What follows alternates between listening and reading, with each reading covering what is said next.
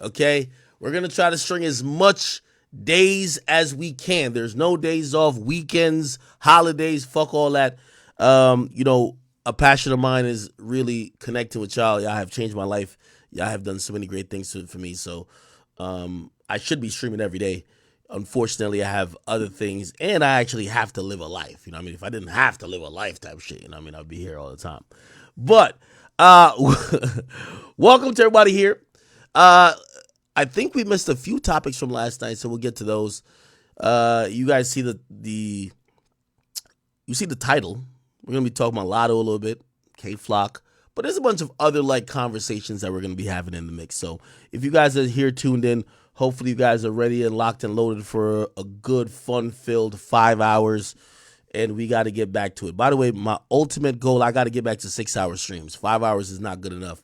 But the last couple times I've been given about 5 hours, including the music. So really it's like 4 hours and some change. I feel like I'm robbing y'all. We're going to get back to it, okay? Somebody said, man, fuck your life, nigga. Get straight to the fucking streaming every day, okay? It's all good. It's all good. Somebody said, your life is ours now. Hey, listen, I try to give y'all as much as I can give y'all of me. Trust me. Somebody said, am I sober? Somebody said, when Act streams for a week. Well, all right, so this is day 2. I think I can stream for a week. I can stream consistently for a week. We got to talk about Benzino crying. Lotto is swearing that she's a virgin, according to some people. I'm reading the comments here, people. Let me get on. Let me see what's happening on YouTube. YouTube was cracking with y'all. All right, we're already at 1,000. All right, bet. Let's get to 10. Somebody say, call Whack. Why are we calling Whack? Should I call Whack? What's going on with Whack? Lil Boom diss me? Why would Lil Boom diss me? Still a Lil Boom, though. Should I even say that?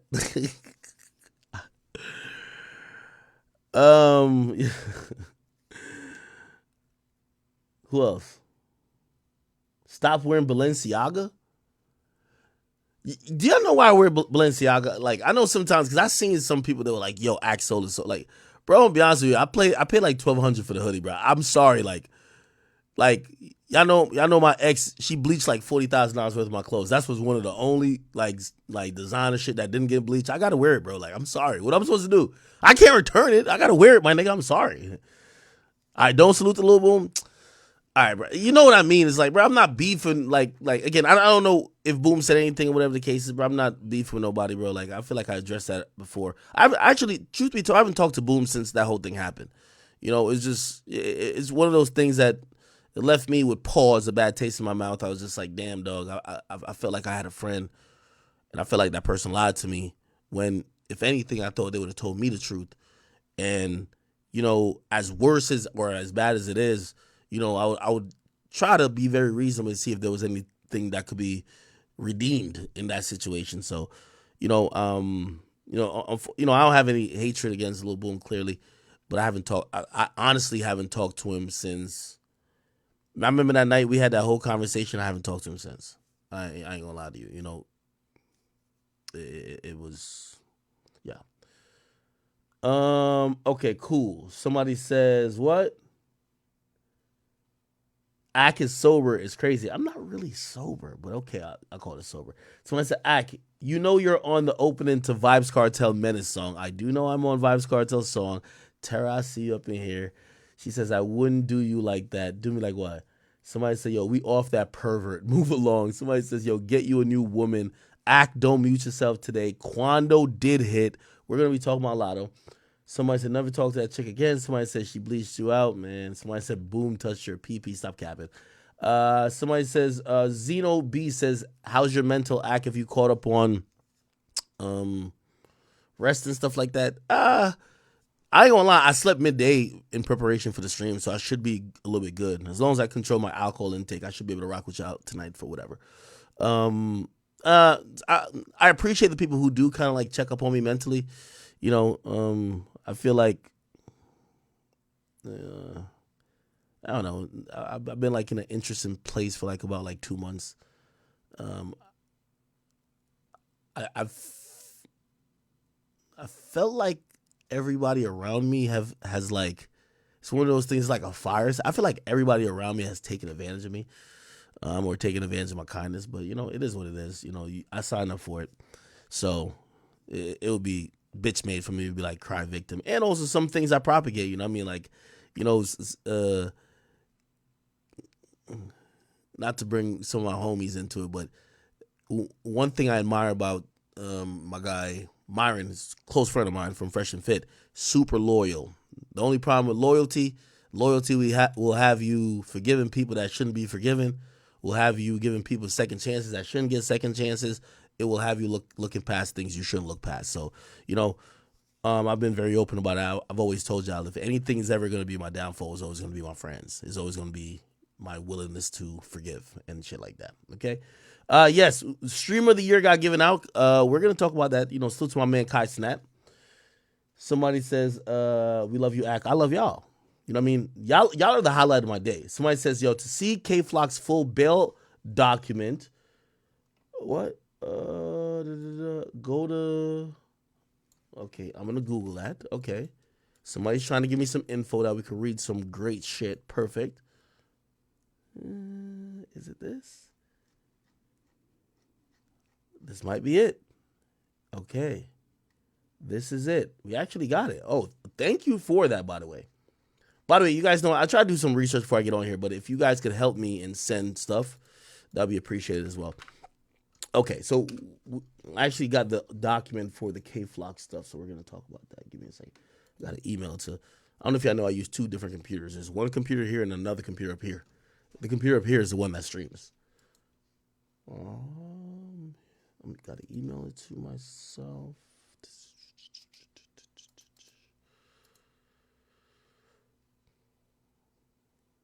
I just downloaded it. What the fuck? Oh, no. All right. Thank y'all. Did I see the song that Benzino made about M? I did not see the song, but I definitely seen Benzino speaking about Eminem. And I ain't gonna lie, I was moved because he was pretty emotional. He was kind of like hurt, okay? Somebody says, what? Drinking clouds our judgment. Akademiks chat gym says that. Somebody said the Vibes Cartel case. We need more updates. I think I gave a pretty good breakdown yesterday about like everything up until now.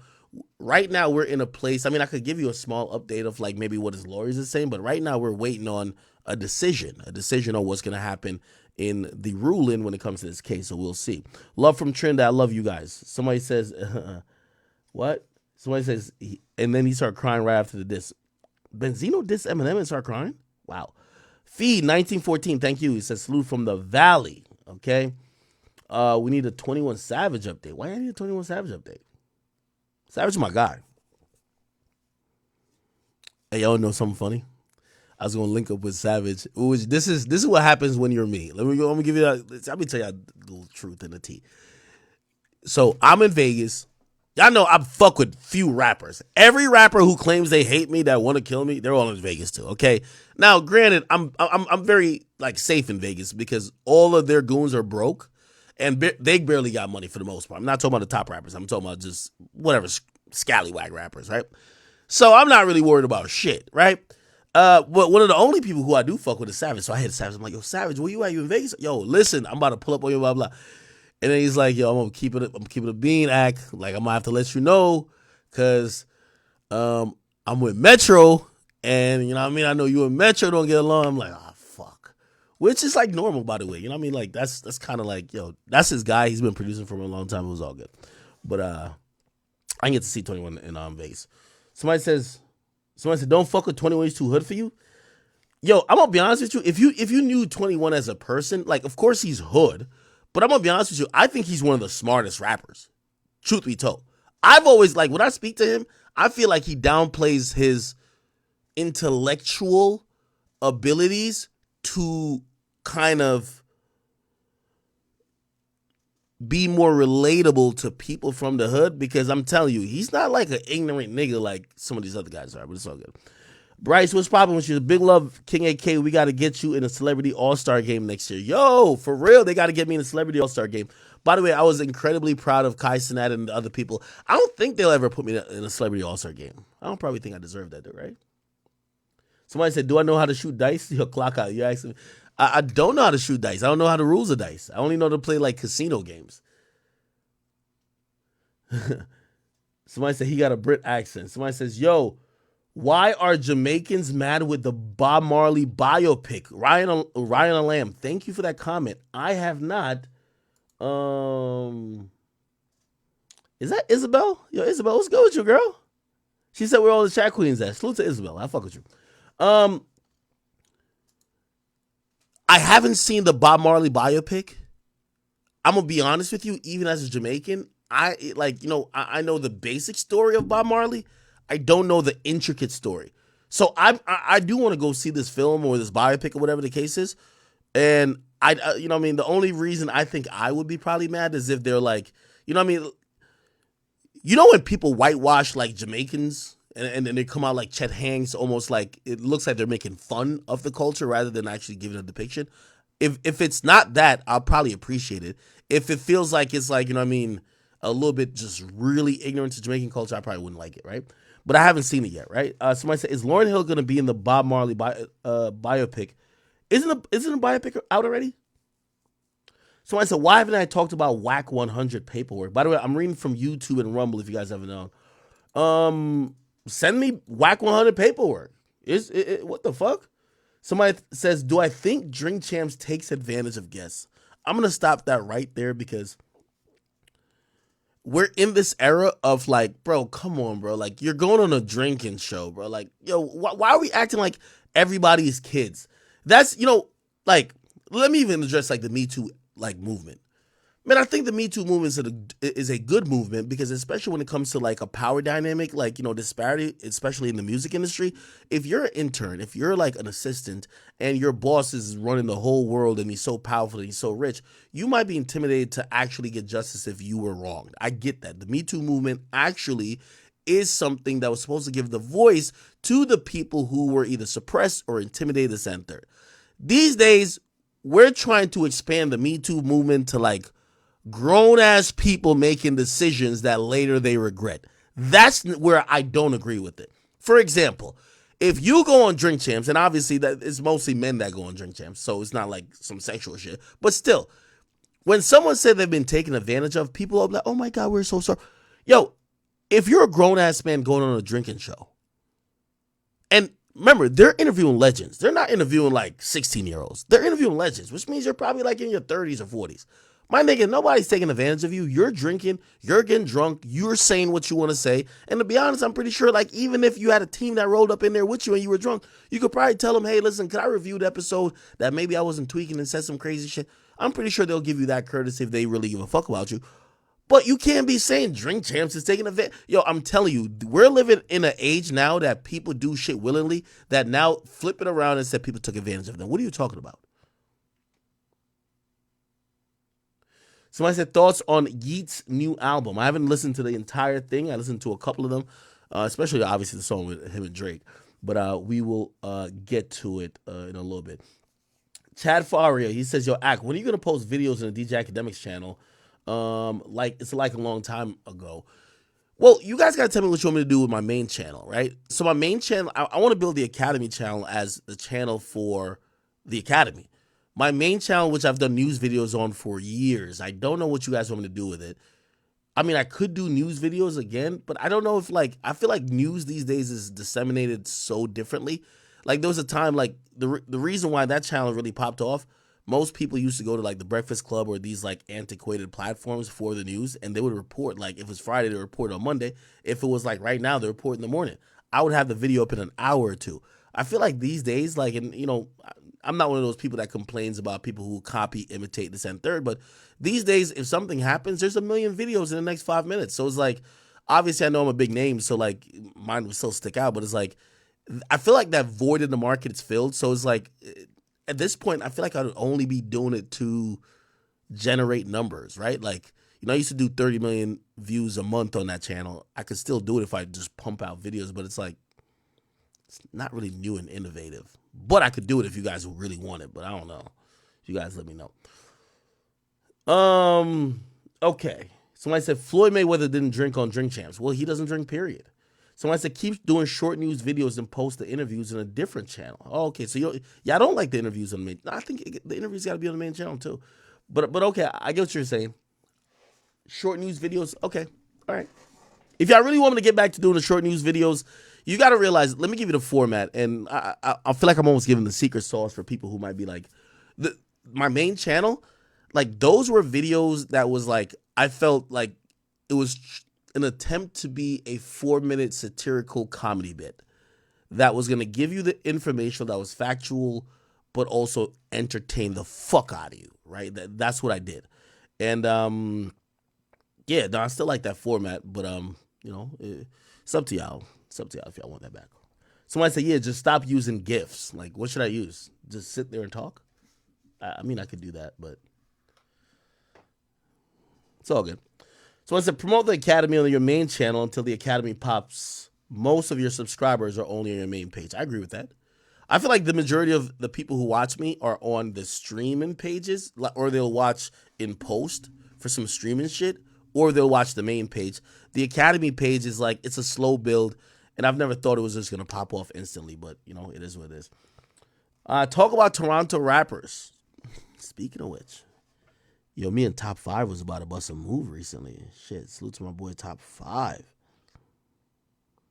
What do y'all think that Top 5, in terms of his incarceration, what it did to Toronto, the rap scene? You guys let me know. So as a cross post the Academy on DJ Akademiks. What the fuck? Grant, what up with you, man? He said, I pop out for the stream. Somebody said we need squeaky voice. By the way, I use, I don't know if y'all know, I record here. So I record here, but I edit the short videos upstairs and shit like that. But I use this mic. So all them, yeah, it came off of this mic right here. It's funny enough because I think that signature thing, I think I've given the whole explanation on it before. All right, we're about to get into some topics real quick. Somebody said you could do vlogs. Yo, I was actually mad I went to the Super Bowl. I had the cameras to do vlogs. Some shit came up really because I ain't gonna lie, I was about to go back to the mountain real quick, if you know what I'm talking about. And an emergency came up, so I had to come home rather than go there after the Super Bowl. But I was going to vlog and do all that type of shit, so I'm kind of sorry that happened. Okay. Anyway, somebody says, Shay Shay and Mike Epps, your opinion. Kush girl, what's good with you, girl? Also, it says, talk about Drake Pressa and Doovie upcoming collab. I don't know if there's an upcoming collab, but there's a conversation about it. Eddie Griffin diss Shannon Sharp, right? We will talk about that. Somebody said, will you ever put out the old streaming videos from the 2015 era? They're somewhere there. They're all privated, but I have them. You know what I mean? Break down the conspiracy theories and investigate them. Top 5 says, I guess my main channel, I'm trying to find the next, when you feel like you're a leader of the space, once people all start doing the same thing you're doing, it's not like you're doing it just to make money at this point. You want to do the next. So it's almost like I'm kind of sitting back watching and thinking, what's the next thing I could do on my main channel that would be the thing that everybody's like, oh no, this is the new shit. So it's whatever. Is Drake and Sexy Red together? Come on, bro. You guys got to be fucking kidding me. I mean, with all due respect, bro, you could tell, Sexy Red's type is going to be a nigga who lives in a roach-infested apartment. You know what I mean? A nigga with an ankle monitor. Come on, Drake got all 32 of his teeth, or at least veneers, or whatever they call it. Sexy Red need a nigga with cavities, okay? She need a nigga with, you know what I mean, a couple missing tooth, okay? A chipped tooth at least, right? Ankle monitor, roaches in the cribs, maybe a couple of rats, missing tooth, okay? Deodorant, and of course the teeth can't be white. It got to be lime green, okay? That's her type. Come on, we all know this, right? You know that this is come on, come on, okay, come on. Somebody says, you need to do the YMH Studios. What's that? The flagrant formula with the Academy. You need a podcast with a new host. It makes us more connected. It takes time for people to watch a random, whatever. Okay. And it says Flacco and Ack will go crazy. Okay. So once you got to bring, what? You got to bring, is that Clock Out? Clock Out back on the stream? I didn't say he couldn't come back on the stream. Somebody says, are you going to keep your...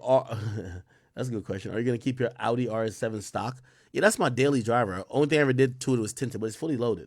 It's a $150,000 car.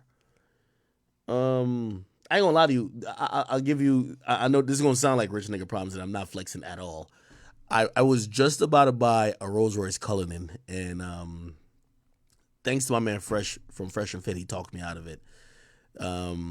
Like, you know, obviously I know I gamble, so I lose mad money and I win sometimes. And I finally won some shit. And I was like, you know what, bro? Instead of losing it again, let me just buy a fucking car because I haven't bought a car in like a year. And I was gonna buy this Rolls Royce Cullinan, and then I talked to Fresh, who has one, and he says, "Yo, waste of time, like waste of money. It's a $500,000 purchase for no reason." So I said, "Fuck it, good." So I'm gonna buy real estate. Fuck it. Get rid of Troy Ave. Troy Ave's in jail. I talked to Troy Ave today. Me and him had a good conversation. He's in Rikers Island. He says, "Yo, you know, streets are a myth."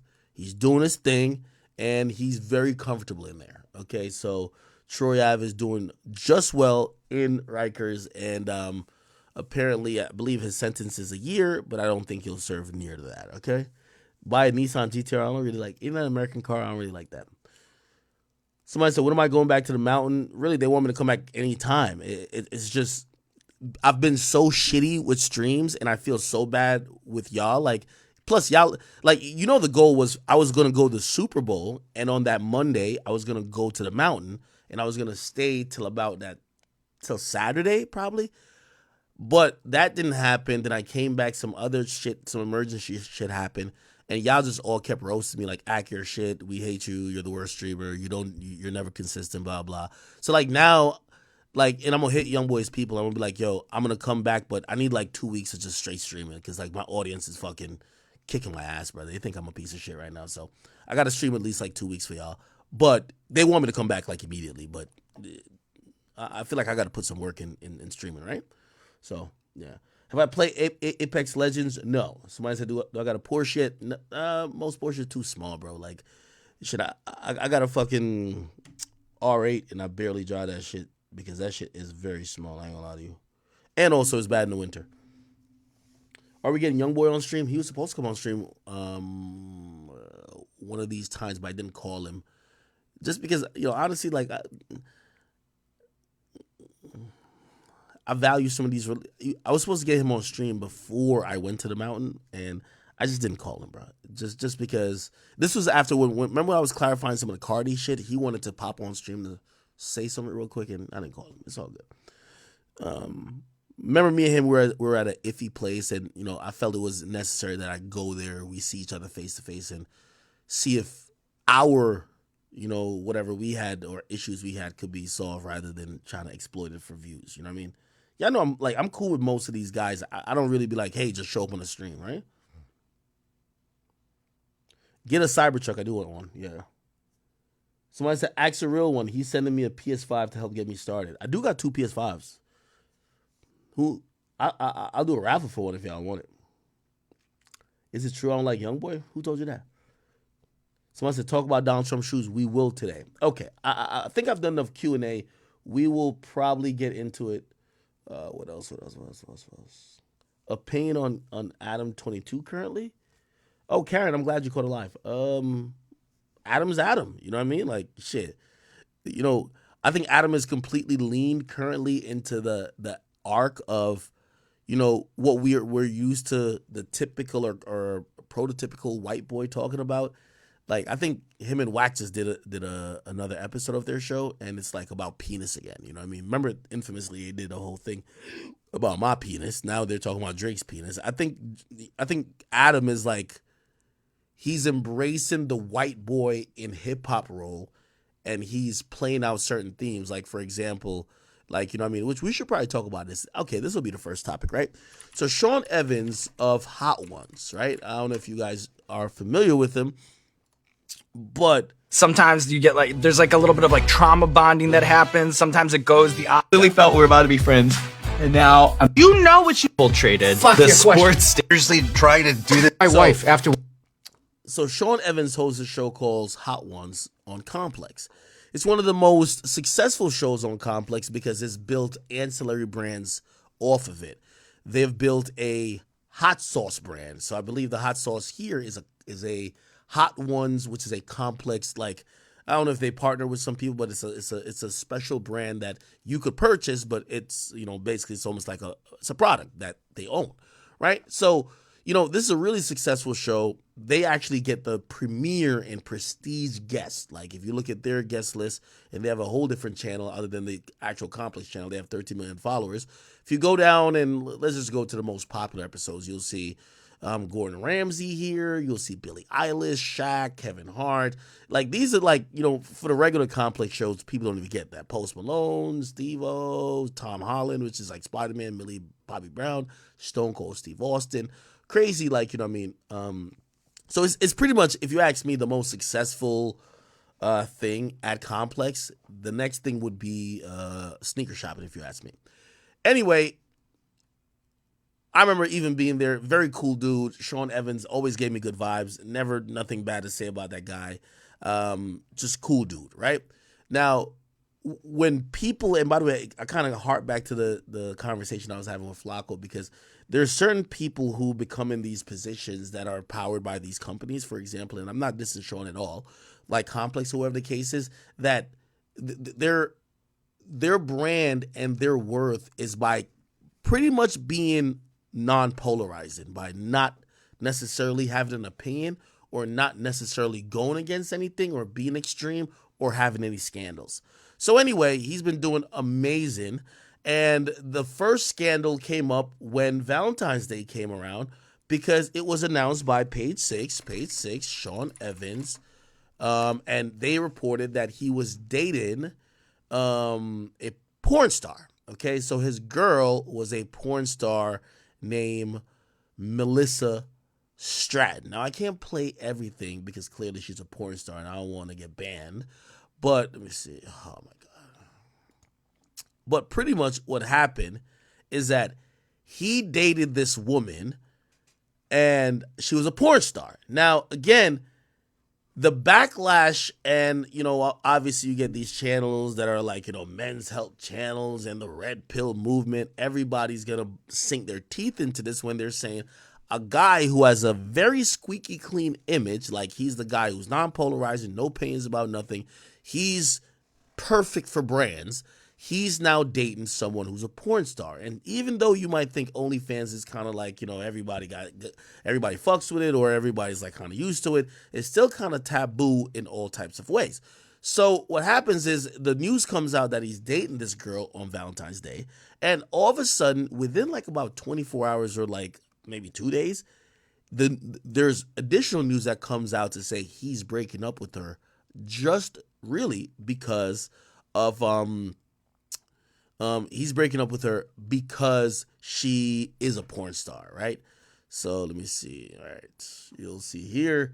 This is a picture of him and her. And by the way, let me see. I think they have somebody talking about it. This here. Melissa Stratton on Valentine's Day, just hours after the relationship went public. According to TMZ, Evans called Melissa on Valentine's Day to end their relationship, telling her that the immediate tension over their romance prompted the split. Sources say that Sean Evans wanted to keep his love life under wraps. That all took a turn after Stratton posted pictures of them at the Super Bowl. And while Stratton was posting pictures of them together throughout the weekend, Sean Evans left her out of his posts. This week, it was reported that the two started talking in October of 2023, before linking up in person for the first time at the end of the year.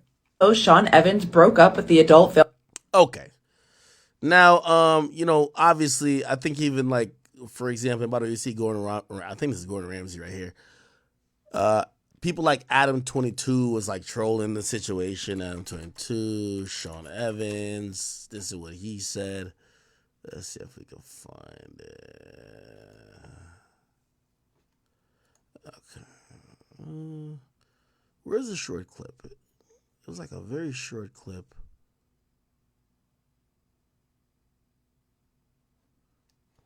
Wait, what the fuck? Okay, shorts. Adam22. Here we go. Hey, Sean Evans, you know what I'm not feeling? I'm not feeling you breaking a sex worker's heart on Valentine's Day. Nobody deserves that. Melissa Stratton, she's a beautiful woman. Yes, she has chosen to have sex on camera for her career. Yes, she has had 13-inch dicks in and around her face, mouth, possibly butthole. I don't know. I gotta go search it up. But you are playing with her heart, and that's not cool, because she's a woman. And Valentine's Day is a sacred holiday, and you're supposed to treat girls right on Valentine's Day. Sean, I don't know why I have to tell you this. I feel like, Your parents probably should have taught you this at a certain point, but Sean, you really don't want smoke with the sex worker community. So I would appreciate if you would apologize to Melissa for publicly shaming her on Valentine's Day, the sacredest of days. And then also I would like to invite you to come and lay something down on the Plug Talk couch. Let's see what you're packing. Yo, Adam, this character you play is so fake, but it's so funny. I ain't gonna lie. I fuck with it though. I can't lie to you. So Adam also said, yo, congrats, Sean. Her pussy is fire. So I don't know if you fucked her in the past, this and third. But listen, this was enough to rattle my boy's cage. And, you know, he reportedly broke up with her. Like, he was like, yo, fuck this. I'm not about to date this type of girl. Now, I'm gonna be honest with you. Like, you know, and I fuck with Sean Evans, but I'm gonna keep it a beam with you. This shit was kind of weak. If you ask me, if you dating somebody who's a sex worker, you making a choice, you should know what it comes with, right? Now, I'm not saying you should date one, but if you happen to date one, like for example, he knew he was in a relationship with her. And by the way, actually, let me reel it back a little bit because let me not blame him because sometimes who knows? Was he really dating her or was he fucking her? Because sometimes the internet will put you in a relationship with a motherfucker that you ain't never been with. You just caught a couple nuts, right? But if he was dating her and the internet pressured him by the backlash and people saying you're dating a sex worker, if that pressured him to break up with her, I think that's weak. Now, granted, if it's one of those situations where, you know, he was just fucking her and people think he was dating her, I see why he might want to just like distinguish and clarify that he ain't dating her type of shit. Somebody said, Grave T News says, yo, nah, he was probably smashing. That probably was the case. Like, you know what I mean? Again, the internet calls dating like,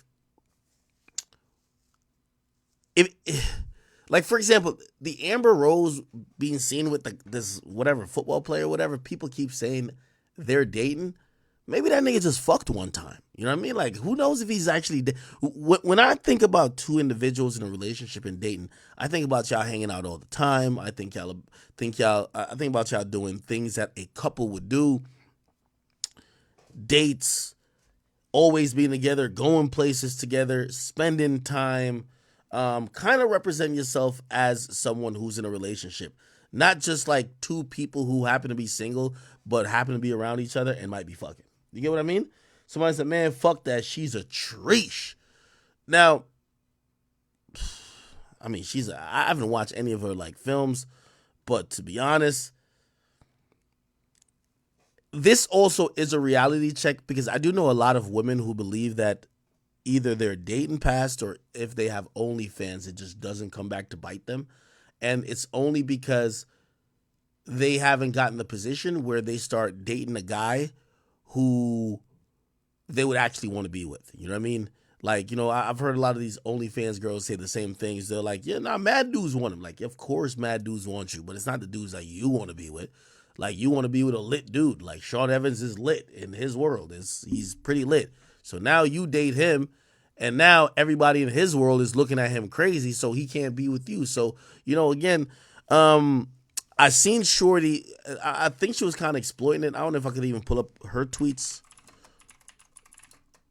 I don't know if I can pull up her tweets on a thing because it's probably like, oh, shit. Wait, I gotta make sure. No, okay. Wait, okay. Yeah, I gotta make sure because I know her page probably filled with porn. You feel me? Like she's a whole fucking porn star, right?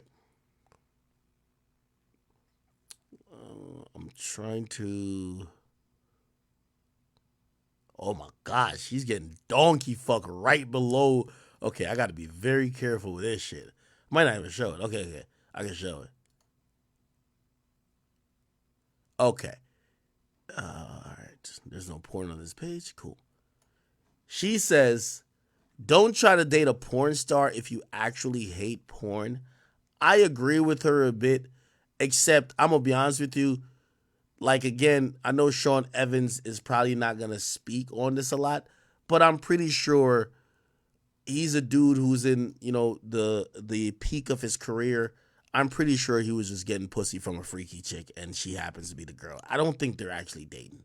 You know what I mean? Because if you're actually legitimately dating somebody and the internet makes you almost damn near put out a statement or leak to the press that you're broken up, quote unquote, with the person in like less than a few hours, you can't really be dating somebody seriously after that. So I don't really believe that type of shit. You feel what I'm saying? Somebody says, nah, what? What do y'all think? Somebody said, no, you can't turn a hoe into a housewife.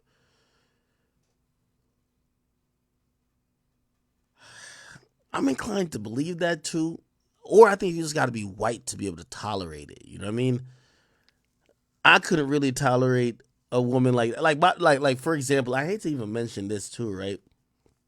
But you know, I'm mentioning it on here. Like again, for example, like Selena Powell chick, bruh. I fucked her a handful of times. I don't know why on earth that she fucked a millions of niggas. Mad. She's actually even dated niggas. I don't know why she keeps latching on to me to be like, yo, this is like my fucking soulmate. Bruh, automatically, my nigga, you fucked everybody in their life. Like nobody wants to claim that, my nigga. Like it'll never happen. You have to like die and come back again a new person. But anyway, recently Shorty put out a whole thing. She was like, yo, I apologize to her. Bro, she wrote a whole fake ass message to herself, dog. Like this is like mental illness with like, you know, I feel in every, and y'all tell me if y'all think I'm wrong.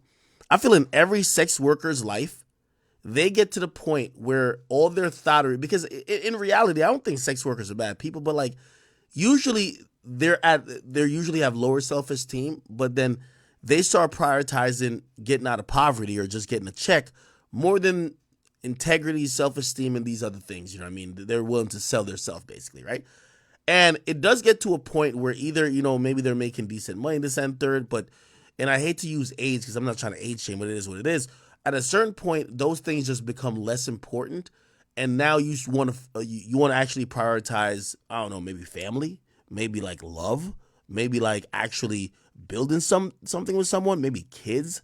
And then I won't say a mistake because they might not consider a mistake, but all of the fucking thottery you done did until that point comes back and bites you. That's just what it is. So like you usually see the remorse in a lot of these females only at the time when it's time to start a family. So like even this girl, I don't know what type of time she's on, but I'm pretty sure in the future she'll realize like, damn, she did blow a chance, or not necessarily that she necessarily blew a chance, but this nigga won't take her serious because she's a fucking sex worker. Like that's just what it is. You get what I mean? Yo, Charlie says, yo, Ak, you buying that car was nasty work. I never bought a car. Like, how many times I gotta tell y'all this? You know, by the way, you know, even with all this, I gotta be honest, like, most of this is my fault. I played into some of this bullshit. So I get why, like, you know, people think that, but I never bought nobody a car. You know what I mean? I'm gonna be honest with you. The first time y'all gonna see, like, first, I'm just in a different, like, this is why I wrote up a whole thing even to Selena. I'm like, yo, Selena's 29 years of age. Like, bro, like, and I'm not, like shaming her in terms of her age. It's just like, bro, being a thought as a woman is not attractive once you're getting into your 30s. It's kind of like lame. You know what I mean? Leave the thottery and all that type of wild shit for like the girls who are like early 20s. Like nobody wants to watch the 40-year-old thought. You get what I mean? So, I think I wrote a whole message, like, you know, response to Short, but I was like, yo, bro, like with all due respect, okay, if you says you started doing all this whole shit just to get some bread, you got the bread now. Go build a family. Find a nigga who'll take you serious. And I don't know, it's maybe because I'm at a different point in my life. You know what I mean? Like at this point, my nigga, like, I don't want to hear about people who's just like, I'm so far from the moment where I was like needing to do anything for money, which I never did that type of stuff, but whatever. It's like, bro, like the things that matter is like family and shit like that now, bro. So it's like, I'll be looking at some of these people. I'm like, yo, nigga, you still chasing clout at 30, my nigga? And you've been on for like 8 years. Like, come on, bro, go get a family. All right? I don't know.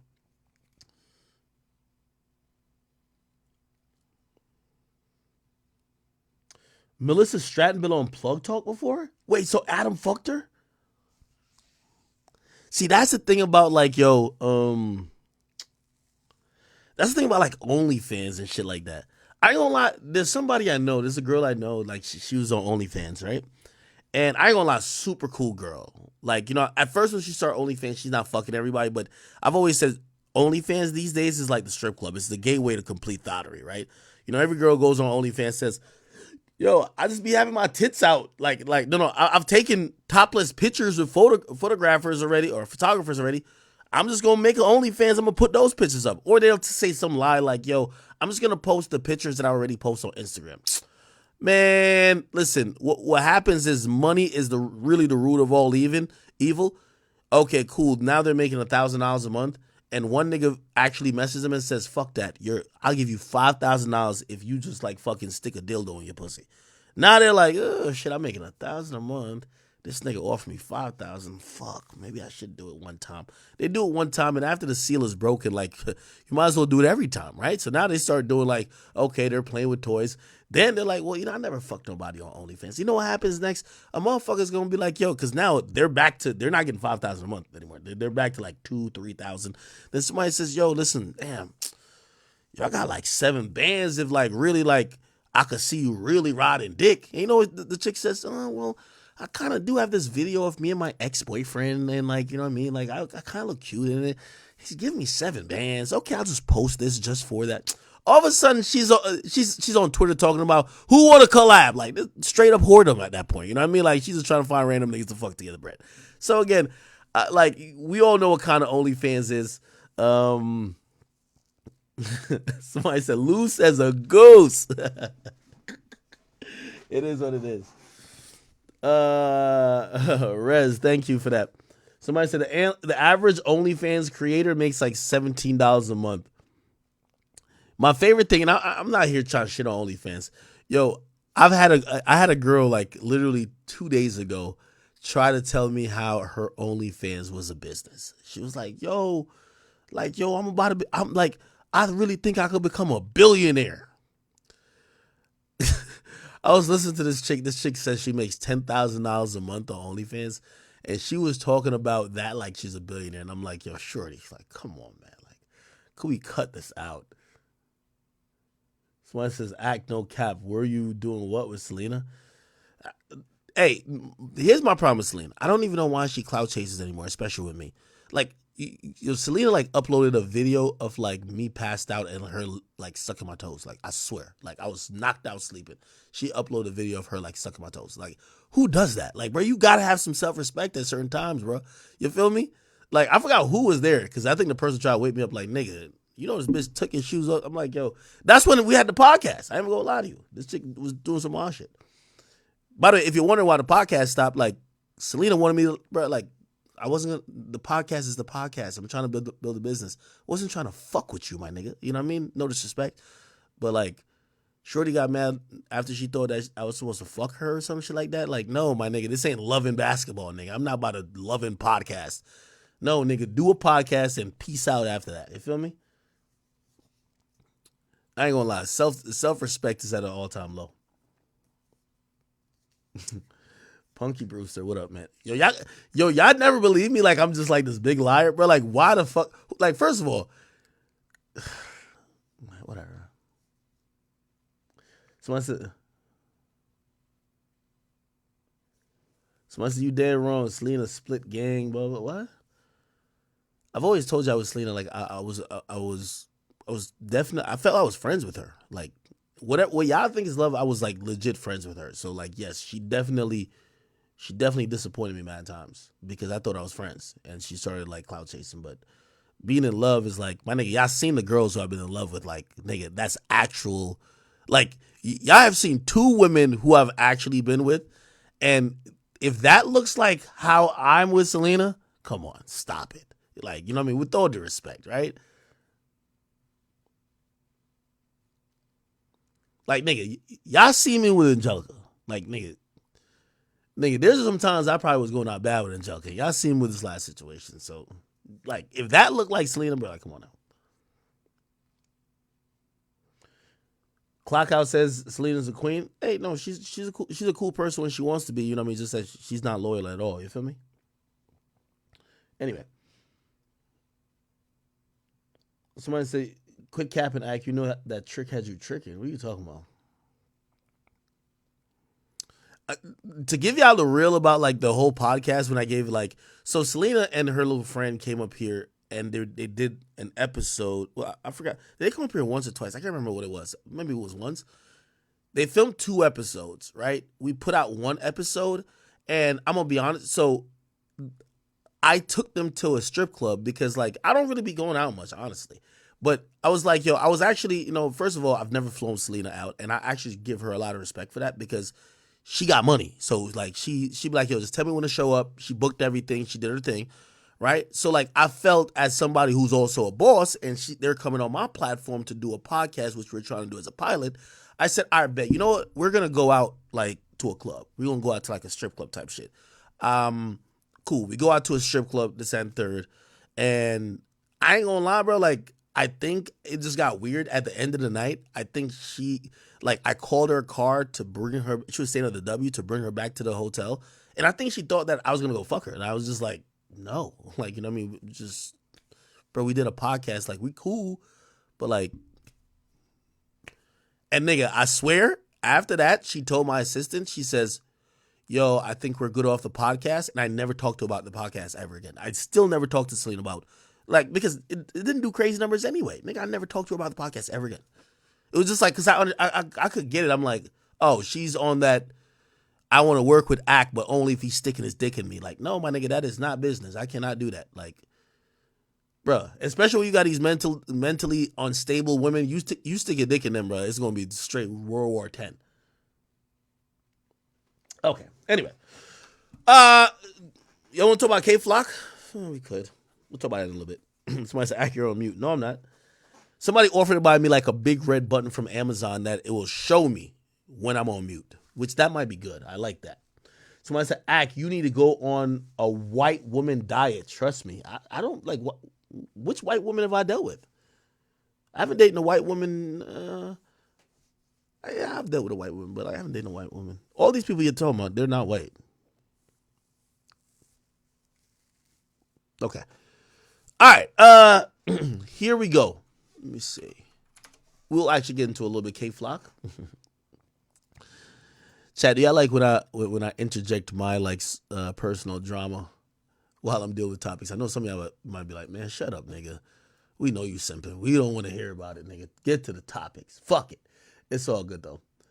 I know sometimes y'all wonder. All right. So new documents got filed in court today, and it was documents filed in relation to a motion for bail. Okay. I'm not sure what attempt this is, but it's an attempt by Kevin Perez, aka K-Flock, in trying to get freedom in the interim before the case, and he's trying to get bail. Currently, he has no bail. Infamously, and I've told you guys, because of the lack of self-defense laws, also the, many laws that prohibit weapons within the New York city limits, they look at crimes like this as you're not getting out of jail, right? They're not going to give you a bond because you're facing so much time that you're probably inclined to run, not show up for court, or do something else, right? So anyway, K-Flock, his lawyers have submitted motions, and they've kind of already like mapped out what they feel their defense is going to be, but their defense is pretty much going to be, yo, check this out. We, even though there's no self-defense here, Kevin Perez was put in a very interesting and a no-win situation. A guy pulled up on him that had a gun, threatened him, and in a move to try to save his life, Kevin Perez did pull the trigger. So that's actually interesting because his lawyers, they're not going to say in court that he did shoot the guy because, no lawyer is going to say that. But they're going to say if he did shoot the guy, these were the circumstances. Now, granted, there's no self-defense in New York City. In New York City, you have to die and just watch from heaven as they prosecute the nigga who killed you. New York City, even Jersey, pretty horrible. Okay, this is why Florida, Texas, Atlanta, or Georgia, actually, they reign supreme because they got that don't start no shit, won't be no shit rule, okay? Which means if a nigga get it on with you, started with you, you got the right to put their fucking brains on the pavement, okay? Within reason, okay? Anyway, let's read through this motion. It says, and now defendant Kevin Perez, by through and counsel Jack McMahon, Esquire, which by the way, I thought he was represented by a different lawyer before. I thought it was represented by the lawyer that represented El Chapo. It's not Jack McMahon. Okay. Hereby submits this motion to set bail and conditions of release and avers the following. Okay, it was indicted on February 21, 2023, charged with 5 counts, including racketeering conspiracy, racketeering murder, violent crime, death, assault, attempted murder, and violent crime, drugs, machine gun on February 22 before Magistrate Judge Valerie Figueroa. Pretrial detention was ordered. Pretrial detention order was granted on consent without prejudice. Trial is currently set for September 9th, 2024, over half a year from today. He's now been in custody, pretrial in this indictment for over a year. Government has been providing oh my God, I can't speak today, or these words. Voluminous discovery in connection with these charges.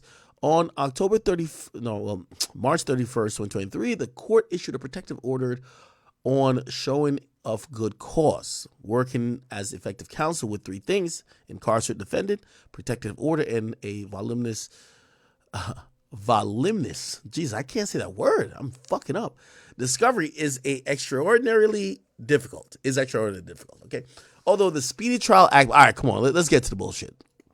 Cool. So they're trying to give reasons, blah, blah, blah, we get it. Okay. Now, this is what they're going to propose, because they're going to make a proposal to the court to say, hey, at first they're saying, hey, it's unreasonable you got this guy locked up. Okay. Now they're going to make a proposal for a decent or maybe, bail that the court could consider. Now, let's see. Okay. The Supreme Court. Okay. Under bail reform. Okay, by the way, this is 11 pages. Okay, so they said what the court normally should be considering is the nature of the circumstances of the offense charge, including whether the offense is a crime of violence, a federal crime of terrorism, including a minor victim, or a controlled substance, firearm, explosive, or destructive device. The weight of the evidence against the person, the history and characteristic of the person, including person's character, mental and physical condition, family ties, employment, financial resources, length of residence in the community ties, past conduct, history relating to drug or alcohol abuse, criminal history, and record concerning appearance at court proceeding. Okay, all right, okay. So they're listing a few things that they're saying that they believe is, important, which is, that he's 20 years old. His conspiracy charges list 2017 when he would have only been 14. The 2 counts of specific, damn, he's only 20? God damn. The 2 counts of specific allegations are November 10th, 2021 and December 16th, 2021. He was only 18 years of age at the time of these incidents. Okay. A check of his arrest record says he's been arrested 2 times, one for blah, blah, which is currently blah, blah, and one for whatever. He has an education for, okay. All right. Okay. All right. The racketeering activity, blah, blah, blah. All right. Okay. We're trying to figure out what they will. Okay, so this is what they're offering. The potential conditions to secure safety and appearance at court. They're posting properties. One here, $335,000. One here, $615,000. One here, $460,000. If you do the math on all of those, that's 1.07. Yeah, right. Yes, 1.075, and then 1.4. Yeah, 1.4 to 1.5. Okay. So essentially, total real estate over 1.4 million in equity, right? By the way, none of these have any mortgages. Strict home confinement, so they're down to say he will just stay at the house the whole time, and he'll have a third-party custodian which is Shelby Oliver, date of birth, okay, that lives here, which, by the way, it's kind of intrusive, right? It's showing these people's address. Occupation, CEO, multiple advanced staffing. Oh, okay, this is actually a professional, I believe. Conclusion, okay, all right. Now, I hate to say this. No way in hell they're giving this like an actual thought. Of course, they filed this, but it's going to be expeditiously declined. You know, it's going to be turned down. No one's going to actually be taking this serious, and I don't think the judge is going to be granting this. If we think about any federal case or anybody who has multiple cases like we do here with K Flock has a state murder case, and he also has a federal indictment for conspiracy, which is a RICO case that also includes the murder. That's a state case. It's impossible that they're going to give him any type of bail because some of the charges in the indictment, including the RICO for murder, it actually has such an exorbitant time, it's almost equivalent to life. So why would you give somebody who is facing life imprisonment a possibility for bail, especially if they've been prone to violence, this and third, and also if they don't beat this case, there is a strong possibility they'll never get out and see the light of day again. So I don't think this is going to work. I thought it was actually $1.4 million in cash. Maybe that would have been a little bit more appealing if they could come up with, oh, okay, we have these amount of people that will put up millions of dollars cash, which the court might think that, okay, this is crippling your resources and will allow you to get out. But just this, I don't think this is going to go anywhere at all. Okay. So yeah, I don't see him getting out on bail. Will his trial start later this year? Remember, he has two of them. I think the RICO stuff is going to be a plea, but I think that plea is going to give him the same, maybe like 5 years or so. That's if, on the state side, they drop that, the racketeering for murder, and they're just going to expect that the state is going to prosecute for the murder. So, again, even on the most promising aspect of it is to say if they drop the racketeering stuff where he does a plea for 5 years or even 7, we still have to look at his state murder case, which they believe they have him dead to rights on, and that would carry at least 40 years. So, again, it's not really a path of least resistance in how he could easily just get out of jail, right? So, we will see. We will see. All right.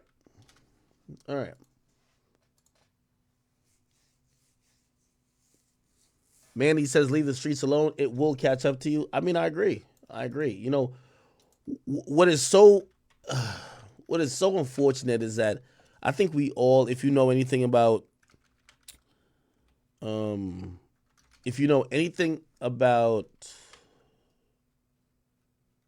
hold on. If you know anything about,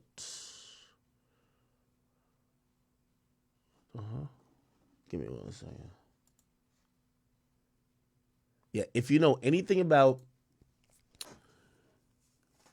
actually, just forgot what I was saying. Oh, no. If you know anything about K-Flock's career, I think the majority of us watched like it was a train wreck ready to happen before he got incarcerated, and he was doing a lot of wild things. He was chasing people down allegedly, supposedly with a gun. He was doing things that was pretty much already supposed to put him in jail, but we were watching to say, how the hell is this going on in New York, and how, what's going to happen? Will he get hurt? Will he get killed? Or whatever the case is. And I think all these things have just kind of came back to rear its ugly head, and that's why we're at the place we're at now. You get what I mean? All right, man. Real quick. And by the way, I got to go get some water upstairs. Oh, I got water here. Yo, did y'all see this video real quick? This is hilarious. Charleston White talking about Hassan Campbell. Did I play this before? I might have played this before. This was fucking hilarious. Let me go grab some water real quick. Hey, man. Y'all ain't never seen a nigga like me on the internet. Come downstairs. Charleston White bit my style. He ain't just bite my style. The nigga bit my dick. Nigga, what? That nigga took the best moments of Hassan Campbell being drunk and he ran with that shit. But it's federal enforcement. Man, listen, man. Me. I'm out, man. That nigga's tripping.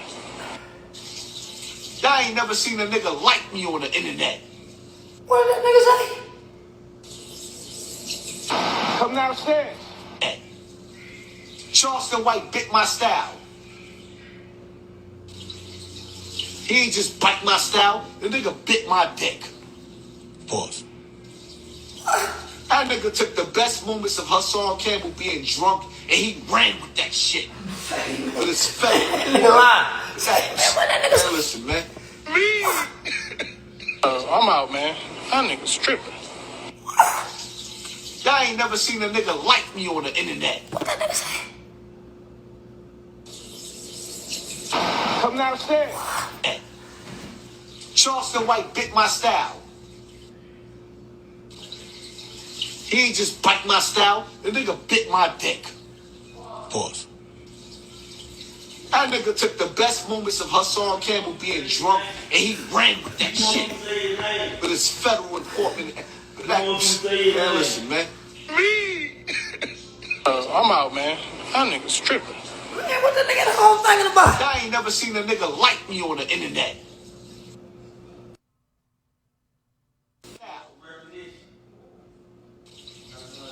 He ain't just bite my style. The nigga bit my dick. Pause. That nigga took the best moments of Hassan Campbell being drunk and he ran with that shit. But it's federal enforcement. Man, listen, man. Me. I'm out, man. That nigga's tripping. Say, man, what I do to that nigga? Man, I ain't done none of that Y'all nigga. ain't never seen a nigga like me on the internet. What did he at home think about? Come downstairs. Charleston White bit my style. He ain't just bite my style. The nigga bit my dick. That nigga took the best moments of Hassan Campbell being drunk and he ran with that shit. But it's federal enforcement. Man, listen, man. Ain't that nigga got shot?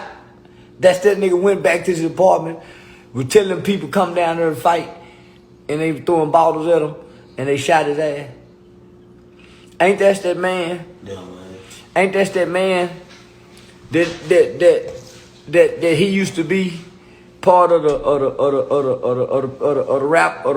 rap crew, and that man was laying him on his belly and pushing that African zebra leg in him. Oh man. Yeah, Bambata. Yeah. No. That's that boy that man was pushing. He was pushing that African zebra leg up in the yellow ass. The big old African leg. You hear me, nigga? Bambata was a big nigga. Oh, and that's that boy. He said that man. He didn't start out just pushing dick off in his ass. He started out. He gave it a turn. I remember what the boy said. It was an interview. The boy said, he called him. He said that Bambata was thighing him, meaning he'll make him lay on his belly and keep his thighs tight together and push that dick up between his greasy thighs. Man, who the fuck said shit like that, man? Who the fuck said? Man.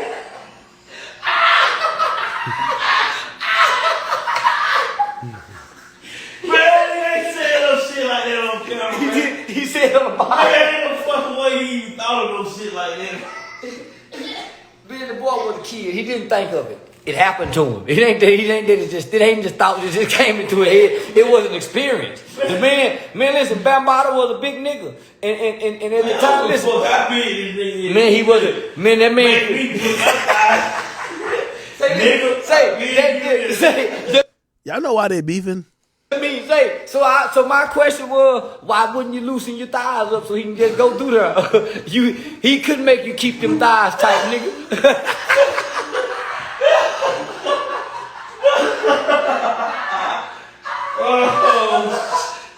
Nigga, I'm gonna loosen them thighs up, nigga. You ain't finna push that meat up on. I'm gonna bow-leg them thighs. You hear me? I'm gonna lay bow-legged, but you just get right on through there. He kept them thighs tight so that man can get that friction. Man, that man got to get that friction. He participated. He kept his thighs tight. That's what you talking about. And so he said that's how. So this how he say. He was pushing that dick up. He was greasing his thighs and pushing that dick up through his thighs before he started plunging his ass. He just didn't start off plunging. So I mean, yeah. That little yellow backside couldn't take all that dick, so he had to grease them thighs at first. He let him grow up. So he was thigh him when he was 15, 16. He didn't start pushing that dick up in his back until he was about 17, 18. So He'll fuck him and he'll molest him during the daytime. And after he get through molesting him, the nigga go home and kill people in the neighborhood. And then come back and knock on the door in the morning. This how you take his frustration out. Bambaataa had that boomerang dick. You hear me sending him on out the door, got him coming back knocking on nothing for that dick the next day, and then coming back hollering he was getting molested. Who was having you knock on the door to get in to go get it some more? Man, this really happened to you, man? Yeah, what he said. Bambaataa said he lying. Bambaataa said this was consensual fucking. Bambaataa said I was just a little older fucking him, but I wasn't molesting him. This is gangster bump. This is now. Well, he said he was getting molested. That's why he started killing. Now he got bodies on him. He killed for Bambaataa before. Yeah, no, I ain't gonna say his name because I don't want to make it look like I'm bullying a nigga who got fucked in the ass as a kid. Yeah, because I work with kids. Yeah, I don't want to make it seem like I'm that mean. Where I just talk about a kid that's been rimrodded in the ass. That nigga clown. That nigga Bambaataa still alive, man. Yeah. They probably got a secret relationship. Nigga, you lying to me? Nigga, everybody celebrate African Bambaataa. He's a legend in hip hop. That's why Jay-Z said I want an African Bambaataa shit. That's what they talk about, African Bambaataa. Nigga, he a legend in hip hop, nigga. KRS-One, everybody love Bambaataa. So this man was fucking your thighs and you ain't did. Man, you a killer, he probably wasn't hurting when he was pressing that dick up against them thighs. Man. But I want to know, what was he whispering in your ear to keep them thighs tight? Because you could have easily saw that situation and just loosen your thighs up and let him get on through there. Because he need that friction. He need that friction to come. So nigga, all you gotta do is bow leg him thighs, nigga, where he ain't, And Bambaataa was a big nigga. So Bambaataa is a nigga that's jet black. He black like Kodak Black. And that other nigga is a red, yellow nigga. Yeah. So nigga, he was bruising his motherfucking ass.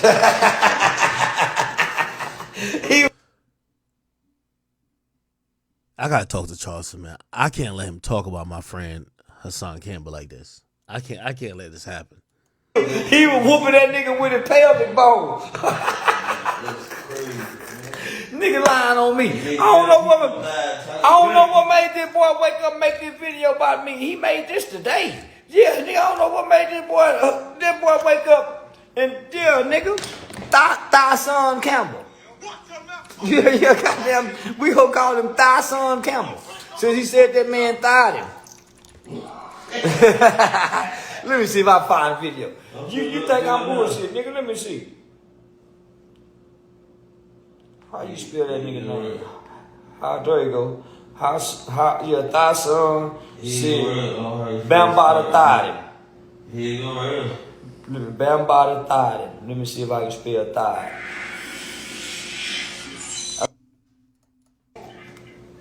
There will be some physical evidence. So what he did was he thought me as a young boy. He thought me. He said Bambaataa. That's what he said. He called him Bam. He got a nickname for Big Bam. You hear me? He got a name for him. He said Bam knew that it would be some physical evidence if he pushed that dick up in that rectum. Cause Bam got that motherfucking zebra dick. He got that rhino. He got that African rhinoceros dick. You ever boy that rhinoceros dick go tear up something? So he said Bam knew that he pressed that dick up in that back, it's gonna tear some physical evidence. Listen, I'm finna play it again, boy, girl. I'm finna play it again, boy, and girl. I'm not lying on this nigga. He lying on me. Talking about I big He want dick. to get famous real bad. He finna get famous now. I know these niggas not lying. Bam knew that there would be some physical evidence. So what he did was he thought me as a young boy. He thought me as a young boy. Where he basically rubbing his penis in between your thighs and not going into your anal cavity because he probably realized at me being so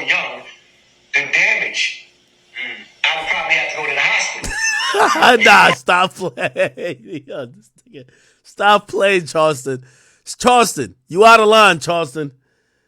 You are out of line, Charleston. He tell you. He tell you. Yo, chat, I ain't gonna lie to you. By the way, I got no beef, obviously, with Charleston or Hassan. Yo, chat, I ain't gonna lie. Tell me this is a bad. Yo, I be thinking this nigga Charleston is fucking hilarious, man. I low-key want to do a comedy show with him again, but I ain't gonna do it in New York. I gotta do it down south. I gotta do it like Miami or some shit. What y'all think about that? No? Should I do that or not? Charleston still got my deposit from that other shit. I never took it back from him. Don't do it? Yes? No? All right. Anyway. All right, let's move on, people. Let's move on. A lot of shit to talk about. Yo, Lotto. Yo, we fuck with you, girl. We don't want to hear this shit. Talking about didn't hit, though. Come on, Lotto. Cut it out. Hey, Lotto, there's a photo that has popped up with Lotto, you know what I mean? You know, putting that big old booty on Quando Rondo. And she basically, indirectly, it says, she's answering to it. Nah, that nigga did not fuck. I'm going to just keep it a beam, bro. Let's keep it a beam, man. Lotto, listen, whatever your truth is, ain't going to match what this picture is telling us, man. This picture is telling us that he donkey fucked you, man. I'm going to just be honest with you, okay? That's what this picture is telling us. Now, I'm not going to put a body on you. Maybe you really didn't fuck him. But I'm going to be honest with you. This is the internet, and you know how the internet goes. Again, they think I dated somebody I never dated. So listen, I'm sorry, Lotto. This picture alone, nah, he fucked. I'm sorry. This picture alone, he hit. I'm sorry. And by the way, I'm going to be very honest. Let me take it off Lotto for a second. You know, there's 3 rappers. If I told you right now that they fuck, I'll call her name, Meg Thee Stallion, you would faint. You'd be like, oh, hell no. Them niggas barely got a hit. Them niggas is broke. Them niggas might have a street sign right now. Like, if I told you these rappers, you would be flabbergasted that she'll actually fuck. Now, here's the thing. We got to think about it. I won't tell you the names of rappers, but still. They caught her on the come up. You know, sometimes, I'm not saying these women are whores. They're not, shit, if Lotto even did fuck her, it doesn't mean she's a whore. But sometimes, hey, listen, you don't know what's going to be what. You know what I mean? Like, these women have lives too. Shit, Quando was probably on at the time. Same with the rappers with Meg, I know.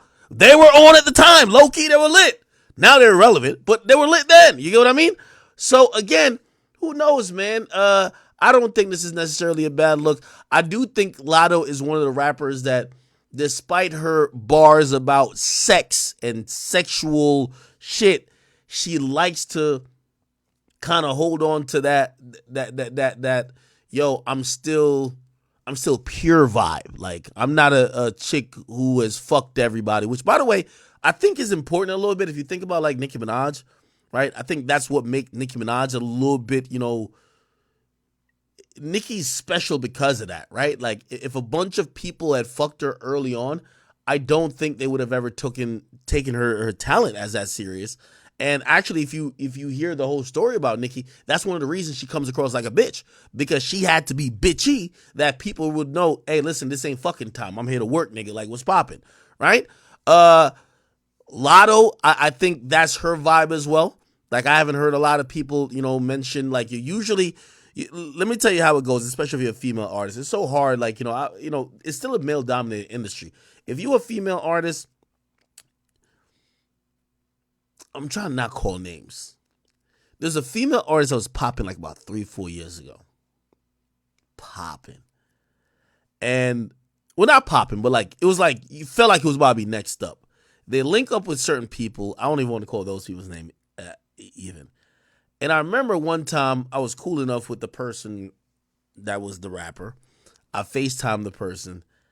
And, of course, niggas trying to flex. So he showed the phone and it's shorty in bed with him. I'm like, oh, shit, you fucking her. Now, lo and behold, that person's name I heard mentioned with a few other guys, she fizzled out after about 8 to 9 months. That's the thing about, like, honestly, if you were a female rapper, you don't want to be the chick fucking everybody. And by the way, I think that's why, if you ask me, I don't think Ice Spice fucked Drake. I think Ice Spice probably realized, hey, you gotta probably act like you into Drake. You probably gotta flex in front like you about to fuck the nigga. But if you can't be going out on some tree shit, because if you're seen, oh yeah, I think I'm wrong. I think she did fuck him. No, I don't think she fucked him.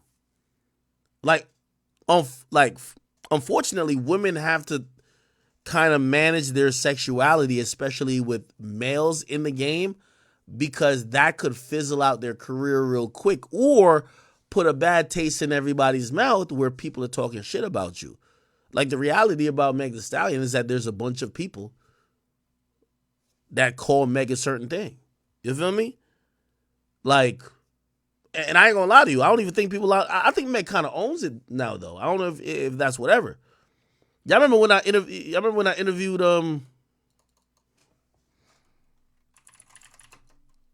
this is how Meg's list is long. Akademiks, who did I interview? What's that nigga name?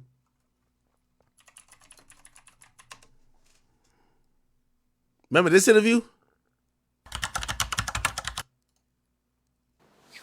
You know what I'm saying? How much I lost? After this interview, I left 10 minutes before Meg was pulling up on him. Ask Meg if she did nothing. Meg been going around. You heard me? Like, we all know what it is. Ask French a sniper too, so you know it is what it is. So again, like, you know, some of these things turn from more than gossip into like almost people kind of downing you or like kind of even making you look a certain type of way. You feel me? So, and by the way, I think people know that. Like, French been, come on. You feel me? Somebody said, once Blueface got the neck, I knew it was true. Low key, I wanted to call Blueface out because I do think Blueface has lied on his dick before. Well, yeah, he has. But who knows? Somebody said Bad Baby done got it stacked up. I heard Bad Baby used to fuck I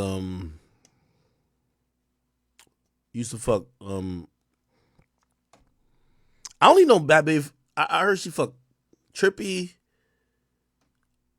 Chief Keef. Here's my thing. If I'm a female rapper, if I would give any female rapper like advice, don't be the chick who just gets fucked by these rappers.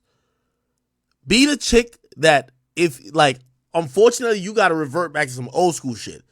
If you about to deal with a rapper, he got to wife you publicly. Then you can let him fuck. You know what I mean? And the reason behind that is that everybody talks, like, niggas pass around chicks like it's Pokemon cards. But at least you want to be the girl who'd be like, oh, no, I was with this nigga for a year or whatever the case is. Like, as crazy as we might think about, like, Ari, like, bro, I don't know if y'all do. I don't look at Ari as a hoe. We know Ari for dating niggas, right? She dated them. She didn't just, get piped out one night, sucked off this nigga in the club, in the back room, in the studio. No, we know her from, she fucking with him, she's fucking with him, right? That was a problem with Meg. Like, I'm telling you, word on the street was half a cup of Henny is going down. You heard me? I'm telling you this. You know what I mean? When the Henny's in the system, ain't no telling, everybody fucking her. Feel me? Somebody says, a friend said in the song he hit Iggy, Demi, and Chloe. Those are factuals. French got let me tell you this. French got one of the illest hit lists. And, you know, I never asked French because I did a couple interviews with him. I got to ask him if he, because there was a time French used to be like a little, pudgy. But once he lost that weight and he started getting extra Hollywood with it, he fucked all them bitches, bro. Demi Lovato, yeah.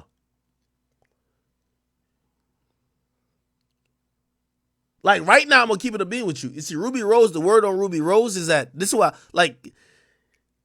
the word on Ruby Rose is that, niggas brag about fucking her, but, it's probably the reason why you never seen her pop. After the little TJ thing, When's the last time you seen her pop out with a nigga? Like, ain't nobody trying to necessarily. Niggas want y'all to know that they fucked her, but they don't want to really pop out with her anymore. So again, unfortunately for female rappers, they kind of have to like manage like their sexuality a little bit different. So, which I think, by the way, Lotto has done. Like, what they saying? They saying Lotto dating 21 Savage. That's not true. 21 Savage is married. He got a whole wife. Feel me? My boy getting his green card. What's the problem? You know what I mean? But we haven't heard Lotto with a whole bunch of people. I'm going to keep it a bean with you. Yeah, DVG was the last nigga who cuffed. I ain't even going to hold you.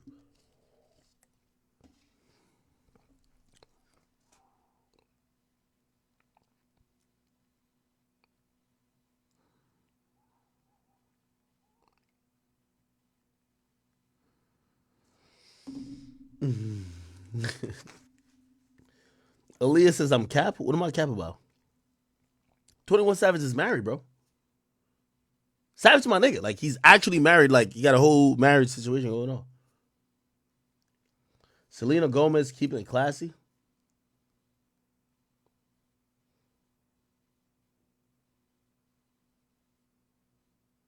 Wait, hold on. Give me 1 second.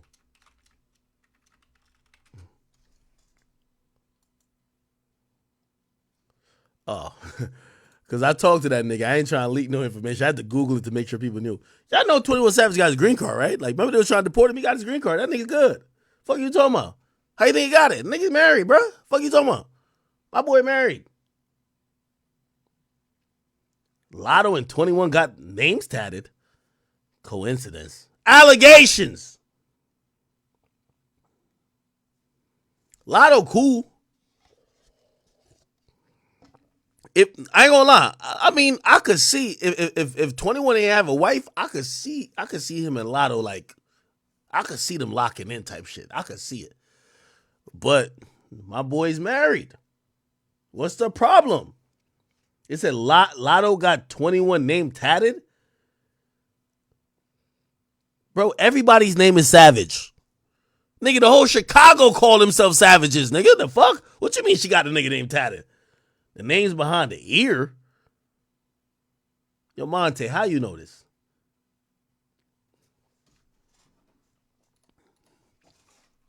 Let me see. 21 Savage. No. Lotto tattoos 21 Savage name. Let me see. We going off the shade room? Come on. Okay. We got it right here, Chad.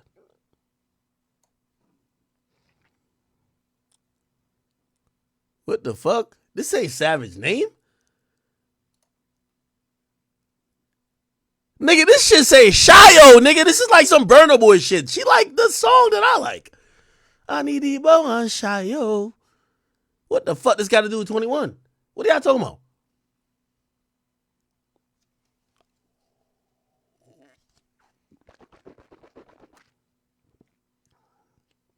It's Shio. She tied to Shio, my nigga.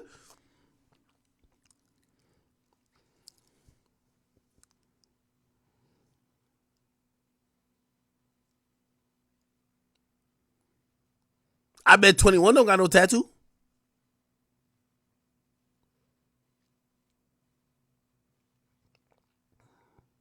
Yo, 21 my partner, man. He would have told me first. Gang, I'm telling you. Low-key, I shouldn't even tell you that much. My boy was married. Facts. 100%.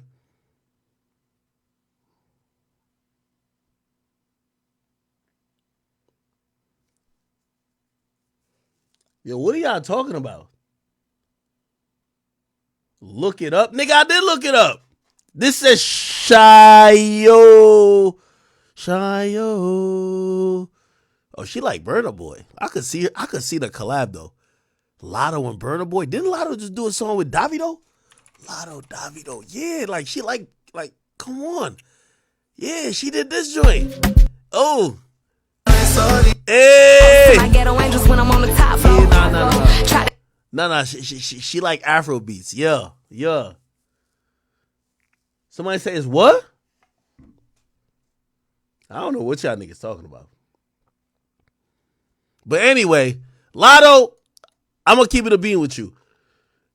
Maybe you really didn't fuck him, which I ain't gonna lie to you. If I was, I'm gonna keep it a being with you.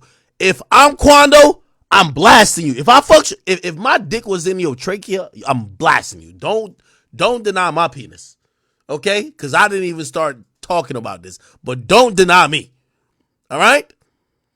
The mere fact that Quando ain't say nothing. Wait, is Quando even free?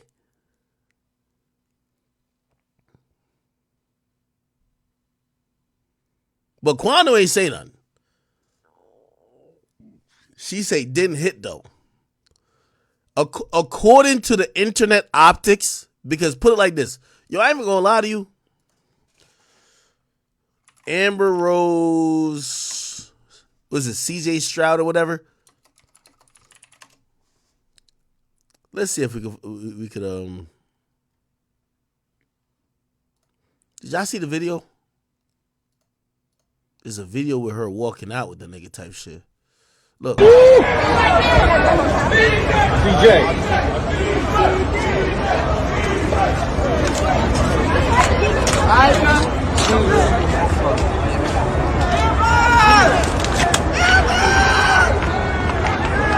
Appreciate y'all, man. Appreciate y'all doing what y'all do, too.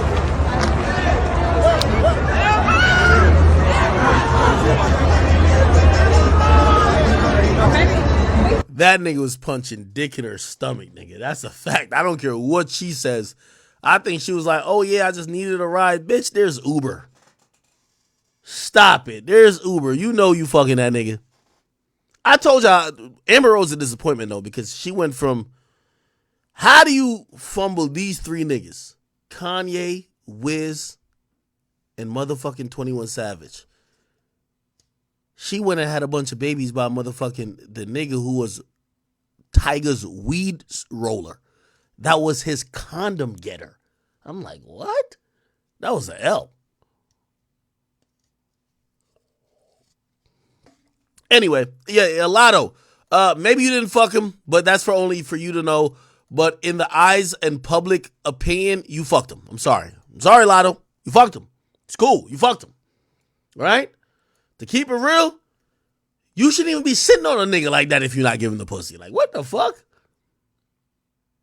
Unless it's a music video. Did they do a music video together? Nah, Lotto get that nigga the pussy, bro. Stop playing. Okay, anyway. Let's move on, man. Feeling pretty good today. Somebody said 21's real name is Shaya. She didn't tattoo Shaya. She tattooed Shayo. Stop playing. Okay. What is this? What fucking award is this? People's Choice? Nobody give a fuck about no People's Choice. Beyonce won People's Choice. The Kardashians won Reality Show of the Year. Now, I got to play this. Finally, we gonna have some real conversations.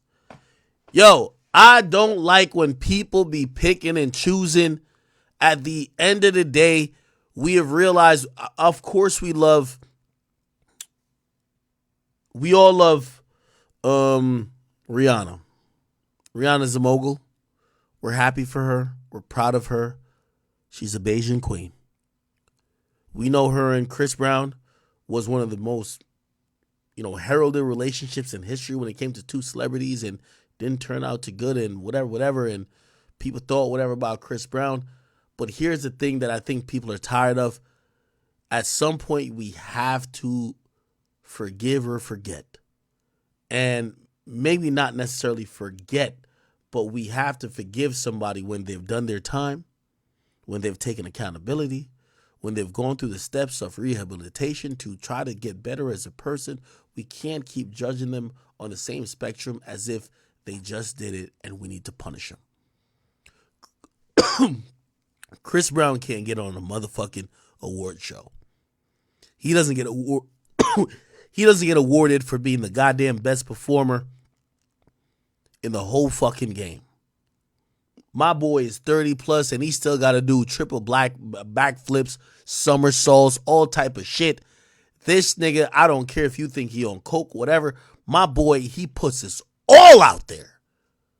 But nobody will let him forget that moment where over like 13 years ago, he made a fucking mistake. I don't even want to talk about that night.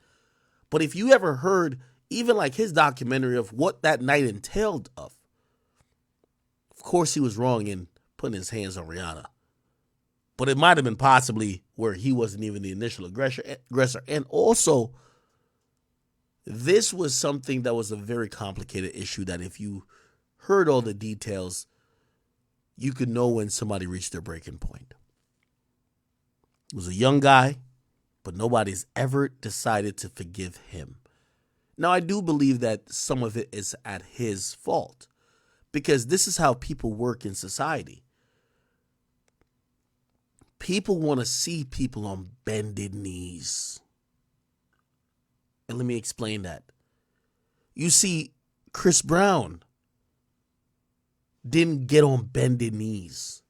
They didn't want to see you as a blood, my nigga. They didn't want to see you with the treetop Pyrus and the fruit towns. Nobody wanted to see you with that. People wanted to see you as contrite, apologetic, sorry, crying, tearful. And because they didn't see you as that, they saw you as an arrogant motherfucker who was playing in the face of actual victims. People took the face of Rihanna as every domestic violence victim.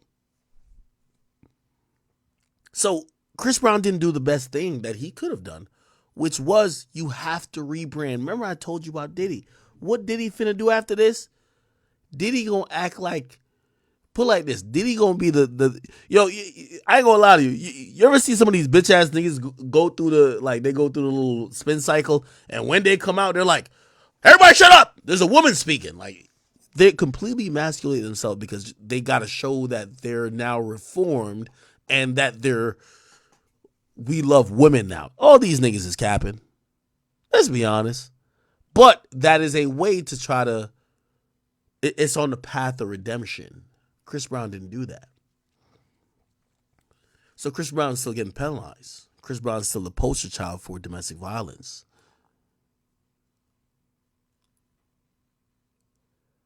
And with all that, we're seeing some of these things, but we're seeing it in a very unfair and biased perspective. There's been a story, I cover the news. There's been a story about all these niggas allegedly beating their girl up. Nobody talks about Fabulous like that. They said Fabulous punched the teeth out of his wife. He sent her ass into dental surgery. Nobody talks about that. Roddy Ricch, nobody talks about that. Playboy Cardi, nobody talks about that. Uzi, nobody talks about that. There's all these guys, nobody talks about it. But Chris Brown is still the guy. Suge Knight did a podcast, and we all know he's incarcerated, so he does these podcasts over the jail phone, and it's actually very insightful because he speaks on certain things that compares current events to a lot of historical context. He spoke about how Chris Brown gets treated. Remember, Chris Brown got snubbed back in like a couple of years ago to do a tribute because it's Chris Brown. They were like, oh, you're an abuser. We can't have you in a tribute for like, I don't know if it was Michael Jackson, whoever it was, but because it was Chris Brown. When everybody thought he would have done the best job. Why? Because he is seen as an abuser. This was like the greatest parallel because Suge Knight came in and said, well, all y'all award shows have been awarding Dr. Dre. Let me be very clear with y'all. And by the way, I don't know Dr. Dre and I have nothing against him, but I'm just speak truthfully. But you could watch this on any documentary, whether it's Straight Outta Compton or anything that has ever captured NWA going on to anything about Dr. Dre. Dr. Dre was basically seen as a serial abuser of women. There's multiple women that have hundreds of stories. Yet, when it comes to Dr. Dre, because his image has been,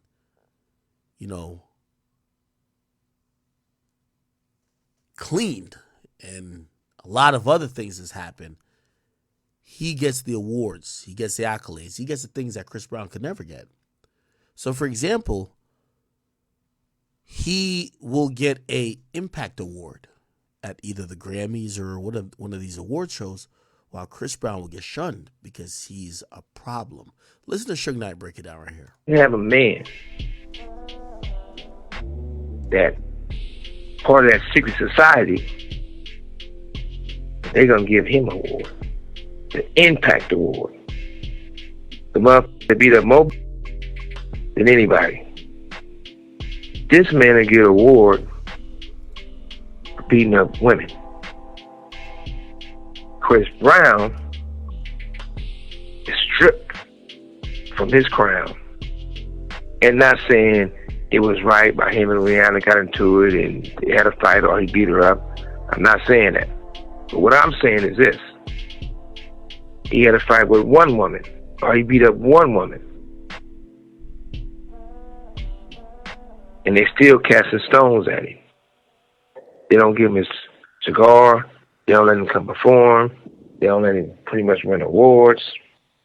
But you can have an Impact Award with Andre. You can have a man that part of that secret society, they're going to give him an award, the Impact Award. The motherfucker that beat up more than anybody. This man will get an award for beating up women. Chris Brown is stripped from his crown. And not saying it was right by him and Rihanna got into it and they had a fight or he beat her up. I'm not saying that. But what I'm saying is this. He had a fight with one woman or he beat up one woman. And they still casting stones at him. They don't give him his cigar. They don't let him come perform. They don't let him pretty much win awards. But you can... Okay. I think that's a very valiant point.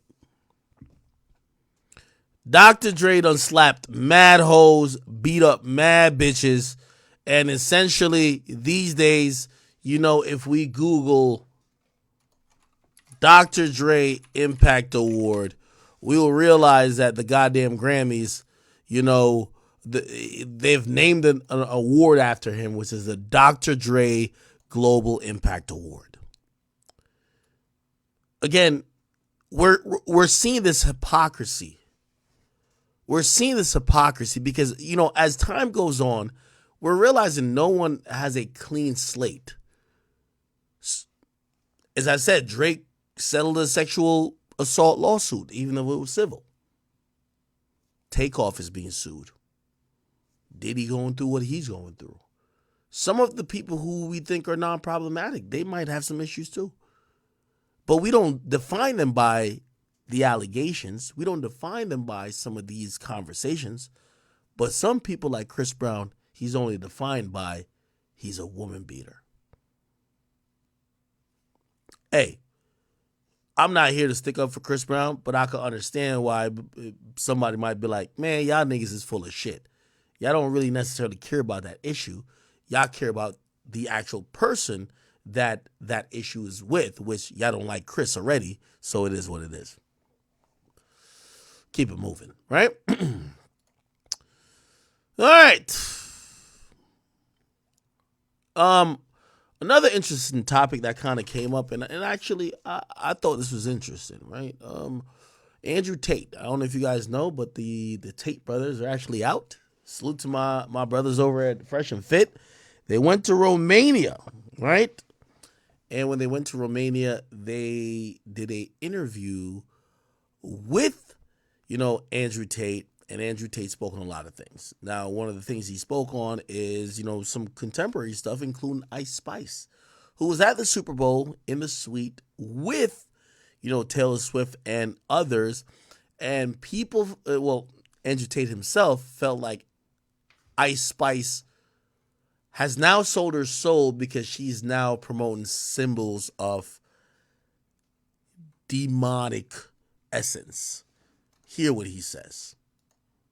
Serious note. You have someone wearing an upside down cross making devil symbols at the biggest cultural event in American history. Yeah. Everything I said about how you can see demons if you pay attention. Did you look at her and think that's a demon? Maybe you didn't. But after listening to this, please pay attention. She is wearing an upside down cross. The Matrix has made her famous. Nobody knows why. It's certainly not because of fucking talent. And she's making devil symbols. What kind of clue are you looking for if those aren't the clues you need? On a very serious note, you have someone wearing an upside down cross making devil symbols at the biggest cultural... Now, apparently she was doing certain hand symbols. I'm not too familiar with those. That seemingly is, evoking certain type of devil imagery or symbols. I'm not too familiar with those. What I could speak about is the chain, right? So, for example, she was wearing a chain that was an upside down cross. Now, from what my understanding is that chain, right? That chain was gifted to her by Cardi. Now, do I believe that Cardi, is a devil worshiper this entered? No, I really think that Cardi and many other people, even Uzi to certain, well, Uzi definitely too, right? Because they were all jacking this upside down cross thing. I've been around Uzi. Nothing, like, he literally told me, like, I'm not into devil worshiping. I don't believe in the devil. Actually, I love God, right? Which, if you heard the conversation I had with him, and you've heard many other conversations he's had with other people subsequently, you would be like, yo, bro, like, so if you're promoting devil imagery and hell and saying that people are going to be going to hell, why regularly do you not support this stuff? I think we get to realize what it is. We're in the business, it's music business. And people are incentivized to do things, say things to kind of create a stir. If you ask me, all of this stuff that Ice Spice or whoever else is doing was to create a goddamn stir. Okay? I'm gonna, and y'all gonna say I'm biased to Ice Spice. I'm gonna shoot her a little bit of bail because I think the chain she had on was a chain gifted to her by Cardi, right? Like, I think we could Google that. Ice Spice chain gifted Cardi, right? Look, Ice Spice wears a Playboy Cardi gifted opium chain, right? Which I believe is this, right? Which seems to be an upside down cross, right? And again, it's just an opium chain, right? Look, the jewelry piece, let's see. Jewelry piece is made of black gold, 20-pointer diamonds. It also features a natural baby, whatever. Whatever. Okay.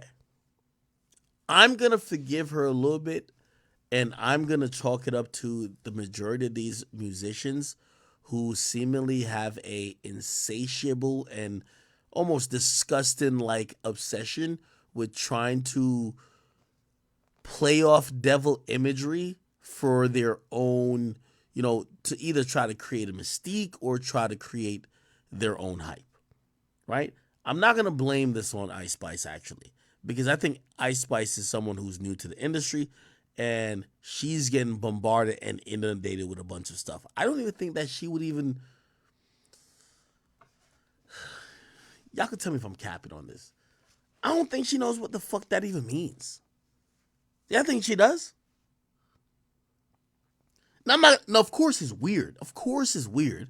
But, like, I think some people are like, oh, Ice Spice sold her soul. No, I think Ice Spice, like, literally think this is a gift that she wants to flex because she knows in the clout world it's gonna get her a little bit more popular. And then when people really break down and decipher the meaning that, yo, the opium chain you took is an upside down cross that is standing, or people would think it's some demonic shit. Now she'd be like, oh shit, I didn't know that. Am I tripping? Someone said, act stop lines. You're so phony. Wait, do you really think Ice, bro, like, maybe I'm underestimating her intelligence too, right? Because I'm like, bro, do you listen to Ice Spice lyrics? You think Ice Spice is really sitting here and mapping out like all these like demonic, bro? I really don't, like, no disrespect to her. I don't think she's that smart, bro. I don't think she's that smart. Somebody said I'm being naive. Somebody said no, it's 2024. Somebody said, yo, you tripping, research about rappers with upside. Bro, I'm not saying that that's not a thing. What I'm saying is that Bro, Ice Spice been in this game for 5 minutes. You think Ice Spice is really on that type of shit? Or is she just a chick that is happy to be in the game, a nigga gave her a chain, and she want to kind of flex the chain? Somebody say I'm on payroll. Oh my God.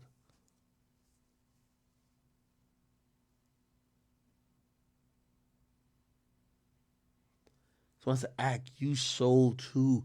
Wait, all right, let me see if I know somebody's going to have an Ice Spice, sold her soul. Let's see if we can find a documentary.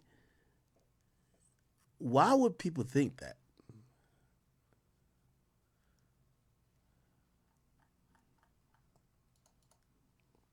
Do we have anything in the last week?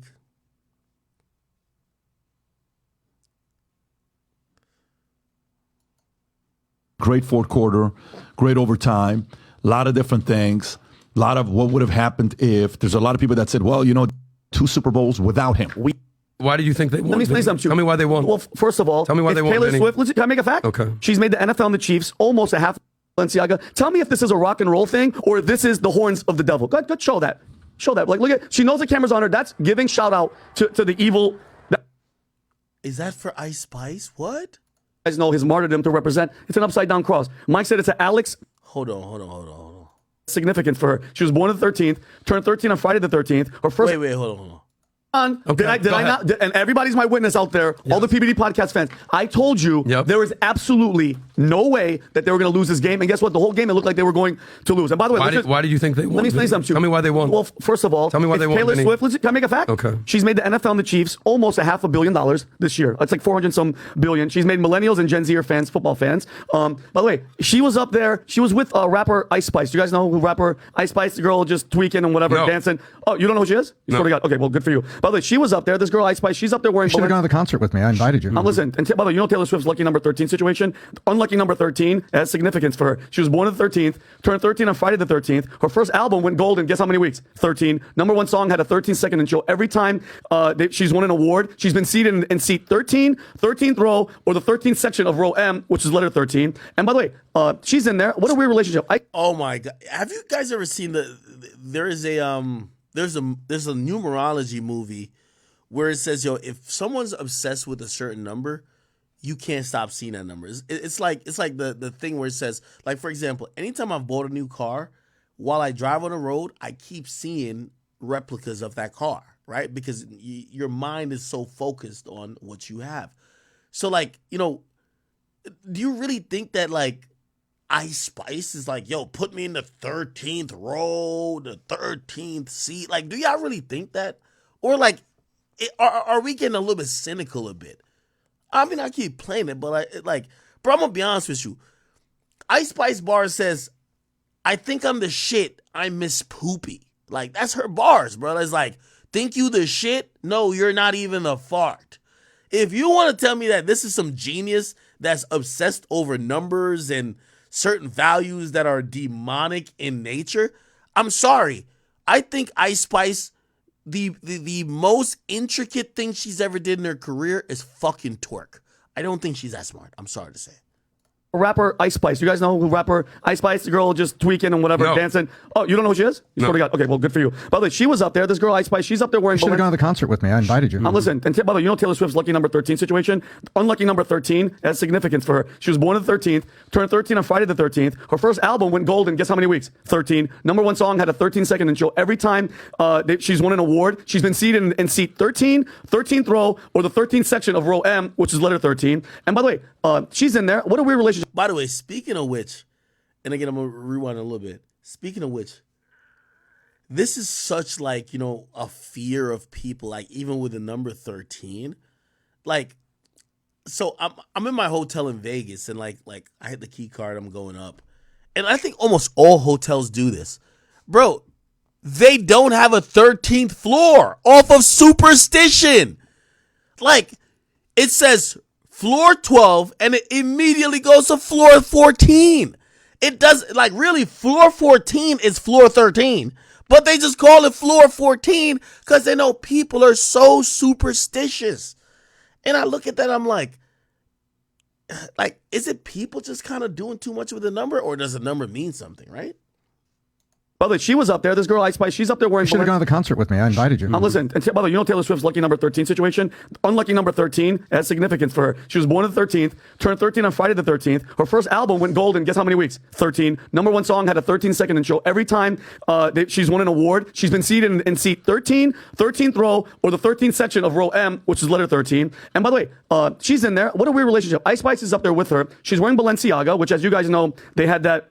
Last year, they got in trouble for promoting child abuse and satanic imagery with their ads. They sued the production company, but then they dismissed it for $25 million. They said whatever. But now this is kind of weird. Ice Spice is up there. She's wearing, and I had this talk with Mike. She's wearing an upside down cross of St. Peter, which, as some of you guys know, his martyrdom to represent. It's an upside down cross. Mike said it's an Alex Moss representation that was gifted by Playboy Cardi. Now check this out. She's flashing devil horns, okay? As we all know, the Krasenstein brothers, who are so hip and they know about hip hop and rock and roll, they said that what she was doing was rock gestures. You guys tell me, by the way, besides wearing the upside down cross in Balenciaga, tell me if this is a rock and roll thing or this is the horns of the devil. Go ahead, show that.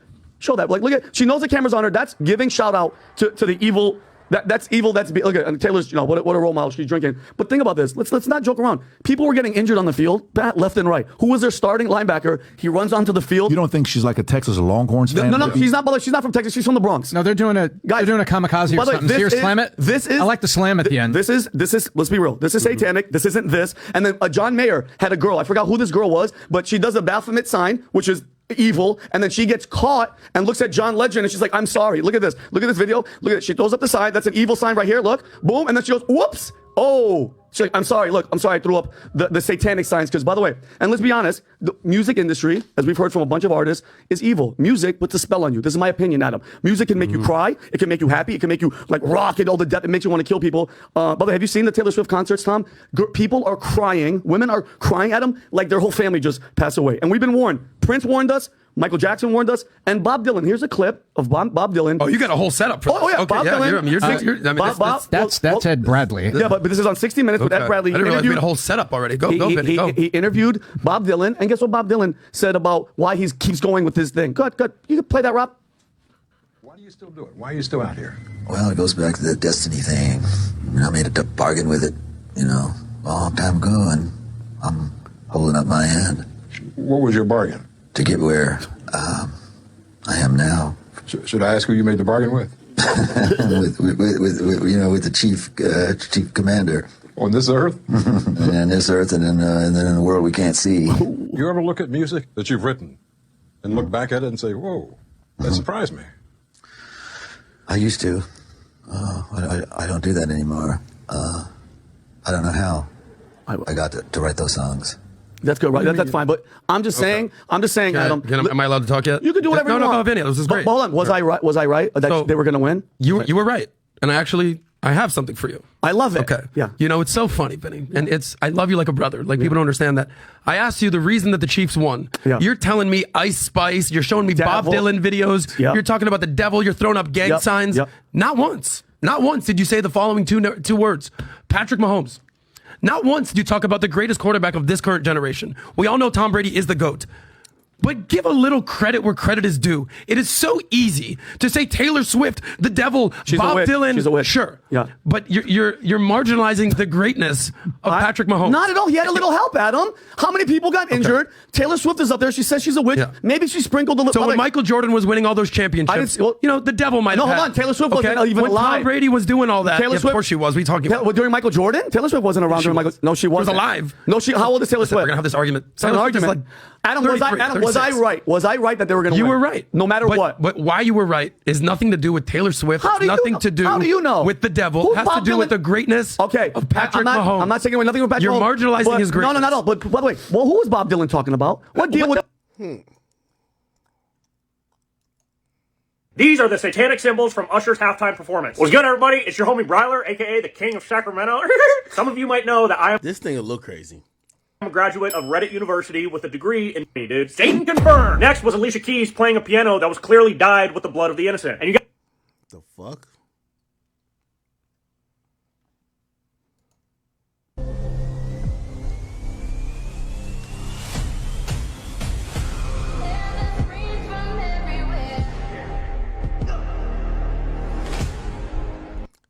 really think that Ice Spice was like at the Super Bowl, like doing like all this shit? Alright guys, so I'm not one to follow conspiracy theories or anything like that, but this is a little too obvious and it's kind of insane. So as you can see, Ice Spice is at the Super Bowl and they keep putting her up on camera, and I can't help but notice that she has this weird necklace on, right? Now, I don't know if I'm tripping or not, but is that an upside down cross, bro? It breaks my heart because I love Ice Spice. Like, I actually enjoy her music. Like, as you guys see here, they're at the game right now. They keep showing her on, and I swear that's an upside down cross. And what I'm about to show you is actually the scariest one. This is where I was like, hold up, something isn't right. All right, so this is a video of somebody at the Super Bowl while Taylor Swift is taking a drink. Right, so if you see it, you just see Taylor Swift chugging a drink. Everyone's going crazy, right? But if you zoom into Ice Spice, like, look, again, I'm not a crazy conspiracy theory guy. Guys, look what she does with her hands. Alright guys, so I'm not one to follow. Yo, chat, man. What are y'all thinking? I'm about to just hit Ice Spice and be like, yo, you want to clear up this Illuminati rumors? Should I do that, or is that like she's gonna lie and just say, nah, that was nothing? I could just hit her and ask her.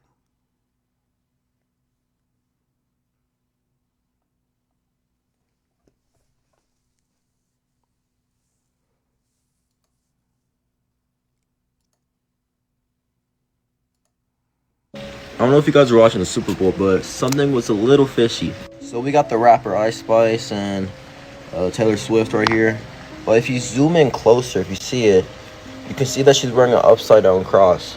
But there's a video of her doing something with it. I don't know if you guys see Ice Spice in the top left corner, but you can see she starts throwing the satanic hand gestures and starts flexing the cross. Like, I'm not a really huge conspiracy theory guy, but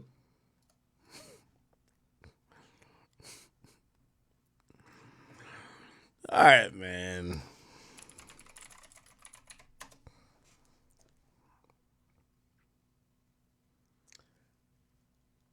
Should I hit Ice Spice and tell her to clarify, bro?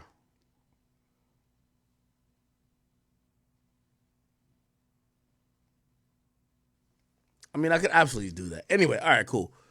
Athlete of the Year, Travis Kelce wins. Yo, what award show is this? People's Choice? Okay, that's Taylor Swift fans voting it. Okay, this is People's Choice is like an award show where people just vote. Ice Spice wins New Artist of the Year.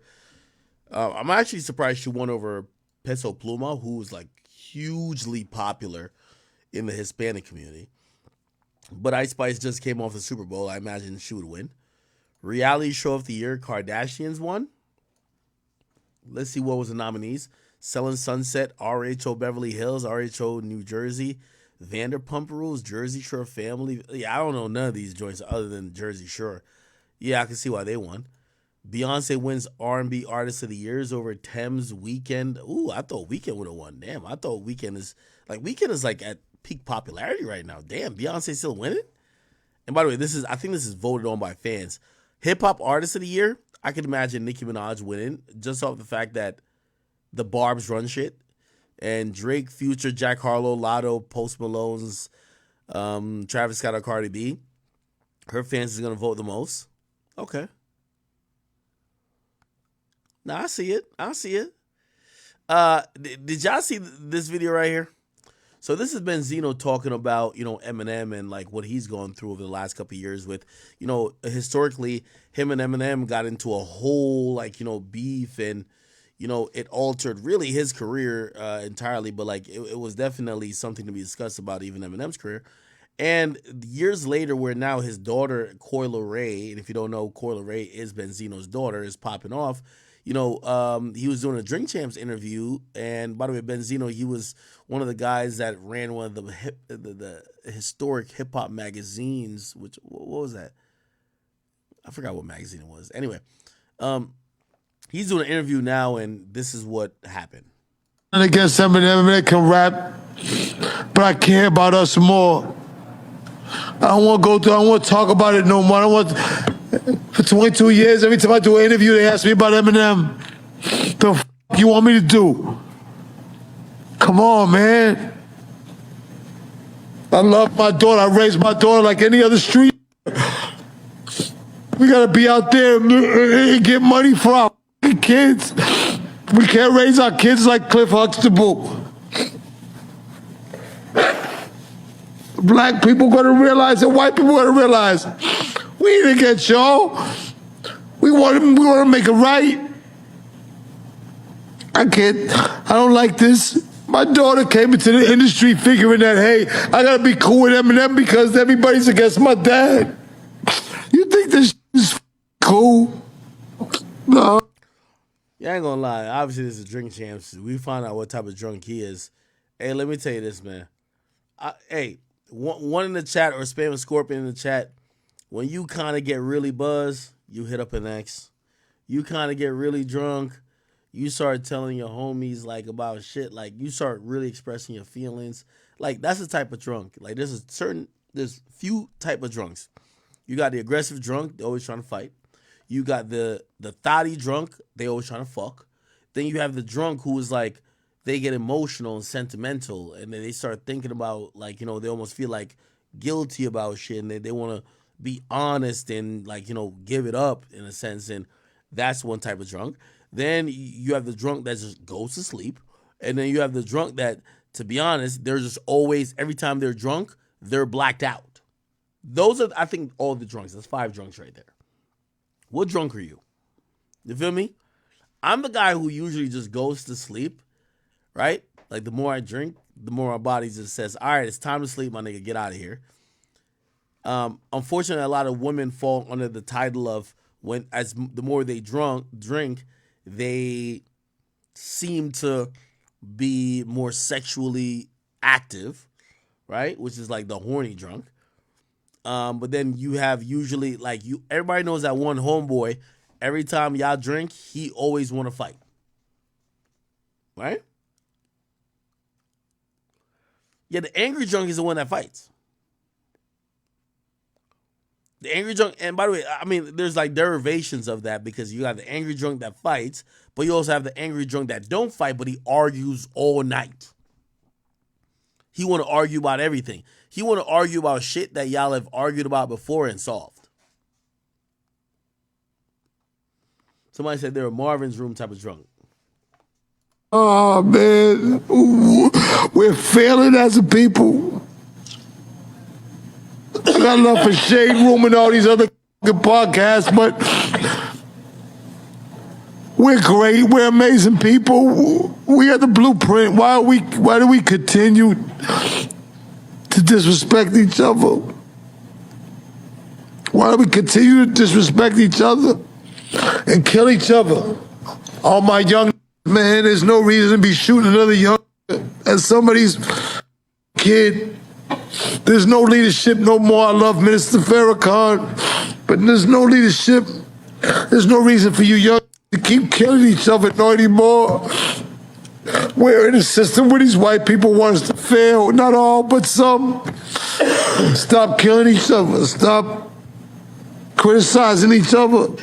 All right, Zeno, listen, I gotta keep doing this, man, because you more than this. And then against somebody that can rap. Okay, so let's actually put some logic to it. Yo, Benzino, the beef with you and Eminem is one-sided. Eminem don't give 2 fucks about you, whether you're living, breathing, talking, nothing, okay? Let's get that out of the mix. What we do, and I think we all could appreciate about you and also discuss about you, is that you have a daughter that's actually thriving, and we're going to say, she's a relevant hip-hop star. Here's the thing. I think you're going through issues that you probably created over time.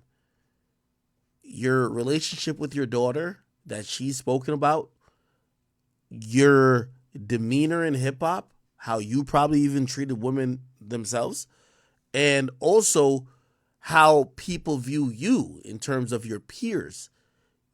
You're seeing it all manifest because your daughter's in this game. And you even said to yourself, your daughter feels like she got to be cool with Eminem because you hated Eminem, and because you hated Eminem, it prevented a lot of opportunities for you.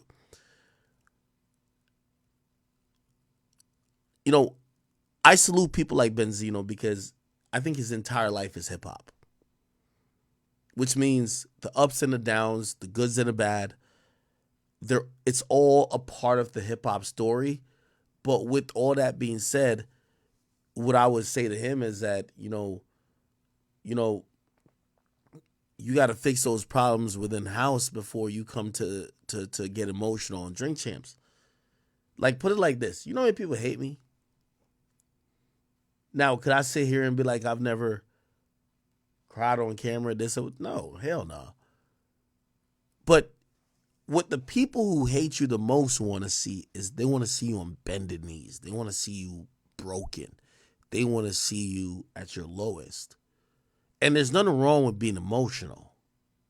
I actually respect it when a man could be emotional under certain pretext and context.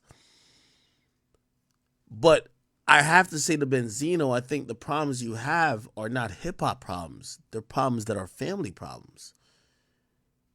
Eminem is not talking about you now. Eminem doesn't have a beef with you now. Most of these things are the reflection of your daughter being a star. Most of these things are your daughter reacting to you a different type of way, or your daughter reacting to the industry. So you need to fix your family problems first and foremost. It's like Eminem don't got no beef with you, my guy. And I know you might be like, well, Eminem, blah, blah, blah. The bigger issue is now you and these situations, or these family situations that where people feel like, your daughter isn't on the same, like they've turned that into drama. Fix your family issues, if you ask me. But I don't think Eminem is someone who's a threat of Benzino at this point. And I could be wrong, but I don't see it. Okay? He has a daughter who's successful, and everybody, I don't have kids, but everybody want to be the Superman for their kids. Everybody want to be the role model, this and third. And I could imagine he's going through it because his daughter probably looks at him as, well, you're the guy that's not liked in hip hop, and I want to be liked. So you're the guy who I want to look up to my father, but people don't like you. You're not people look at you a certain way, so now I got to move a little different. So I kind of understand that, and I pray for Benzino, because watching him cry here, and I don't think Drink Champs took advantage of him. No, bro, you got drunk, and you in your feelings. It is what it is. That's not Drink Champs taking advantage of you. No, not at all. Not at all. Give me 1 second.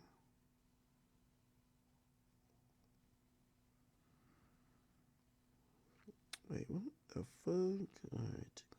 Give me 1 second.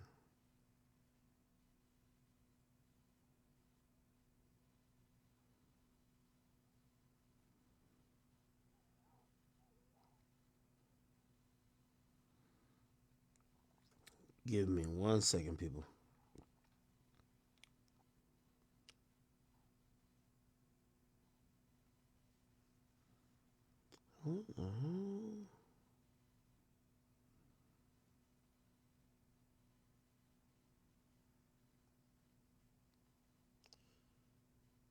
Okay. All right. Yeah. So, I'm going to pray for Benzino, man. You know what I do want to actually discuss? This is kind of like an enigma type of thing. And I know my chat queens, you guys probably have an opinion on this, but is it me, or ever since Blueface got locked up, like, we don't talk about Krishan no more?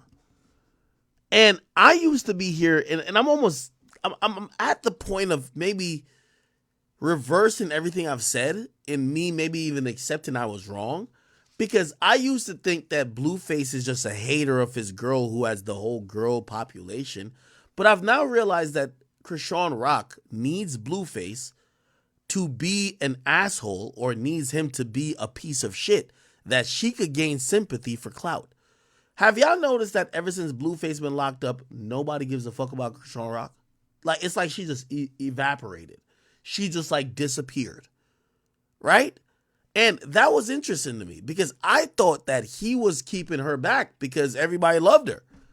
Now I've realized that, if you go to her, she's now like, she completely leaned on the, oh no, I love my baby daddy and all that type of stuff. She tattooed his face on the side of her face, right? Now also she's posting mad pictures because she moved back into his crib. So she's posting pictures with the baby. She moved back into the crib. She wants to let people know she's there. It almost kind of feels like, as much as maybe we were fooled by this whole thing, Krishan Rock and Blueface is it's a dependency type of relationship where they both need each other. He's more lit when she's whatever, and she's more lit when he's acting up. Have y'all noticed that, or am I tripping? Let's be honest. We don't give a fuck what she's doing now. Blueface locked up. Now, I'll be honest. Whack 100 told me that before. I was like, nah, like, women love this girl. But I get to realize a lot of people that come from that Shade Room audience, they love a woman while she's in the middle of being neglected or abused or some shit like that. The moment that the guy's out of the picture, they're like, fuck it. They support the most when they feel like that the woman is still in competition or still going back and forth with the dude. Am I tripping? I could be tripping. It's all good. But I've noticed that. Nobody gives a fuck. By the way, she's getting sued by a dude that she allegedly put hands on at Tamar Braxton's concert. And she said, yo, this big black bitch nigga think he finna get a cent out of me. Bitch, you know you just wasted your money on that damn lawyer, right? By the way, you shouldn't tweet that. Because that's going to be read into court. And the judge is probably going to think, oh, okay. Oh, you just think that you know what's going to go happen. It's not going to be good. And yeah. All right. Let me see what else. KD was thirsting for Krishan Rock. I know KD's type. KD don't even like black women like that. Let's keep it a bean. KD, Kyrie, all them niggas don't like black women like that. Come on, I'll tell you that right now.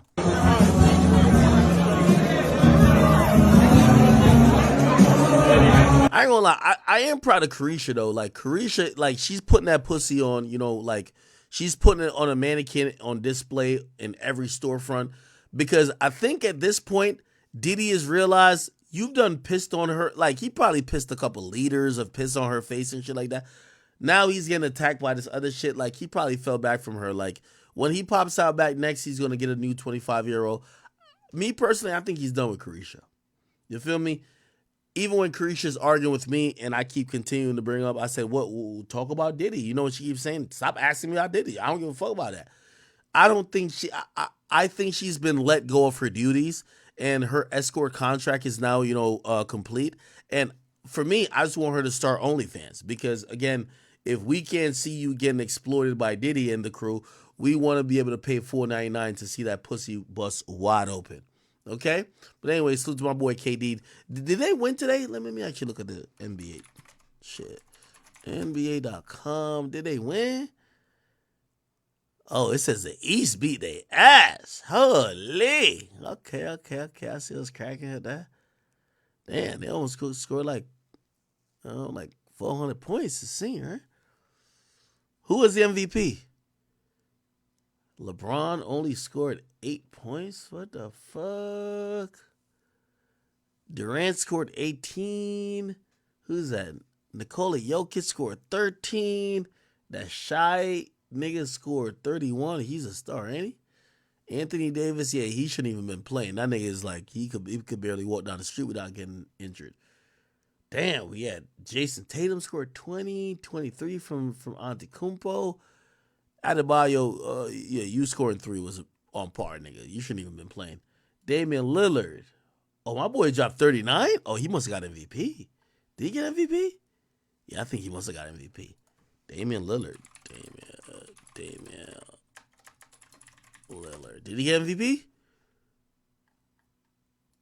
He's my favorite player, by the way. Oh, it was named MVP. Yeah, I don't know if he'll ever win a ring, but at least he'll rack up a couple MVPs and shit like that. You know what I mean? My boy. We all know that his 3-pointer is like tandem. I won't say necessarily like Curry, but I think he got more range than Curry, but Curry's more accurate. That's why I really think. Okay. So I said Halliburton is the future. As long as that nigga keep, you know what I mean, get my overs on assist. By the way, speaking of which, oh shit, I do got an ad to do. Holy shit. Give me 1 second, chat. I know y'all all in here. I know I don't do ads often, but I gotta do one right now. Holy, let me figure out what the fuck I gotta do. Hey, if you guys fuck with sports, okay, I want you guys to, you know, get on Underdog Fantasy. By the way, Underdog Fantasy is a website where you could, you know, it's not necessarily gambling. It's betting on fantasy sports. If you think that whether Damian Lillard for tonight he was going to score over like or under like 25 points, you guys could bet on that. You guys could use code Akademiks, and you guys could do this within the regular season. Now, I frequently do it with the NBA. I didn't do it with NFL because I think I'm a jinx. Like, I've been on the last 4 Super Bowls. I lost all of them, so I was like, fuck it. I'm just going to watch a game.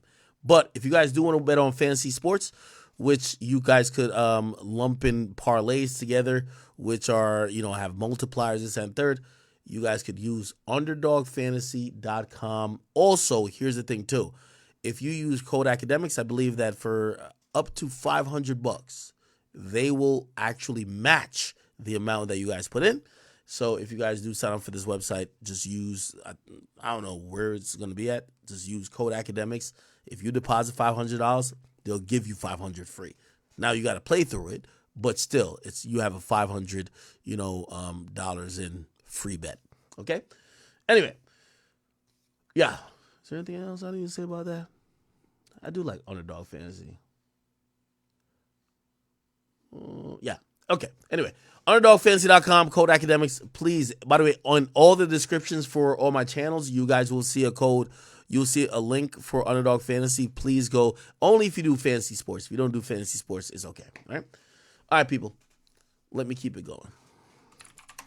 I actually got another ad to do. Your Rumble be giving me them ads now, bro. Like, I got to do a coffee ad. I'll do it later. All right. You know what's crazy? Yo, Pop Smoke died 4 years ago? As I'm thinking, right? Bro, obviously now, I feel like so guilty with the Pop Smoke. Not guilty, but like, I feel like weird with the Pop Smoke death thing. Like, I didn't like Pop Smoke as much until he died. And that feels fake, and that feels like weird. When Pop Smoke died, when I found out that Pop Smoke died, I remember we did a episode of Everyday Struggle, and someone came onto the set right when we just wrapped filming, and they said, yo, we just got the news, Pop Smoke died in LA. And I ain't gonna lie to you, salute to my man Wayno. Yo, Wayno was hurt. He was hit immediately. And I just wasn't that familiar. I never met him. I think we had traded DMs before, but like we never, whatever. And I didn't know how much he meant to even New York drill. And I was kind of like devoid of even understanding like the impact of his death. I was just like, damn, wow, that's fucked up. Like a New York nigga went out to LA and got killed. But subsequently, what we've realized, man, Pop Smoke was really just that guy when it came to New York, and his death, but also his presence and his music has continued to live on. But then when I see something like this, it says Pop Smoke passed away 4 years ago. Yo, time fucking flies. It was 4 years ago? We're in 2024. 4 years ago was 2020. Like, do you know it's actually 4 years since, remember the whole 6ix9ine getting out and 6ix9ine whatever?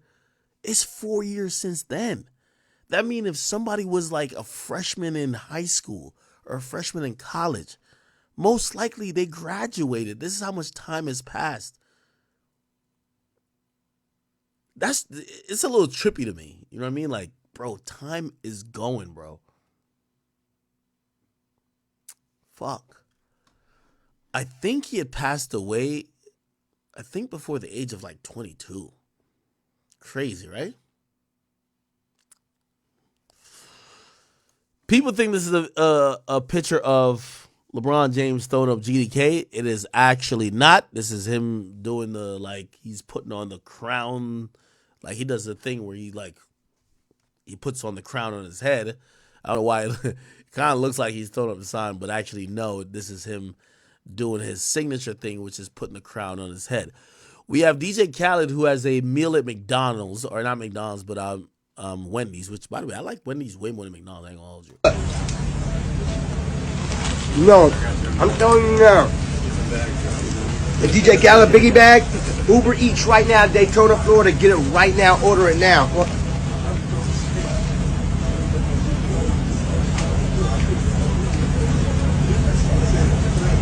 Unbelievable. But let me tell you the key is the DJ Khaled Biggie Bag. After you get the Biggie Bag, reward yourself. Tell them to bring out the Frosty. Chocolate Frosty? Oh my goodness. No. I'm gonna be honest with you, like, Khaled's like influence to me just hasn't been the same ever since. I feel like he got Hollywood with the Snapchat shit. Remember back in the day he was like the king of Snapchat? After that, like, I used to find him really amusing and hilarious and funny. Now I feel like every time I see him, it's like for a brand deal. It's like, it seems so robotic. It doesn't seem like natural. You know what I mean? That's the thing about every entertainer. You got to seem natural, that when you do, like, for example, look, I just read an ad, like, but I could tell y'all I'm going to read an ad and do an ad, but y'all know I'm not normally doing mad ads. You know what I mean? So it's like, you be like, oh, okay, Act's doing, he got to do what he got to do to get what he got to get. Fine. Like, I feel like every time I see Khaled now, it's always like super calculated, and it's always like, it feels like, it doesn't feel like some natural shit. I think what he popped off for was when Khaled was like, you know, he was like, you know, him and Rick Ross are like, they have a battle for the most delusional niggas, right? When he's like, yo, like, God did, and all these things, and be like, yo, they are trying to stop us and all that type of stuff. But I feel like he lost that. Like, every time I see him now, it's an advertisement. Now, granted, get your money, but I feel like that shortens your lifespan of what people view you as an entertainer, because they feel like you're just constantly selling them shit. I might be tripping. Like, now, every time I see him, I'm like, okay, what is he selling us? It's not like he's not a personality and then maybe once in a while he gives an ad. I feel like every time I see him, his personality is the ad.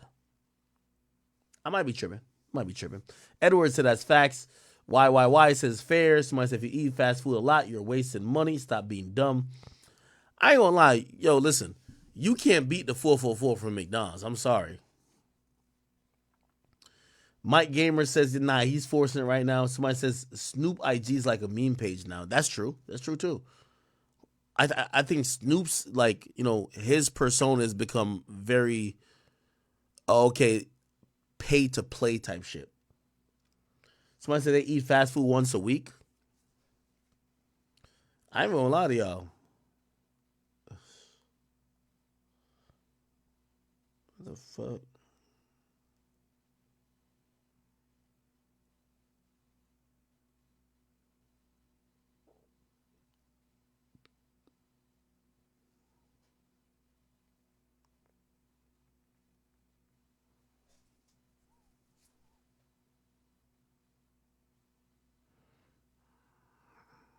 Okay. I ain't gonna lie. I definitely ordered some. Whenever I get off stream, nigga, hopefully I order some, like, Papa John wings, my nigga. I ain't gonna lie. I be fucking with them shits. I had a bowl at Chipotle earlier. I ain't gonna lie. I ordered DoorDash a lot. I need, like, a chick that could cook. Any of y'all know how to cook Jamaican food? Y'all gotta be able to cook oxtail, curry goat, a little jerk chicken, a little stew chicken. Gotta be able to make. I don't eat no saltfish and all like that. Y'all gotta make some shit. Anyway, so good. All right, let's keep it going. All right, I think we went through a bunch of these. Look at Cardi. This is Cardi with a little fit check. Man, that my partner them. I ain't seen no with no money. That is broke it, shouted him. Boulevard, my partner them. Hard on, my partner them. What song is this? My partner them. McCannville, my partner them. Somerville, my partner them. You know Pittsburgh, my partner them. Rich kid, shout. Okay. Again, I still think Cardi's just one of the master marketers in the game right now. And, you know, everything he's putting out is like carefully calculated and he's doing a really good job. What the fuck? They're saying Joey Chavis is pregnant by another NFL player? What the fuck? No way.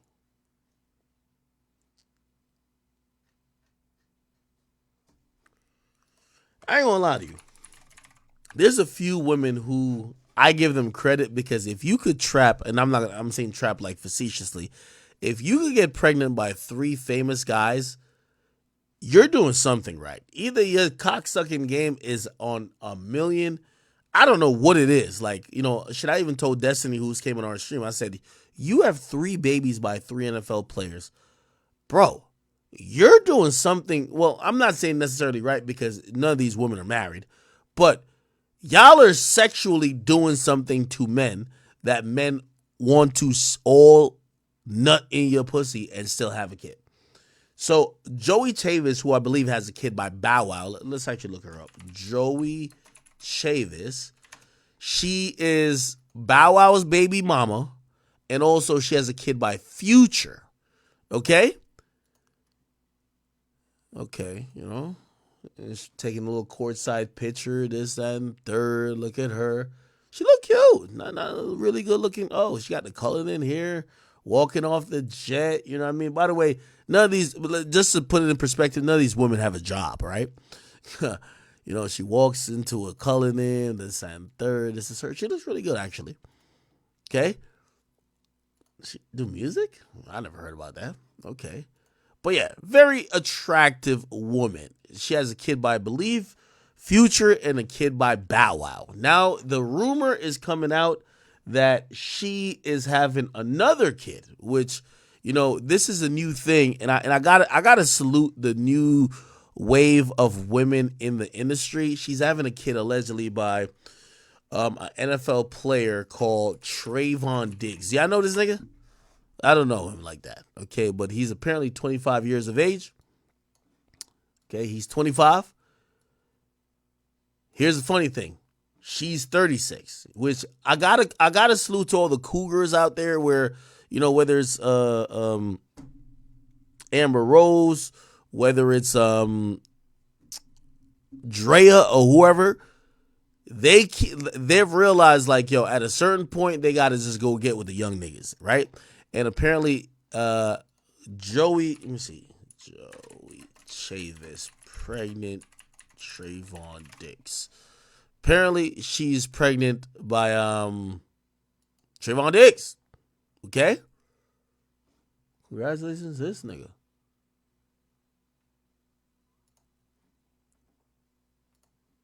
Here we go. Okay, then they're hating.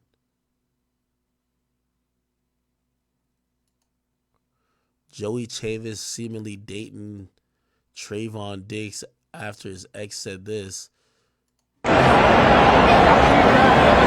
So she showed up to the game. She got a cup that says his name. Okay. Okay, all right. Congratulations to Shorty, man. Congratulations to Shorty. All right, let me see what else is going on out here. I'm just reading random headlines. Okay. It came back up, people. I ain't even gonna lie to y'all. Yo, Shannon Sharp, I've never had this amount of people. Yo, Shannon Sharp, bro, you might have to go on an episode of Plug Talk and fuck a bitch, bro. Because everybody keeps saying you gay as a motherfucker, my nigga. Anyway, Eddie Griffin is the latest to say that Shannon Sharp is now homosexual. He did a whole comedy bit, which, by the way, I saw Eddie Griffin live. Super hilarious, but he's one of the comedians who are canceled. Like, you know, he's canceled, and with him being canceled, you know, he actually is more raw. Pause. Like he doesn't have to hold any punches. Anyway, he spoke about Mike Epps. I think Mike Epps. He spoke about Cat Williams, and he spoke about Shannon Sharpe. This is what he said in the comedy special. Up, nigga called him Mr. Potato Head. I said, no, Cat. Then he said, what he say? Cedric looked like a walrus, nigga. Said, I'm like, no, nigga, no. Nigga, he got Ricky Smiley so good. Ricky Smiley got on the internet making tea and started crying and disappeared. Ain't nobody seen him since, nigga. He ain't did no more posts. He just disappeared. I called Cat on the phone and said, nigga, you better be on the lookout for Smiley. That nigga gonna come smiling. Quiet was the one that get you. He's smiling, nigga. And I said he might show up with a dress on.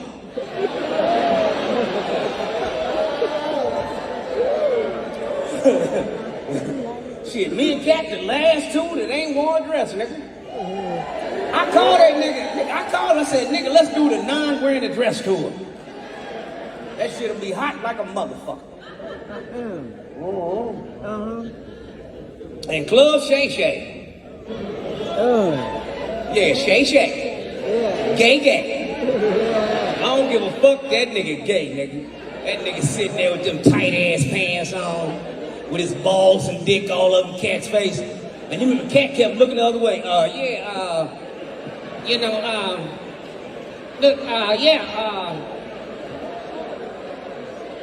You can tell how that nigga drink, nigga, he gay, nigga. He kept on saying, now, Cat.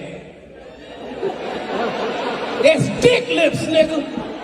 That motherfucker had dick on them lips. Don't no nigga drink like that.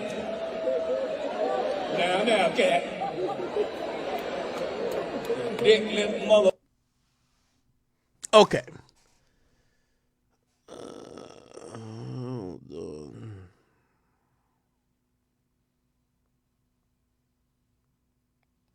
Okay. So yeah.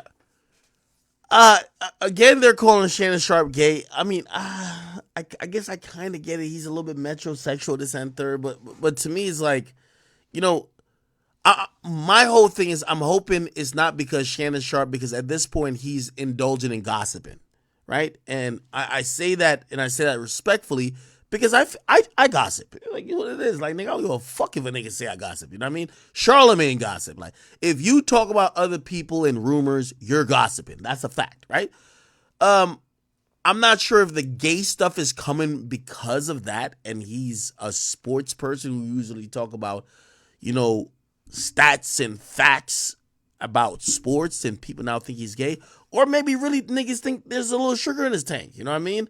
Maybe it's because he's well groomed. Maybe it's because he wears all these suits and people think that he's matching a little bit too well. Whatever it is, this keeps coming up, and I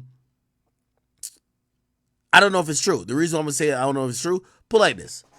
Like, I think we can say now, bruh, I heard, nigga, ever since the first day I felt like I was in this industry, I had 5 niggas told me 8 stories about how Diddy was gay. I'm gonna keep it a beam with you. That's just what it is. They was like, yeah, Diddy gay. I was like, what do you mean Diddy gay? And it was like, they told me mad stories of niggas that had, I'm like, what the fuck? I'm like, really? Like, trust me, this is how I was like, okay, I guess I'm in the industry now, right? Because now people are revealing shit to me that they have never said. I've never heard no stories about Shannon Sharpe. Like, nobody got no secrets in this game. So if Shannon Sharpe is gay, niggas gonna have secrets of niggas fucking him, right? Like, trust me. I don't care, gay or straight, niggas ain't loyal. So people keep saying, oh, he has a gay stylist. No, if he's gay, he ain't gonna only fuck one nigga. He's gonna fuck other niggas. So if he's gay and nobody got no stories, I'm inclined to believe that ain't true. Like, listen, with all the shit I hear about Diddy, niggas was saying this shit dumb long ago, nigga. Now is the first time I feel like we could talk about it, because Diddy got lawsuits on his ass, so he ain't gonna fuck with us no more. You feel me? But niggas been hearing that about Diddy. Like, I'm gonna be honest with you, right? Like, I'm telling you. Nigga, it's like 3rd week in the everyday struggle. I'm talking to the guests and be like, yo, damn, you never met none of these things? Nah, I ain't never met her. I said, man, make sure you meet Diddy. You know, that nigga's gay as hell. I'm like, what you talking about? You gay? That's what they kept saying. I'm sorry. So anyway, I haven't heard any stories about Shannon Sharpe doing some gay shit. Because, again, if you're gay, you're probably going to have multiple partners, or you fuck, and somebody's going to talk, right? I've only heard that, oh, people think he's gay with a stylist, which I'm like, well, the stylists have never said that. So it's like, I mean, that's an assumption, but we got to wait a little bit more. You get what I'm saying? We got to wait a little bit more. Yeah, Antonio Jones, I agree with you. Yo, the nigga been famous for 30 years and not one dude ever said, yo, I fucked you. Like, come on, bro. Somebody said Shay Shay was a nickname given to him from football. I ain't gonna lie, Shay Shay's a gay name. Like, a nigga named Shay Shay, like, pause. I would never call a man Shay Shay. Like, you're right. But that don't make him gay. It still doesn't make him gay. Bro, we gotta stop, like, taking things that, originally would be like, that's suspect, and just start calling somebody gay. Gay to me means you are interested or you want to fuck the opposite or the same sex.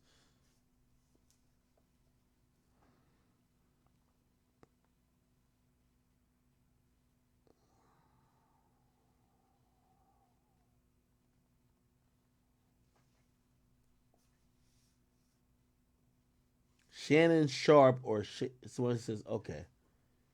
Somebody said he's somebody said Diddy got acorns.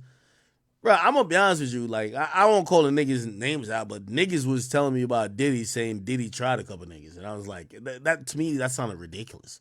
Like, what you mean Diddy tried a couple niggas? They're like, just let you know. Like, yeah.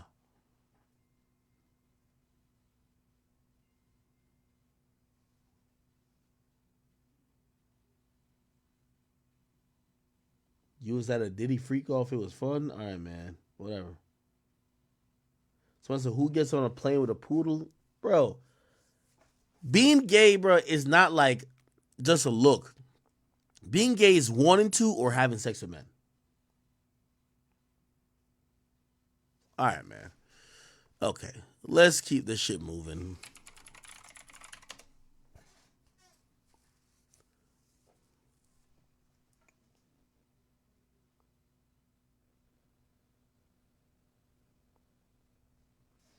Hold on.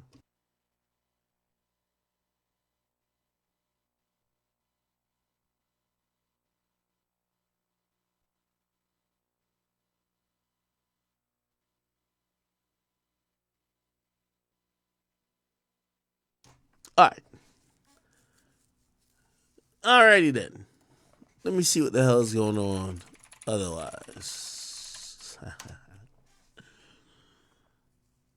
Somebody said the pool's probably getting... No, y'all niggas is tweaking.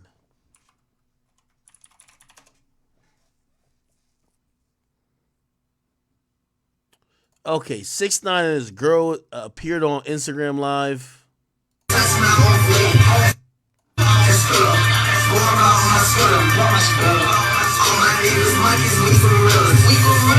I think they in the DR.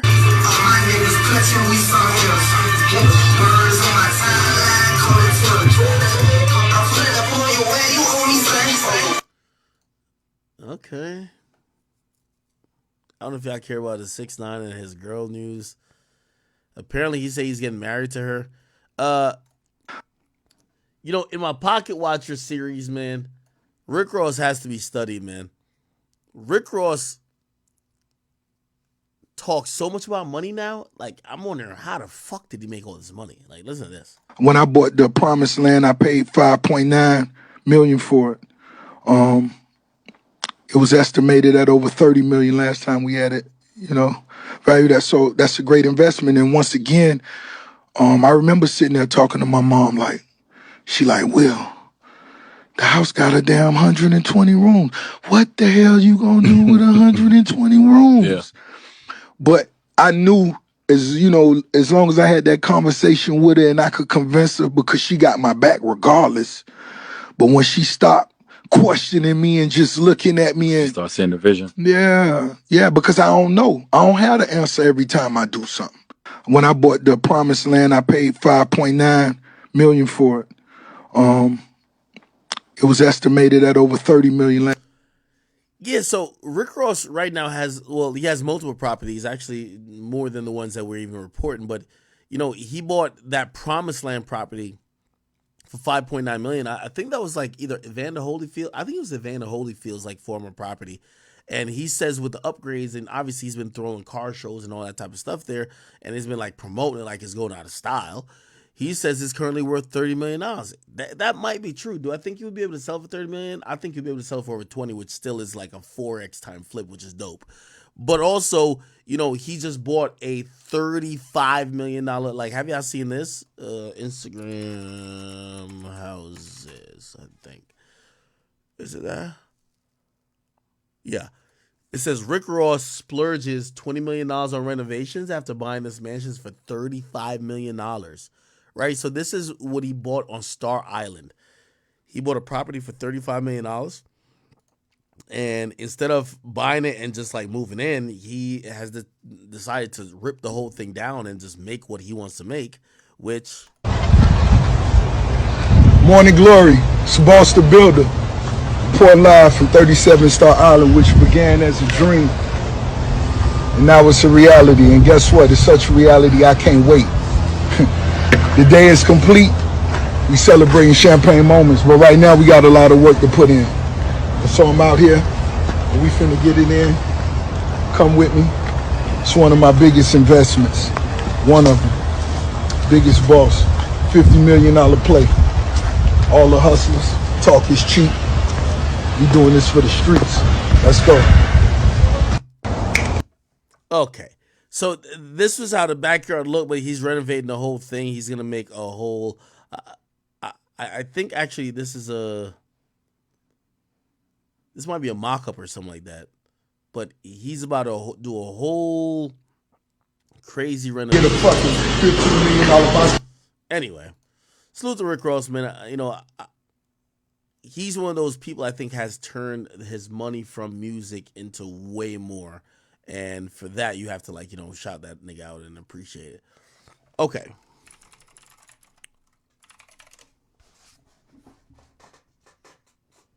It's a beautiful estate, right? No, of course. I'm wondering if he's doing it for a flip at this point, because at this point, he's kind of up the value in all of them. Or are you just doing it for flip, or he's really just trying to keep it for a long time? Because still, even that Promised Land shit is like, bro, you got to spend a lot of money. Like, y'all know how much I spend just on this property, right? On I spend $20,000 a year. And by the way, that's not even the max package, right? Like, for example, there was snow the other day, and this is what happens when you have mansions. Like, when you have your fucking landscapers supposed to take care of everything. Like for example, there's a tree that dropped over there. They're supposed to go get it, cut it up, right? They're gonna do it.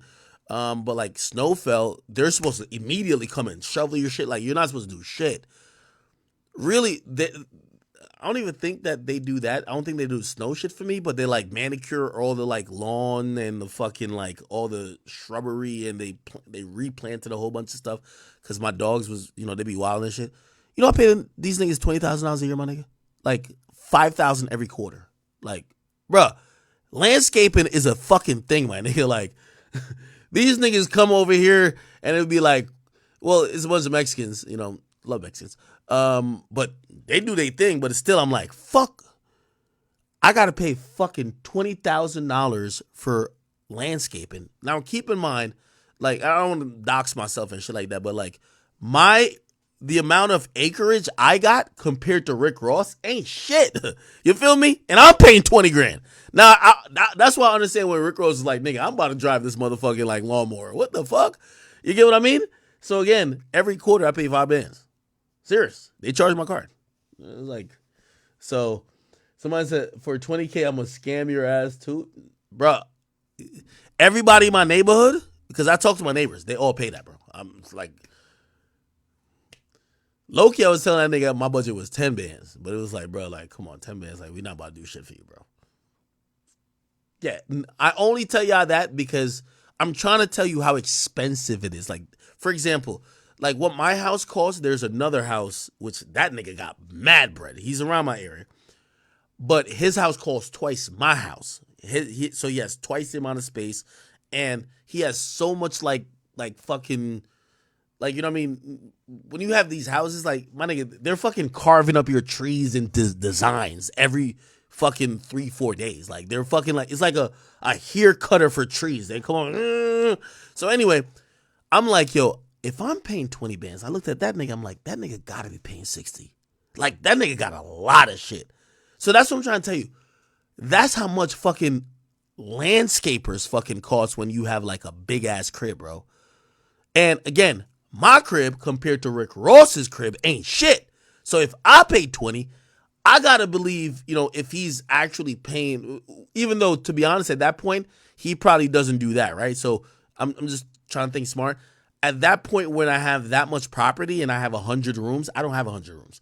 When you have 100 rooms, you know what he probably does? You hire people permanently and they do everything. So they fix all the problems, they do the landscaping, and it's almost like you have a staff for your house. Maybe, I don't know, maybe 15 people or 10 people. You get what I mean? Because if you're going to just deal with a landscaper, they're going to fucking charge you an arm and a leg. So he probably has people who do multiple things. Yeah, I think that probably works. You get what I'm saying? Yeah, by the way, I'm telling y'all this, but like, trust me, it's all overrated. They'll be like, hey, yo, listen, yo, we could carve out like the middle thing that, if there's a plane flying above, they could see a big A. Like if you fly over my house, like they put these things where you could see lettering. And like you start to realize like, who the fuck, like, why the fuck is my lawn and my fucking like shrubbery for niggas who's flying in a plane looking down? Like, who the fuck cares? But they're gonna take money from me, bro. That's just what it is. The point I'm trying to tell you, it's not the flex. It's just like, bro, once you start getting a lot of expensive shit, you gotta spend. So I be wondering, like, yo, he got 2 properties. He's rebuilding one for like $20 million. He gotta maintain another. Where the fuck is Rick Ross getting all his fucking bread? I ain't hear that nigga talk about Wingstop in a minute. And I know Checkers ain't giving it up like that. That nigga Rick Ross looked like he got an unlimited cheat code in terms of money.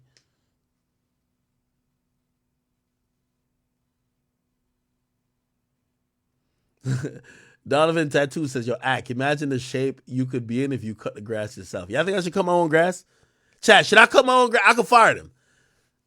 Did I pay him for this here? Well, no, they charge per quarter. I think I just got to give them a 1 quarter notice to get them out of here. Yeah, I think I should cut my own grass. I cut my own grass. I'll save $5,000 every 3 months.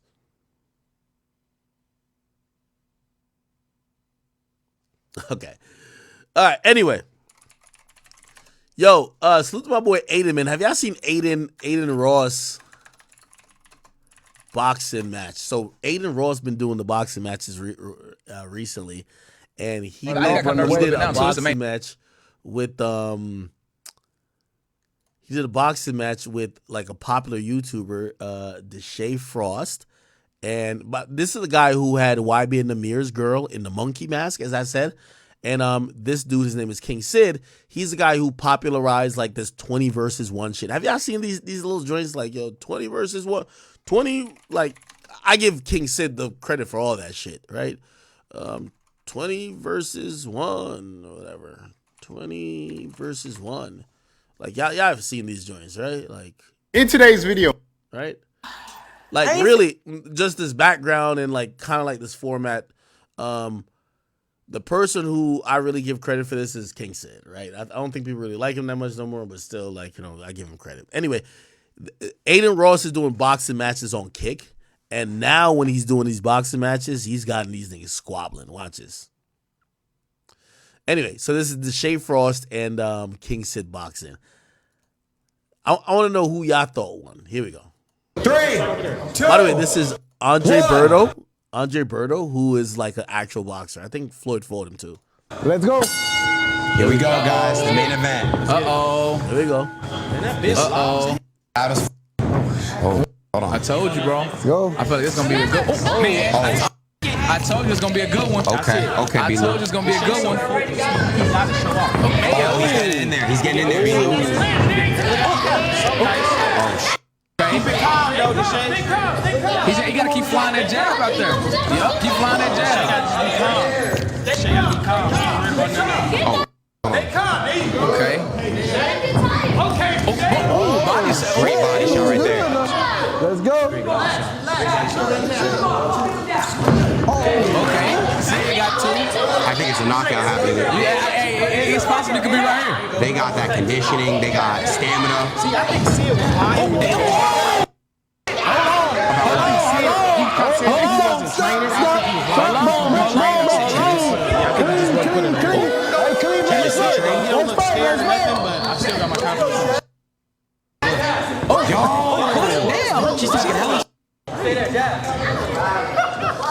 She talking hella shit. No, that's the sister. Yo, who said get that nigga? I think. Oh, she talking. Good fight. There you go. There you go.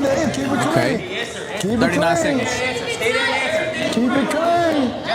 30 seconds. There you go. Keep it clean. I think Good work. Keep it clean.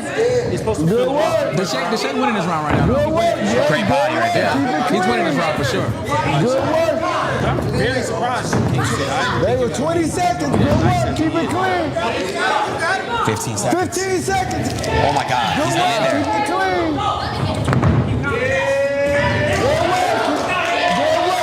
clean. I got you. Good work. Keep it clean. There you go. 4, 3, 2, 1. Stop it.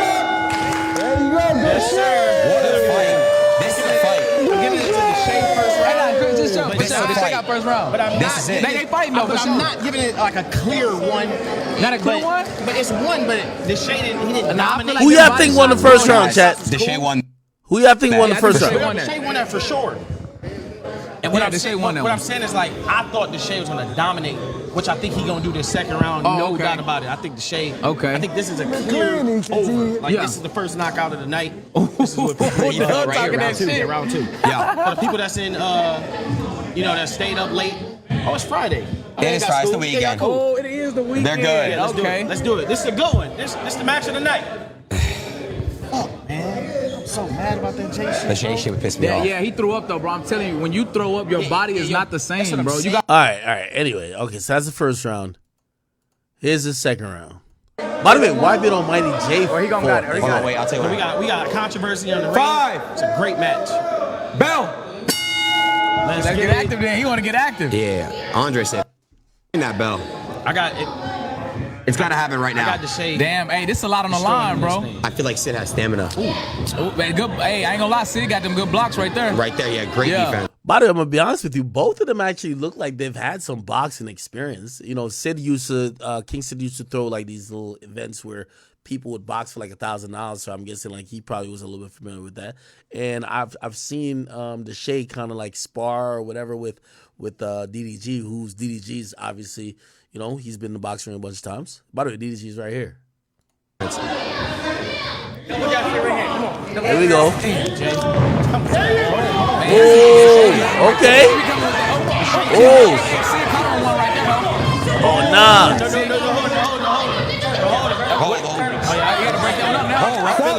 Yeah, he should have broke down up a little bit right there, but all right. Let's go. Oh, nah. Oh my God. That was a hit. I ain't gonna lie, Sid might be winning this one right now. Yeah, Sid might be. Yeah, but This is it, B-Lou. This is it, B-Lou.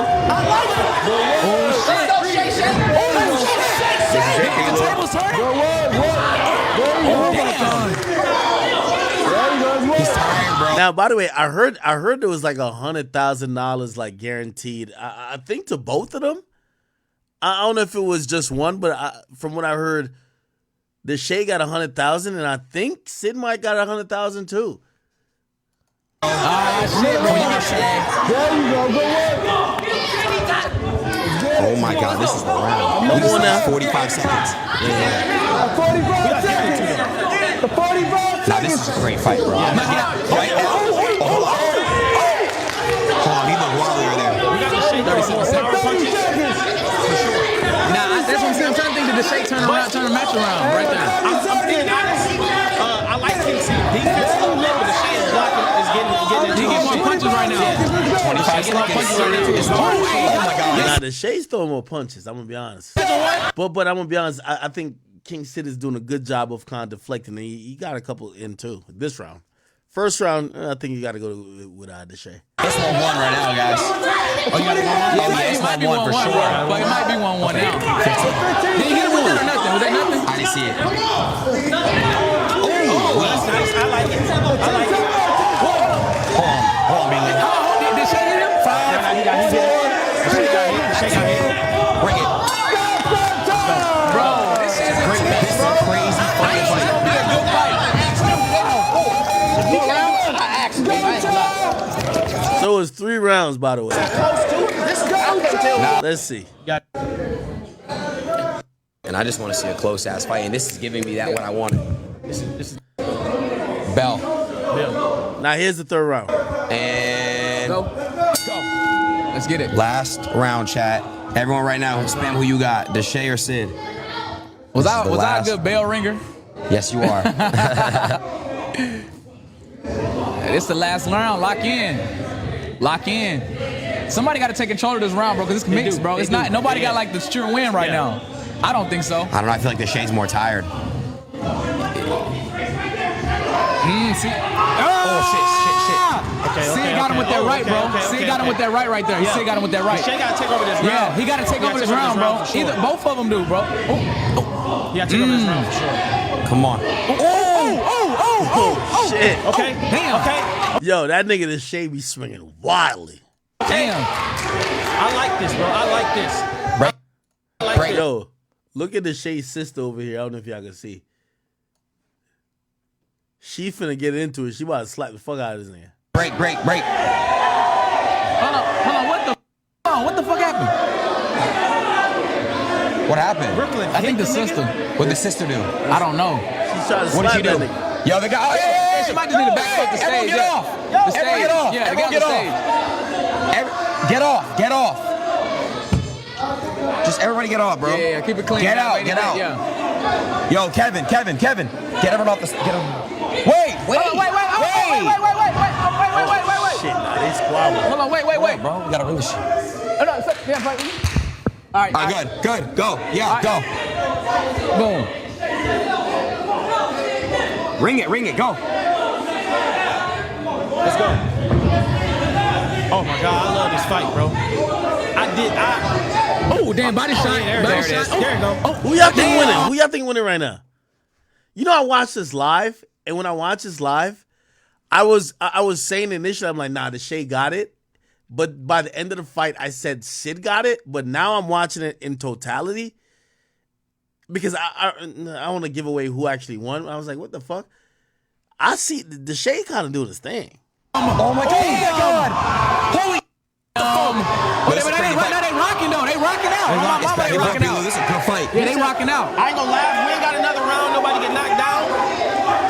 Bro, it's a good fight. Go! We gotta get it though. We gotta get it. The Shay gotta pick Somebody over. gotta take. Nobody really took over. I ain't gonna lie, bro. This is a crazy fight in this thing. What y'all thinking? Oh my God. Chat, what you thinking? I think Sid's winning, bro. Yeah, Sid winning this one right now, bro. Yeah, Sid's Sid winning this one right now. I ain't gonna lie, Sid winning that one. Yeah, they got him. Fuck. I got the Shay. 38 seconds left.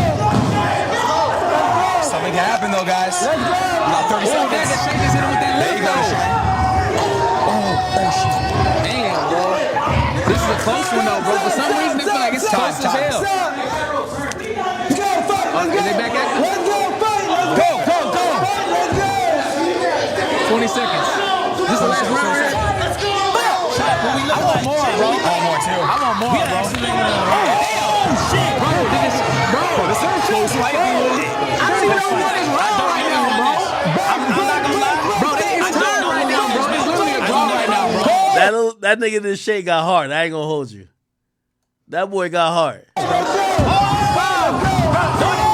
I feel Sid got more technique, and actually, like, if we're gonna just talk about pure skill, I feel he got more heart. He was just like, fuck it, nigga. I'm gonna put my head down and swing these punches. Cause there's a bunch of times he swung some haymakers, he didn't hit nothing. But he was swinging. He didn't give a fuck. Oh shit! I want to see one more.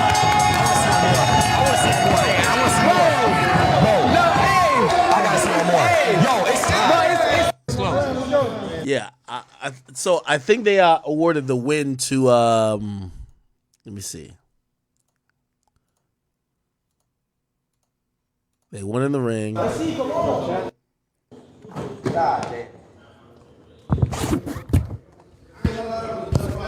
Test.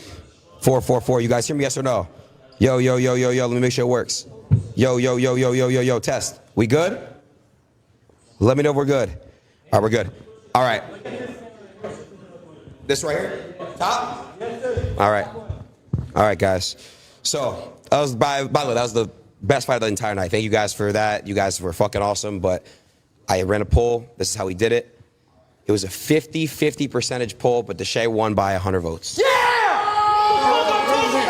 That's the fuck I'm talking about. The fuck I'm talking about. So they gave it to Deshae. I'm gonna be honest with you. When I watched it initially, I said it was Sid.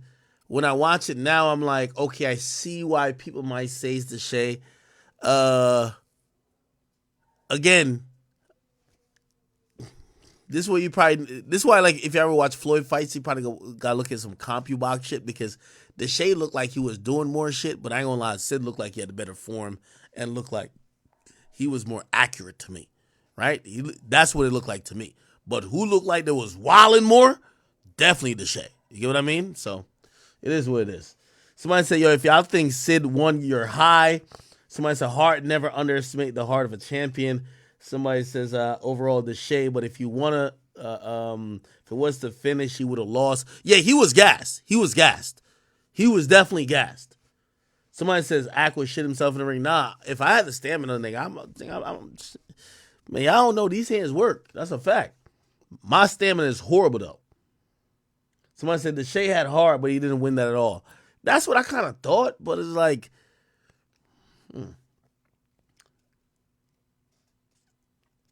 Now, did y'all see this? YB and Almighty J. Almighty J fought, and I ain't gonna lie. Aiden, if I'm Almighty J, I would have beat your fucking ass, my nigga. Because you set up Almighty J to, like, y'all gotta see this. Almighty J Aiden boxing. Now, keep in mind, if I'm Almighty J, I'm coming in here for an easy fight. I'm a nigga who smoked 45 backwoods a day. I don't do no cardio but fucking bitches. To keep it real, nigga, I ain't been doing a motherfucking thing since me and YB and Namir was supposed to squabble, right? Aiden picks a nigga who just got out of prison, allegedly. That's what I was been told. I don't know if he really got out of prison.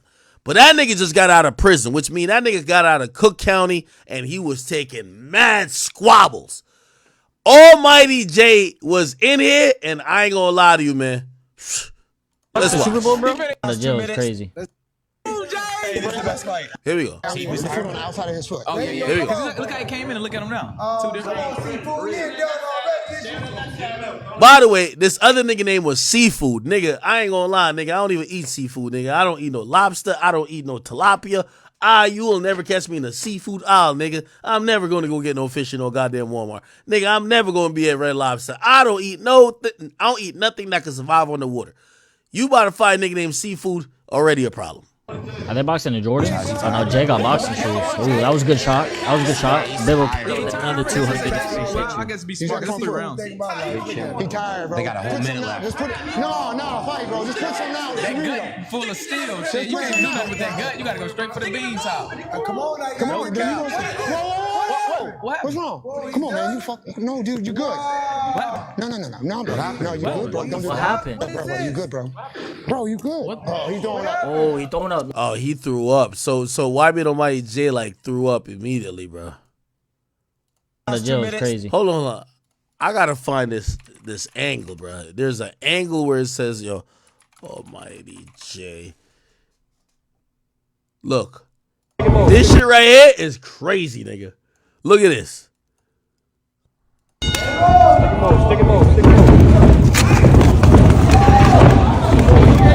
Bro, this nigga fight like he's actually in jail.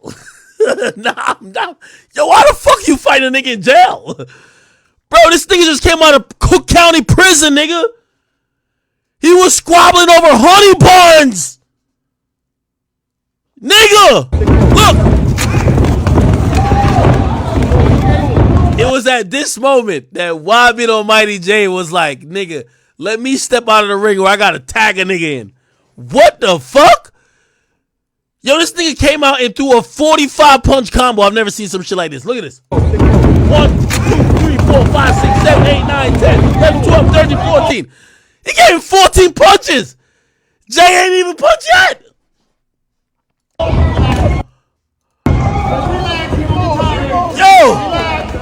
Yo, I ain't gonna lie. This is the moment where Jay's like, yo, they're jumping me. Yo, they're jumping me. How many niggas is hitting me right now? Look at this. Yo. Yo, a nigga on the sideline said, grab him. Fuck that. Grab his ass. Grab him, nigga. It's time to wrestle. Grab him. What the...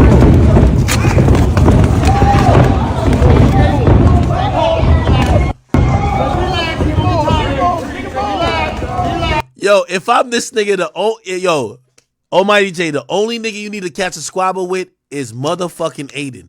That nigga done set you up. Bro, that nigga know all you been doing is smoking backwoods and promoting weed? This nigga set you up with a goddamn jail yard Kimbo Slice squabbler. First of all, you shouldn't even be fighting no nigga who look like he just got a lean gut. He got a lean gut like Gucci and Lennox Small.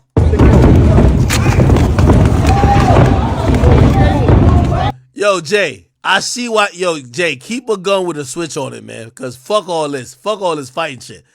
And I ain't gonna lie to you. I thought Jay was gonna go crazy. Almighty J. Oh, look. Almighty J versus, what's that nigga name? Who was the nigga he fought? He fought a nigga before. Versus Skinny from the 9. This is, look. Y'all remember this?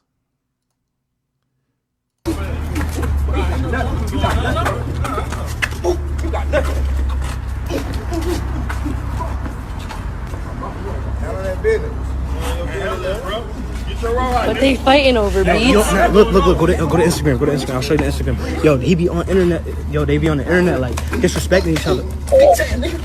Bitch ass nigga. Ooh. Who is it? Skinny from the 9 and Almighty J. YBN nigga. YBN. Remember he was in YBN. Where's my other phone? Oh!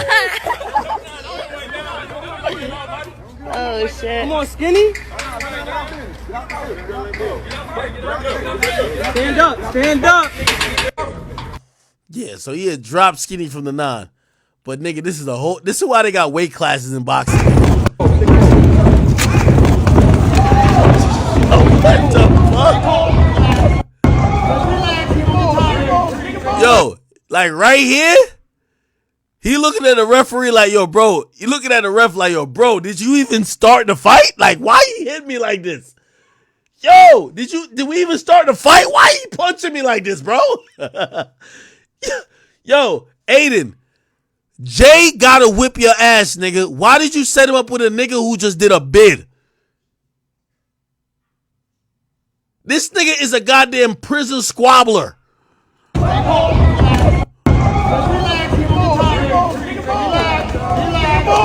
Yo, what the fuck? Yo, nigga said, just grab him. Just grab that nigga, man. Oh, let me see if I can find it. Oh, it's right here. Nah, Bibbo, you're going crazy, bro. Fuck it. Nigga, this is how the fight started. Bibbo, can't even get a high, bro? 4, 3, 2. Watch. Uh-oh. Look. All of this, bro. 1, 2, 3, 4, 5, 6, 7, 8. I got mad money in my bank account. And out of the bank account, so go. God damn. God. What the fuck? What is going on?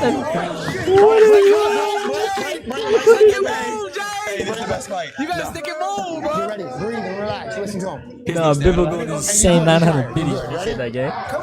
Yo, that nigga gave a 45 punch combo. That nigga Almighty J was Yo, that nigga was still tasting the lean he drank 3 days ago and the goddamn In-N-Out he ate 4 days ago, nigga. Oh my God. Nigga, I knew it was a problem. This nigga he was hitting Jay like he was trying to knock the dye out of his hair. This one's crazy. Nah, 1,000 biddies, Bill. Appreciate you. Come on, seafood daddy. Come on, man. Seafood came with that pressure. Seafood was just pressure, yeah.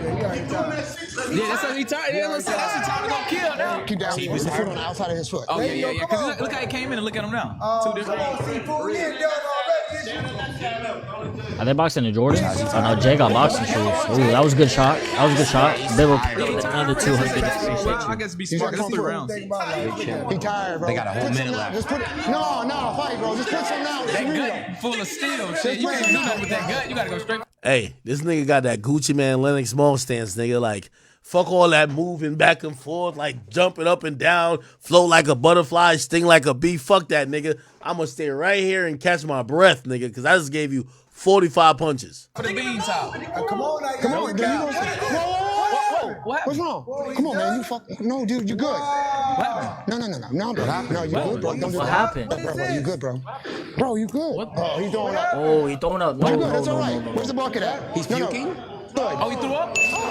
No, he ain't done. No, he ain't done. No way Seafood just won the fucking fight. Ain't no fucking way. DDG got off that stage so quick. Whoa! Oh! I need a towel. Something to clean this shit up. What the fuck? Yeah, chill. Just relax. No, just relax. Relax. He's still gonna have an opportunity to go. He's gonna still have That means that he won. But Jay smokes a lot. Nigga, they brought a whole medic up in this bitch. Bro, it's not over yet. Nah, Bibu, you're going insane, bro. Chill, my boy.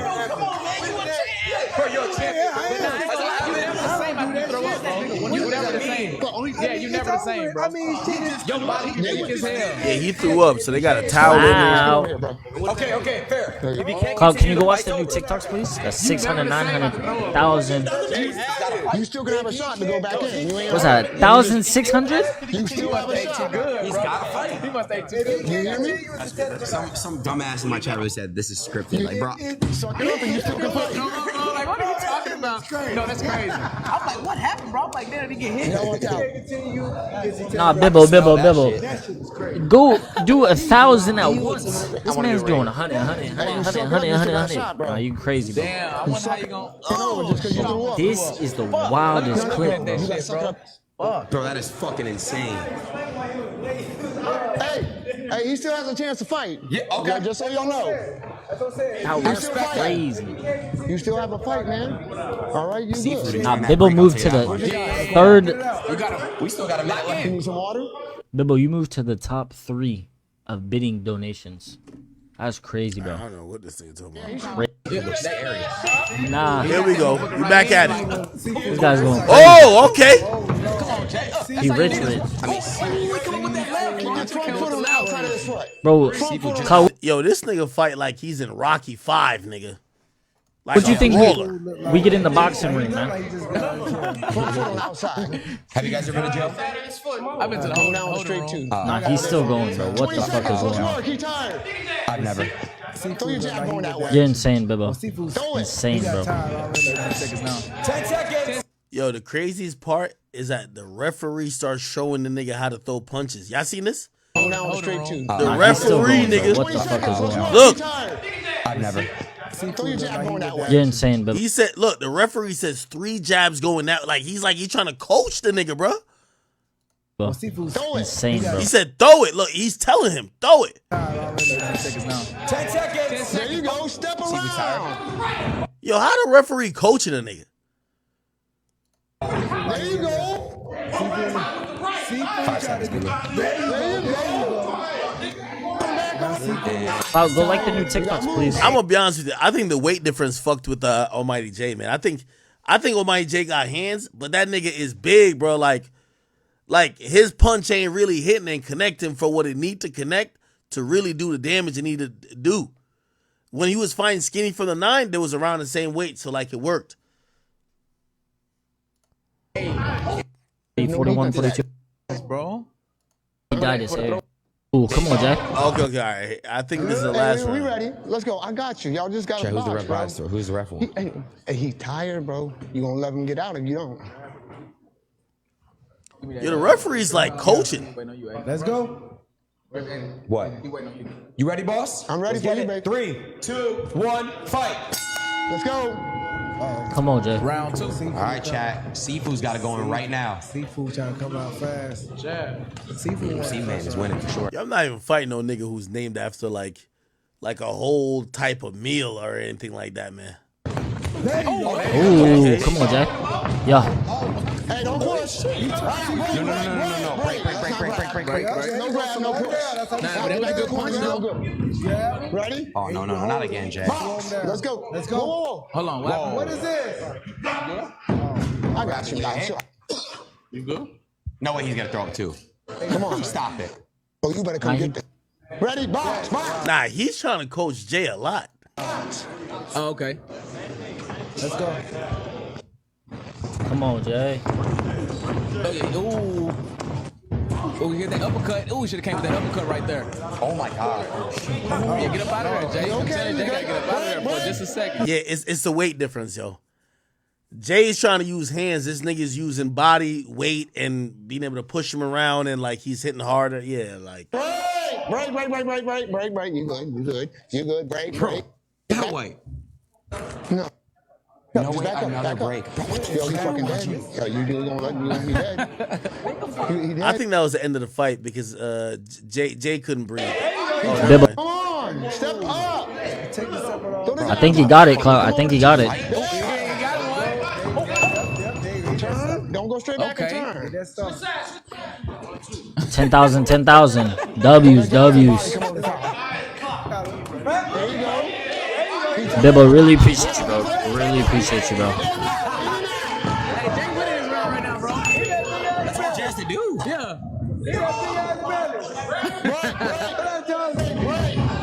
Don't stop it. There's 15 seconds.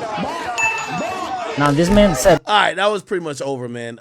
Again, I think that's, even YB and Almighty Jay looks like he's in way better shape than the guy. But I think that's the effects of smoking, man. He smokes a lot. Your lungs is probably getting punished. Granted, the other guy, I'm not saying he's an Olympic athlete, and he's overweight, but shit, looked like he was able to either do more damage or at least have a better stamina than the Mighty J, which is a little bit embarrassing. He got to stop smoking as much, but he's one of the guys who smokes a lot. Okay, yo, have y'all seen this? So Art of Dialogue did an interview with Bow Wow, and I ain't gonna lie, I ain't Art of Dialogue, Bow Wow. I ain't never seen Bow Wow like this, yo. Bow Wow actually spoke about a lot of stuff that he's never spoken on in real interviews. Check this out. Together, and I remember it was something y'all was doing on BET, and I think you went off on the guy Tory, because I think he was trying to prank you, and you went off on him. If you don't mind me asking, man, was everything cool with you at that point when y'all was coming out with that album? I was on lean. I was sipping so much syrup, bro. And I said this too, like right after Mac Miller had died, I spoke on that like I was drinking that like crazy. Like if you go back and watch, it's called the Road to Platinum documentary series on BET. If you watch that, you'll notice you'll see so many like white styrofoam cups, and you'll see so many like Hawaiian Punch bottles in the studio. Road to what he said it was? I don't know if you can find it. Like if you go back and watch, it's called the Road to Platinum documentary series on BET. If you watch that, you'll notice you'll see so many like white styrofoam cups, and you'll see so many like Hawaiian Punch bottles in the studio. Let me see. It was this. I don't think we got our first single, man. We don't have time, man. I'm trying. Is that Hawaiian Punch right here? We have no time. I understand that, but we have to have a record picked by next week. We don't got time to be waiting on these. We got 13 records done. You acting like that ain't news to me, all right, nigga. So pick a single. That's what I'm saying. I can't right now. I would stop my project if it was my project. Just saying that in times. Open up the billboard when you see that. That's not something that me, Omari, would put out. Right. That's VMA approved. And if you don't jump on the bandwagon now, it's a problem. Because I don't want you jumping on the bandwagon when we this far. You better hop on now. I'm giving all these magazines, Don't chop this. Everybody a chance to hop on that. This man was in one of the biggest. What is wrong with y'all, man? This album could possibly be the.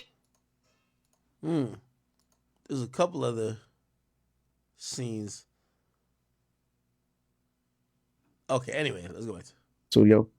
I was losing my fucking mind. Like, that lean shit got me up. Like, I was just always irritated. Just one little thing I didn't like when Torre said what he said about, and that was a joke too, come to find out. And I was like, what? Wait, what? What do you mean he ain't doing? Come on, get up, we out. All that, man, I'm telling you. Damn, they said the lean had my nigga moving like Saucy Santana, nigga, with the finger pointed up. Yeah, I ain't gonna lie. A straight man should not be pointing this much with your finger.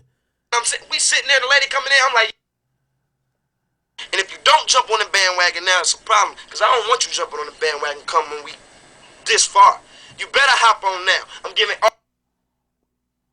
Nah, that's that Atlanta zest right there. That's that Atlanta zest. All these magazines, don't chop this. Everybody a chance to hop on now. Don't come hopping on later. I'm not like winning the Super Bowl and then want to automatically be a fan of mine. Don't do that. I'm advise you to hop on now and get. Yo, Bow Wow, shut up, nigga. You wasn't like Mike, nigga. Shut up. The fuck? I put that shit down back then. Before you seen all these cats doing it. Like, by the way, I didn't know lean was a thing. This is 16 years ago. Holy shit. It's probably even earlier than that, too. 16 years ago, was that 2008? That's 2008, man. Fuck. Niggas was sipping lean back then? Telling you, like, it was times where I used to pull up on Wayne, like, the pop bottles video in New Orleans, I think we was doing something they was shooting. I put up on Wayne. Wayne hit me up with a little baby bottle of my own, like, take this. Go ahead. I gotta take this bitch. Like, we pouring up foes, deuces all day long. And of course, my man, my right-hand man was my hate man. He from Houston. You know what I mean? At the time, I had somebody from A-Sound running with me. So we always had the lean with us. Like, no matter where we was at, we sipping. We go to Roof Chris. Y'all want any water? No, we straight. Y'all got some ice? We'll take some ice, though. Like, hit on with some ice until, I don't have like an addictive personality. So I'll never forget me and Chris we were on our tour. I was co-headlining with Brown. And the opening night was in Cincinnati. When I got off the stage, I collapsed. And I was like, what the fuck? And I went straight to Cincinnati University Hospital. I'm talking about my stomach was so fucked up that I end up going back home to Atlanta after the first show. So mind you, I miss Baltimore, I miss Chicago, and I miss Detroit. Like, these are big Bow Wow markets, like huge markets. And I'm sitting in the hospital, not knowing what the fuck going on. And when I get back home, this shit gets worse. Like, I'm throwing up, I'm fucking shivering in the bed, I'm sweating, I'm going through it. I go to the hospital again, bro. This is summertime. I pull up to the Gwinnett Hospital here in Atlanta with like 2 hoodies on and sweats. You know how hot it get in Atlanta? Hot as a motherfucker, hot as I'm fucking freezing, bro. Like, I'm cold as and what happened was I didn't know that I was having withdrawals. That's how much lean we was consuming. Like, and I owned my tour bus. I had a tour bus at the time. So, we not even paying attention. I'm not paying attention. I'm doing this. Like, all the homies, we all just doing this. We be eating. I'm like, yo, stop scratching. Like, but this itching. Like, real lean sippers know when they see this part, they like, that ain't capping about that shit. Hell yeah, when you a real lean sipper, that shit. Wait, lean make you scratch yourself? That's odd. Really? I had no idea. Like, that should be itching. Like it's coming out your pores type shit. And I had to get right, man. And God rest her soul, I had the best publicist ever, Patty Webster. She ended up putting out a press release, and I was home in Atlanta. I saw the news, and the rapper Bow Wow was hospitalized. Meanwhile, I'm at home recovering, and for dehydration. Well, no dehydration. I was fucked up off lean early, like up. So if you look at that article up, it said dehydration. I was capped. That's. I'm glad he's coming clean with it. Dehydration. Hold on. We can't find no recent articles because they're gonna know what it is. Is there any old articles?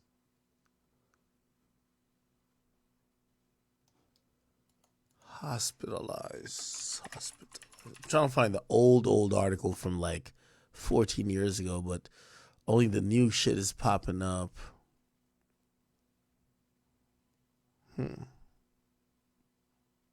Okay. That's just good PR. We didn't want to let the world know that 18, 19-year-old Bow was, heavy on the drink, but we was though. Wow, man. So that lean is really addictive. Yeah, because for me, a lot of cats, they pull up in the soda. For me, I always feel like it flattened the soda. And, it's already sweet. So I'm like, I'm going with Hawaiian Punch. Wayne was the first person I seen with Hawaiian Punch. So I'm like, damn. So when I first did it, if you love Kool-Aid growing up, this shit like Kool-Aid on crack. Like this is like, God damn it. You don't want to drink nothing else fruity. It's like a fruity drink you can just sip on all day.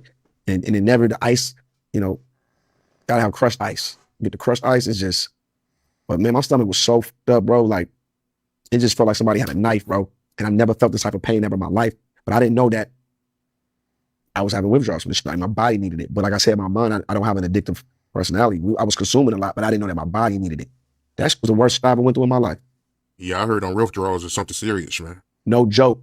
That New Jack City, Chris Rock like that, that's for real, bro. That's for real. That stab your ass hot, cold, shivering, shaking, throwing up, puking. Man, that shit was the worst shit ever, bro. That's why I don't know how these niggas be doing all these motherfucking drugs, man. Man, no way. I'm straight tequila and weed. That's all I need, tequila and weed. I don't go no further. I know my boundaries. I'm cool. That.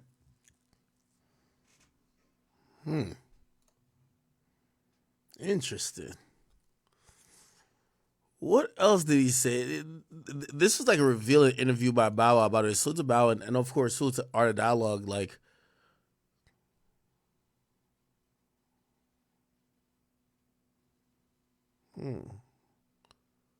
Bow Wow on Dancer trying to finesse him.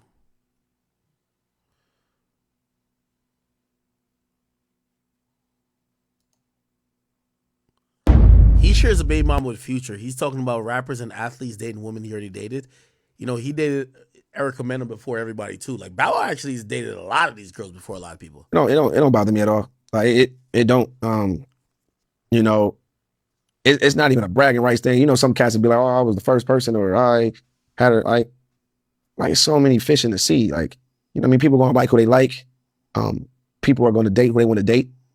And as long as it ain't a partner, like, to me, that's when it get weird. Like, if it's like a one of my bros, or like if it's some shit like that. But if I don't know you and we don't have that type of relationship, fair game is fair game. I mean, if you're not my woman no more and the next nigga been plotting on it and he want it, by all means, go ahead, because I'm on to the next. Believe me, I always find them. You know what I'm saying? I'm always on to the next thing. Bow was always sniffing some shit out. So I'm never tripping on no woman or any of my exes once they move on, or, if anything, I'm happy for them. You know what I'm saying? Like, all honesty, like, there's been times where, I could have,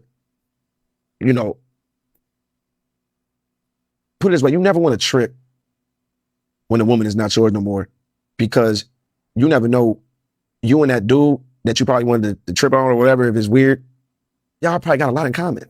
And y'all might need each other one day. Like, you know what I'm saying? Like, I'm cool with one of my ex's dudes because I knew him prior to him ever dating her. And when we were done, he started dating. We wasn't like close friends and like that, but we were cool, like associates. When we see each other, we know what's up. It was close enough. You know what I'm saying? And he felt my energy a little bit from it. This was years ago. But I'm so glad I didn't make that situation enough, because now he's not with her. I'm not with her. And when we see each other now, we still homies. We kick it like it's nothing. You know what I'm saying? Like, we real grown men. I'm not about to.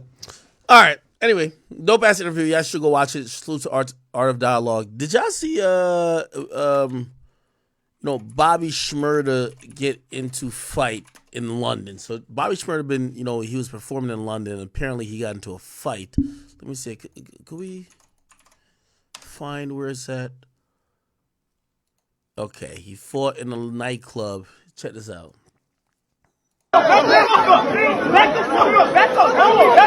Now you see Bobby right about here. It starts. So you see him here, right? You see him stand up. He's in the white wife beater. Okay. Oh shit! Bobby's fighting! I don't know what just happened there. Bobby's fighting! Bobby's fighting! He's over here. Bobby's going wild! Bobby's going wild! Bobby's going wild! Bobby's going wild! World star!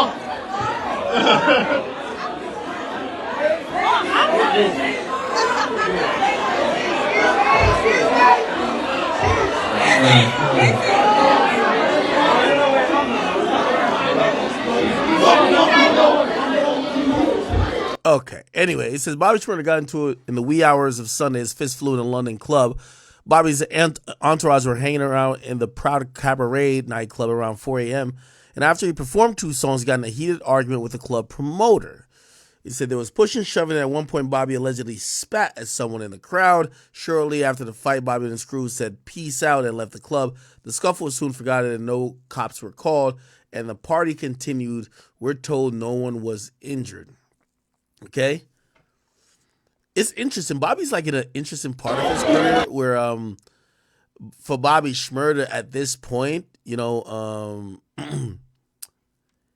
he's showing up to these events and he's a young rapper, but he's probably enjoying the fruits of not snitching and being legendary in the previous part of his career where he dropped Hot Nigga and he dropped what was that other song?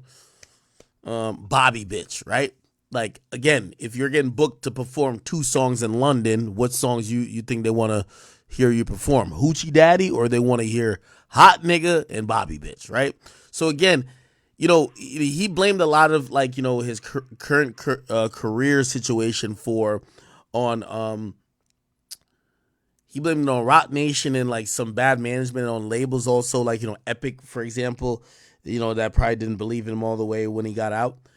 However, I gotta say, man, Bobby's is like in a very interesting position. I think the fans ain't all the way rocking with him like they used to, because people have they've been developing this narrative saying that he's gay or whatever the case is.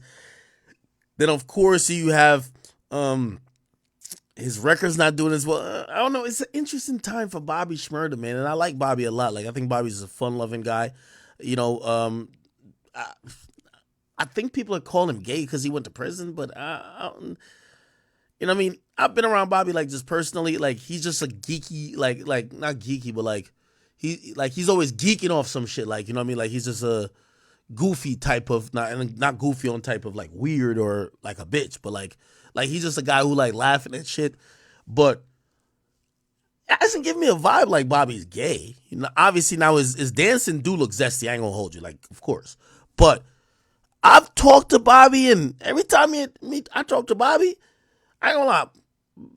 I talk to Bobby, we be talking about bitches, right? Like, Bobby be like, yo, Ack, he'll show me his phone, be like, yo, I fucked these 4 bitches last week. Like, he's only talking about bitches. Now, maybe you could be like, nah, that's a front. I don't know, my nigga. But again, I wouldn't say he's homosexual at all. But people are taking that from some of his movements, some of his actions, and they feel he's gay. I think that's kind of why people haven't supported him as much, because they want the same essence that he was on when he dropped Hot Nigga, and they felt like he was some goon, right? You know what I mean? Even though in the video he was dancing and have a good time. Whatever reason, they kind of feel like he's on some fruity shit, right? The music is just also slowed up as well, so. And I think part of that is because he's kind of learned. He's spoken out multiple times about portraying a hood nigga persona, or even propagating violence. He's basically said, bro, I was in jail, nigga. I don't want to go back there again. I don't want to be doing the same shit that would bring me back there. Which I think is a valid reason to kind of switch shit up. But some people feel like, oh no, you just not about it no more. So, I definitely pray for Bobby, but this right here, it could have been, who knows, an argument over if the club promoter gonna pay you or how many songs you got to do. Who knows why it went that far?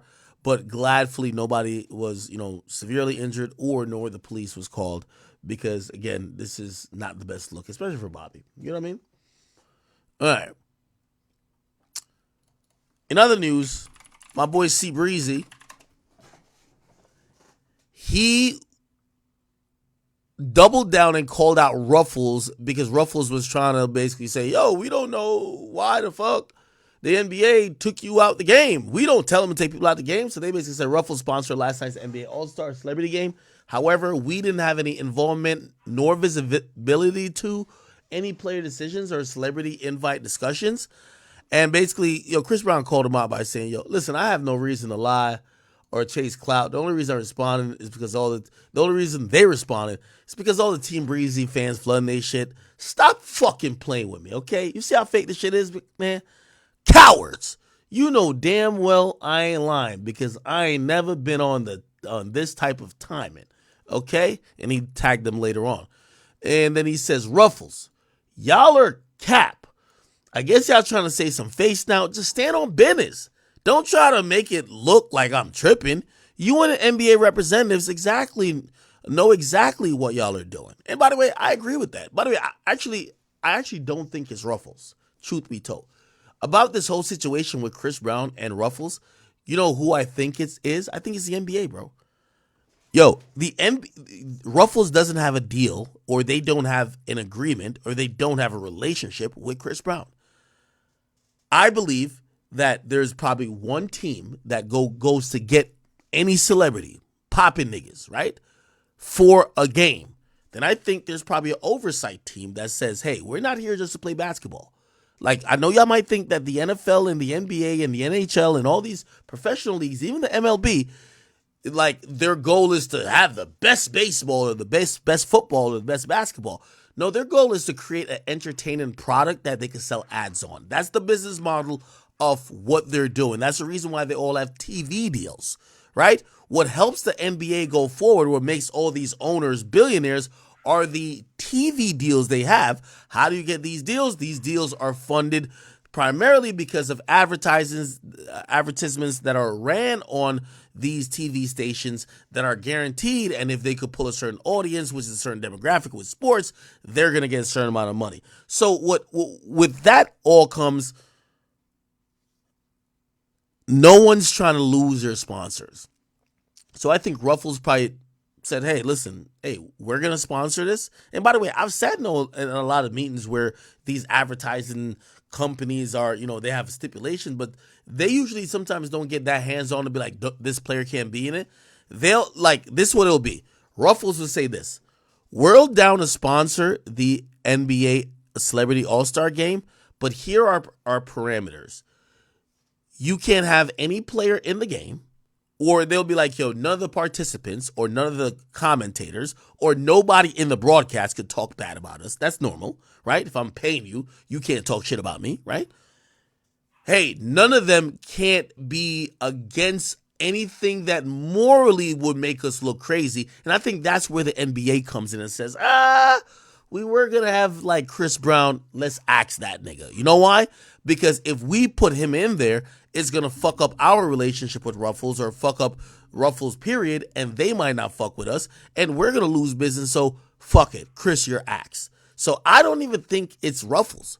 I think it's the NBA, right? And I know y'all might be like, well, why would the NBA then recruit him? These corporations, I've seen them multiple times. They're so large. Yes, you get the recruitment people who don't deal with the ad people. The people who go to recruit celebrities, they're not the same people who determine if the people recruited is suitable for all the ads that is going to run on that day. So I blame the NBA if you ask me. I completely blame the NBA. Feel me? Holy shit.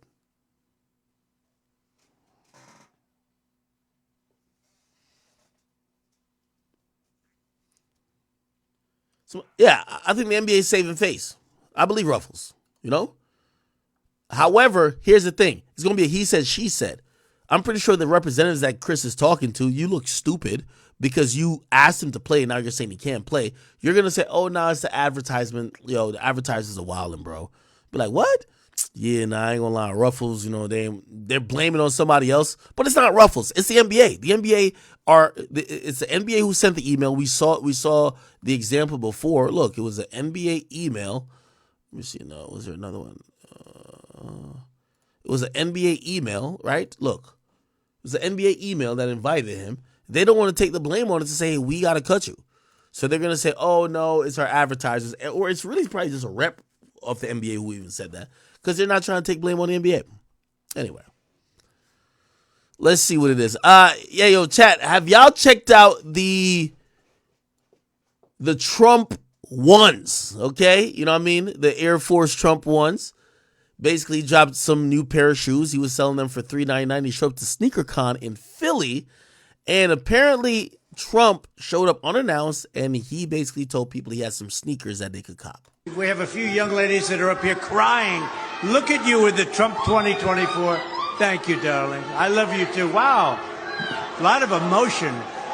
There's a lot of emotion in this room. Thank you. Thank you.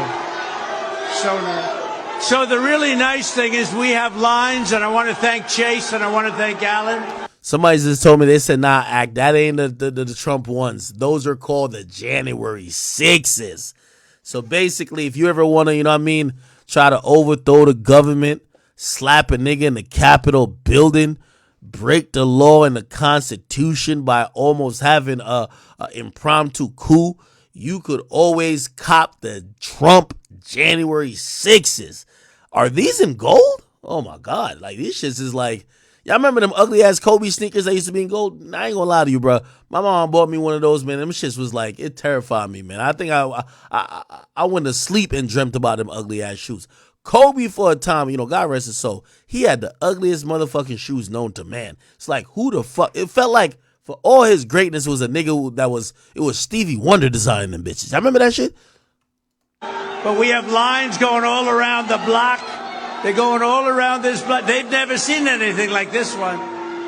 I just want to tell you, you know, I've wanted to do this for a long time. I have some incredible people that work with me on things, and they came up with this, and this is something I've been talking about for 12 years, 13 years, and I think it's going to be a big success.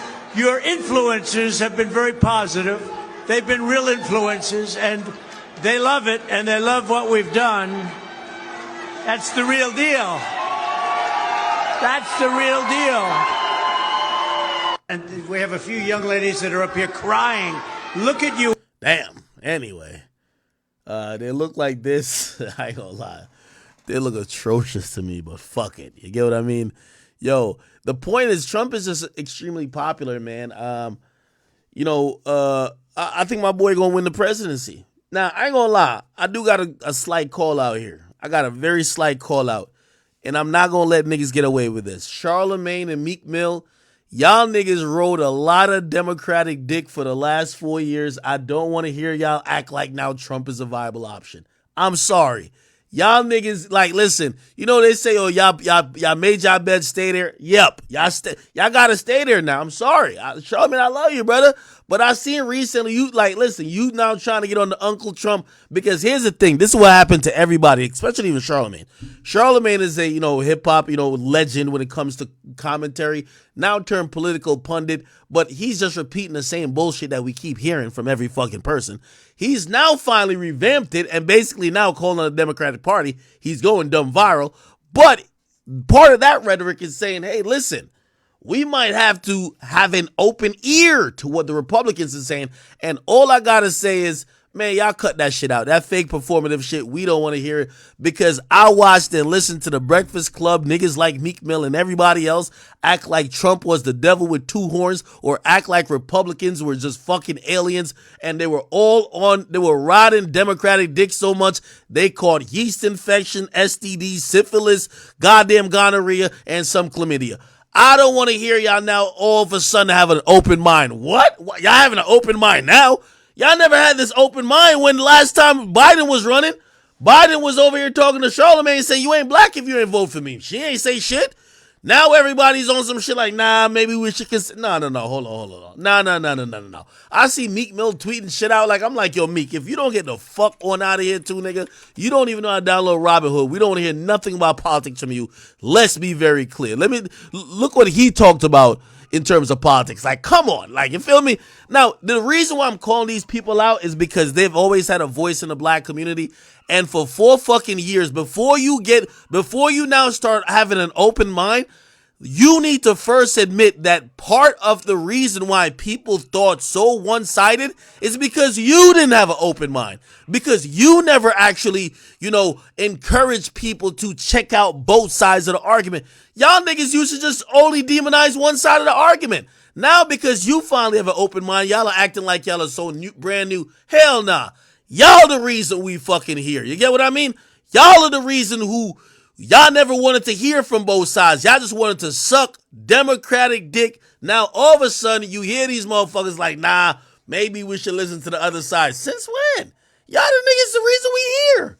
You feel me? So, like, I seen Meek Mill, right? And by the way, and this is another thing why I don't respect it neither, because 4 years ago, when it was really unpopular to like Trump or unpopular to say, I'm going to listen to Trump or listen to a Republican argument, none of y'all was acting like y'all was even interested in that. Now, of course, Biden about to die. Like, that nigga might be dead already. That might be an AI operating his fucking brain, okay? He finna die. Kamala Harris is like, yo, she's just a fucking idiot.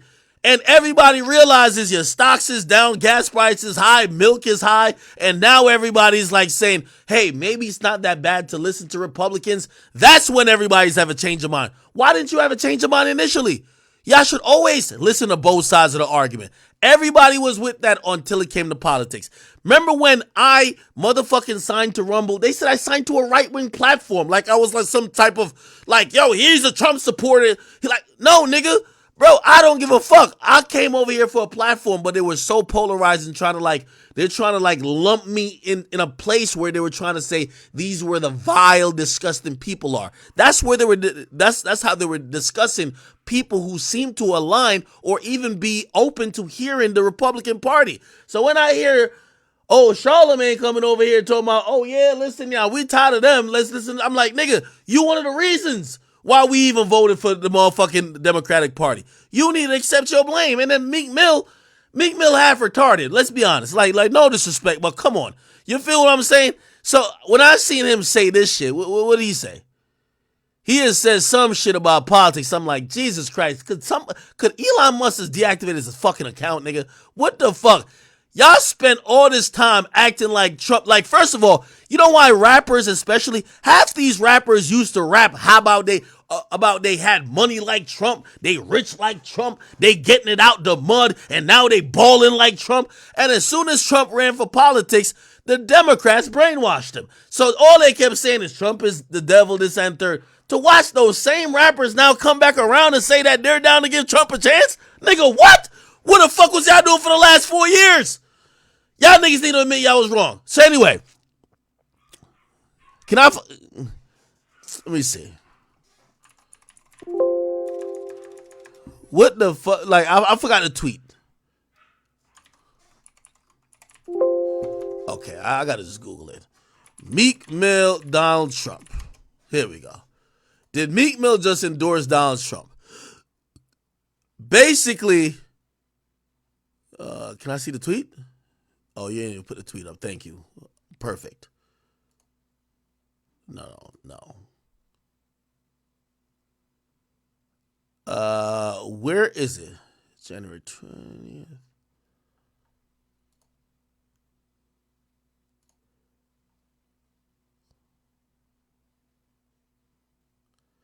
No, that's the old shit with the legal problems. Okay. It said he weighed in. Okay. Meek Mill jumps in the mix. Wait till y'all see who the black people in poverty voting for. Man, I don't want to hear from y'all niggas. Y'all the niggas that got us in this problem. All these rappers, like, bro, that's why I keep telling you, man. This is the problem with politics these days. We can't listen to the dumb niggas tell us shit. Because the dumb niggas, when they finally get smart, they come back around like they were smart all along. Y'all can't come jump on this side and claim that y'all was right when y'all was wrong and y'all got us here. We want to hear y'all tell us how stupid y'all were. Okay? For the last 4 years, or the last whatever. By the way, y'all been no, come on, man. We not fucking with Biden. We either sitting on our vote or we getting with Uncle Trump. I'm sorry. But anyway, Charlemagne, I'm sorry, Charlemagne. We either want to hear you tell us that you over here interviewing Biden, Kamala, singing all that political nonsense that you were for the Democratic Party for 4 years, got you nowhere, didn't ever go viral, didn't help any cause you had in terms of getting shows, but finally, your shit going up now because you're now having an open mind and actually down to criticize the people who seemingly before you were just riding their dick. That's a fact. You feel what I'm saying? So I'm watching Charlamagne, I'm like, ain't no fucking way, nigga. Are you just gonna You just gonna say this and not admit you was wrong? Okay, I got you. What? Okay. Then I see Meek Mill. I'm like, well, Meek Mill, like we know, we got the little hat on him. You know that little hat you put in the corner, the tinfoil hat. We know we got that on him. But I'm like, he on prison reform. What the fuck going on with him over there? You feel what I'm saying? Hey, all y'all rappers, I'm watching all of y'all, man. Y'all niggas been capping, acting like there's only one party that mattered. Again, this ain't about Trump, but y'all never were bipartisan. Y'all never actually listened to people who were Republican. And you know what the worst part? This is the worst part that I always say. Everybody knows people who tend to have more money, they start to kind of almost like identify with certain Republican, like, you know, values and whatever, because, you know, they want smaller government and less taxes. But all these motherfuckers, they would always say the opposite because they want to patronize the audience. They want to feel like one of them. Oh, no, yeah, we don't want Trump. We want a nigga who's going to make sure the police don't kill black people. Like, what happened to that? What happened to them niggas? What happened to them niggas who kept saying, yo, yeah, nah, fuck Trump. We need a president in there that the police don't kill black people. We don't hear that no more. You know what niggas is now saying? God damn it, my bills is killing me. Taxes is killing me. This is killing me. Man, let's get Uncle T in the building. What the fuck? All I'm saying, this is why you can't listen to dumb niggas talk about politics. It's over. We're done with y'all niggas. I'm sorry. Sorry, bro. I'm sorry. Sorry. Sorry. So anyway, Meek and Charlemagne, I've watched y'all like, you know what I mean? Y'all not going to just jump to the next side of me watching. I'm like, nigga, I watched y'all for 4 years say that nonsense. I'm like, you can't just switch sides like this. I'm sorry. Anyway. By the way, they're all saying this now that when Uncle T wins, they're going to be like, oh, no, I told you that black people were tired of the Bidens and they were tired of the Democratic Party. No, nigga. Y'all set us up to be here. Shut up. Okay.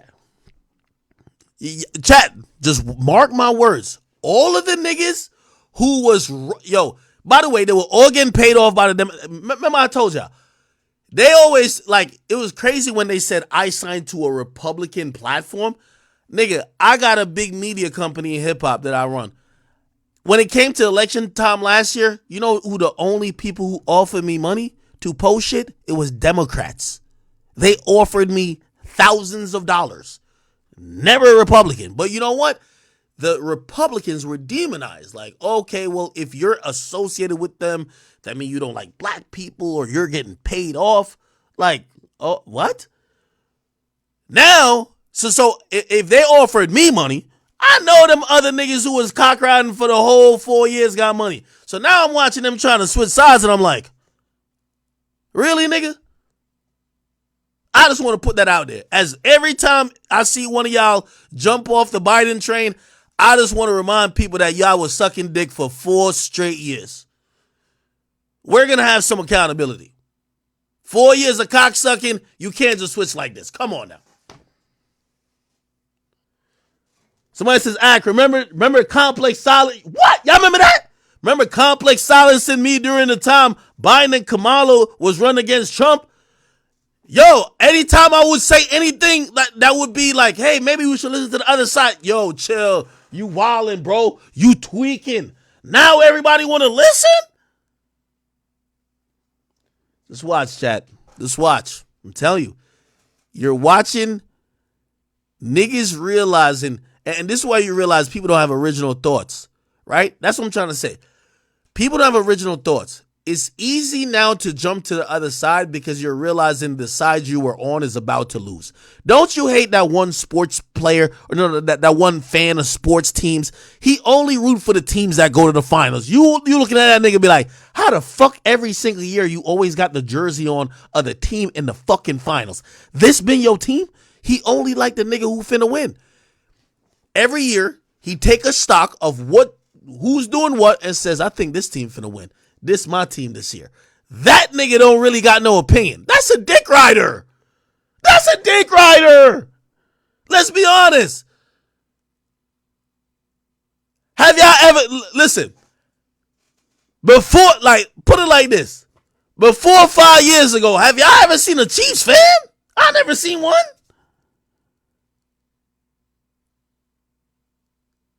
All of a sudden, everybody Chiefs fans. You gotta watch out for the dick riders.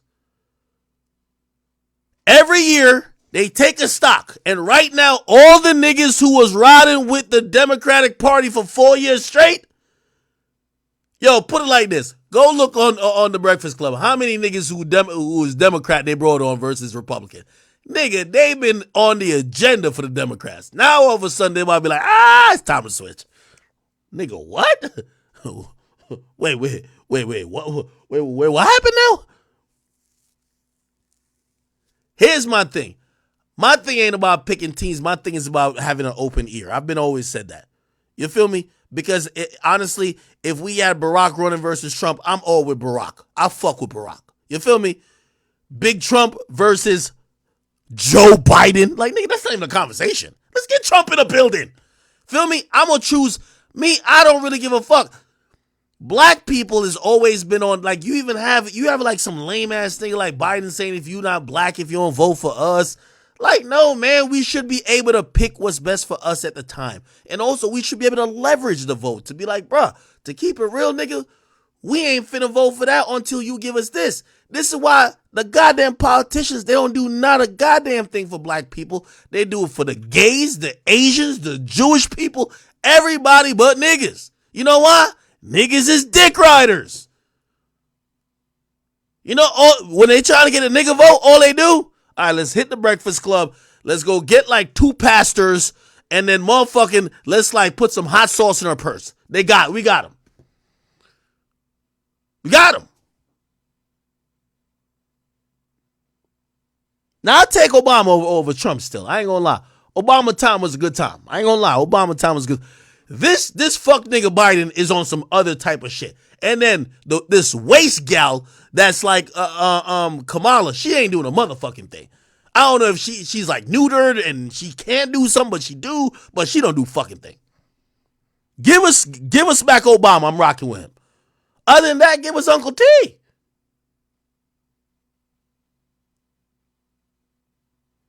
I just want a president who can bring the best times, bruh. If it's gonna be over the left, I'm rocking with it. If it's over the right, I'm rocking with it. What happens a lot is they send these little, like, you know, Scud missiles in our communities, and they'll be like, okay, fuck everything else. Trump don't care about if police kill black people, but Biden do. Like, what? Nigga, I'm voting for election. I ain't voting for who's going to allow black people to get killed by police. Nigga, I'm voting for like 50 million things. This is the U.S. president. What the fuck? So this nigga is going to catch a stroke every time he walk outside, trip over every fucking stair. He can't remember his last sentence. He don't even, like, the fucking stock market is atrocious under him. It's getting a little bit better, I ain't gonna lie. Everything is trash under this nigga, but just because he's anti-Trump? Oh, hell no. Nah. Anyway. To keep it real, man, black people on the motherfucking Joe Biden, y'all ain't get shit, man. Y'all niggas, if y'all niggas was born Ukrainian, y'all niggas would've got some bread. Feel me? That nigga done send trillions of dollars, man. Every day that nigga wake up, it's like he got Alzheimer's. He's just writing the same bill. All right, 15 trillion more to Ukraine. He wake up the next day. Did I send money to Ukraine? Here's 15 trillion more. You're like, what the fuck? Nigga, you can't write some... Nigga, at least Uncle T dropped a stimmy. This stupid motherfucker keep sending the same amount of money to another fucking country.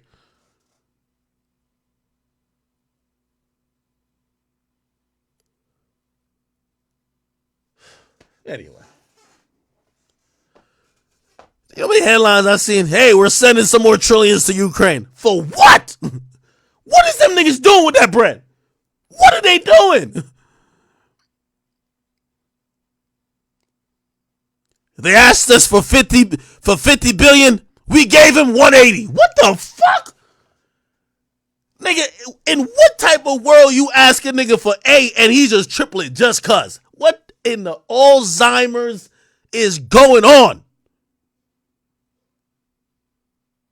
If we don't get this paraplegic, dyslexic Motherfucker, out of here.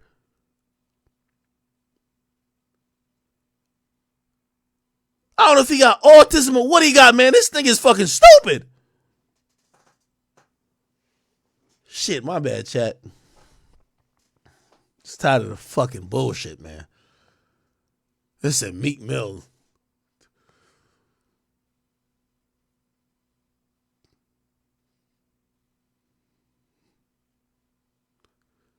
If we listen to Meek Mill for like political advice, we're doomed.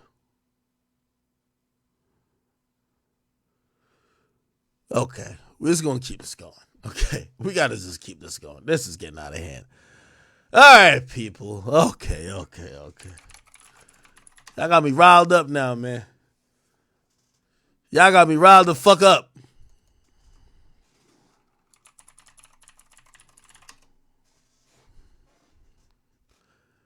The same rappers who done sucked off Joe Biden for 4 years, they think they doing something by saying, oh no, let's look at the other side finally. What?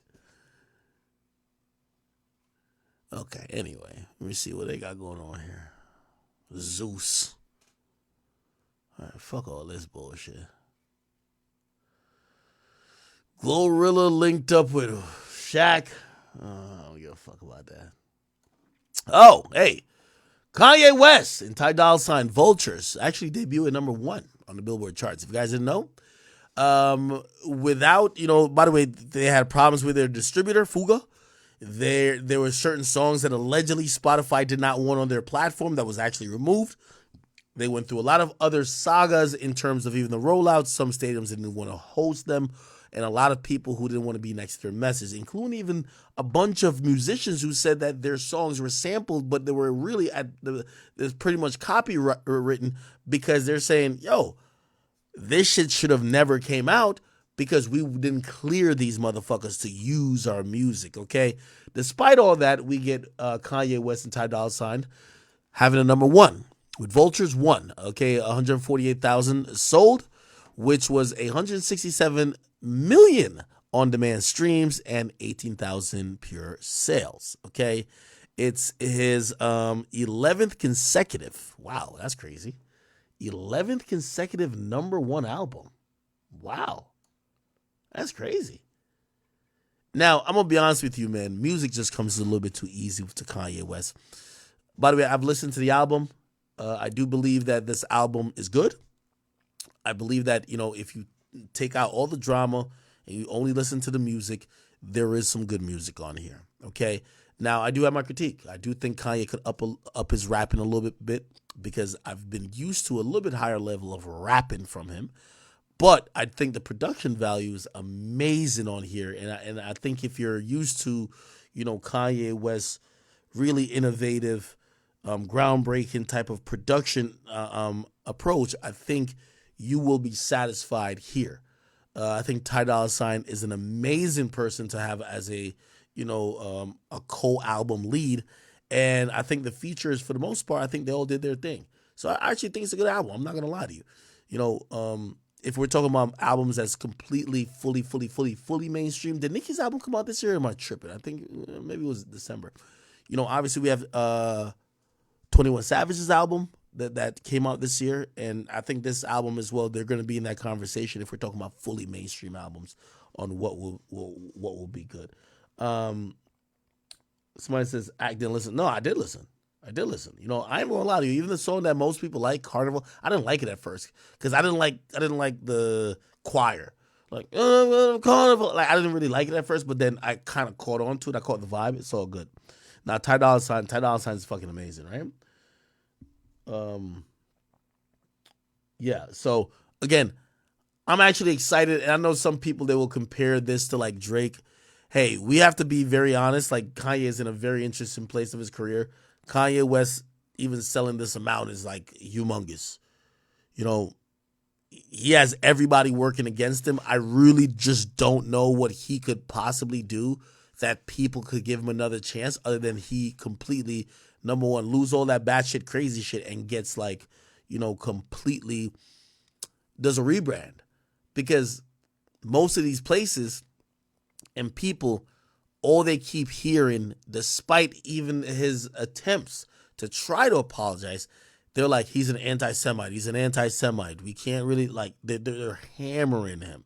So, again, if we're only going to talk about the music, let's not talk about the other bullshit. I think this was good for him. And I think this is probably another reminder to Kanye that the source of his power and influence is always going to be music. I heard him speak about it when he was in the airport. The source of everything that he has going on is the fact that God has given him a gift to be very talented at making music, and he needs to continue to do that, and he needs to continue to keep putting that into the world for all these other things that he has and, he wants to do to flourish. So, congrats to Kanye, congrats to Ty Dolla $ign. We'll see how these stadiums, if they receive him, we'll see if a tour is coming.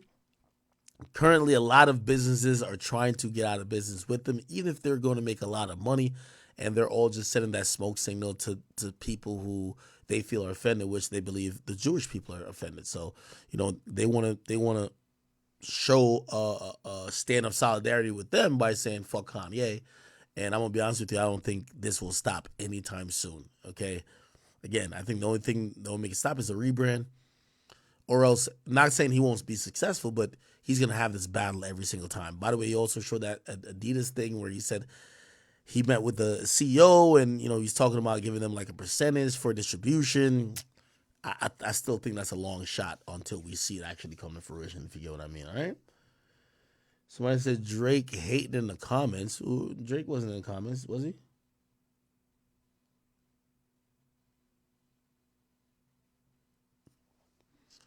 Yeah, it's going to get platinum eventually. Again, Kanye West is just, by the way, also, this album, it was a completely independent album. I'm going to try to find out the stats on it and the facts on it. But as a independent release that's not released through either, any, or released or distributed through any of the top 3 conglomerates, 148 first week is huge. You get what I mean? It's not even like he dropped it through a distribution hub through one of the major labels. He dropped it first with Fuga, then he did it through like Create or something like that. So, we got to give Kanye his credit. He's doing shit ton, to try to make his agenda work, right? Okay, what else? What did we not get into yet?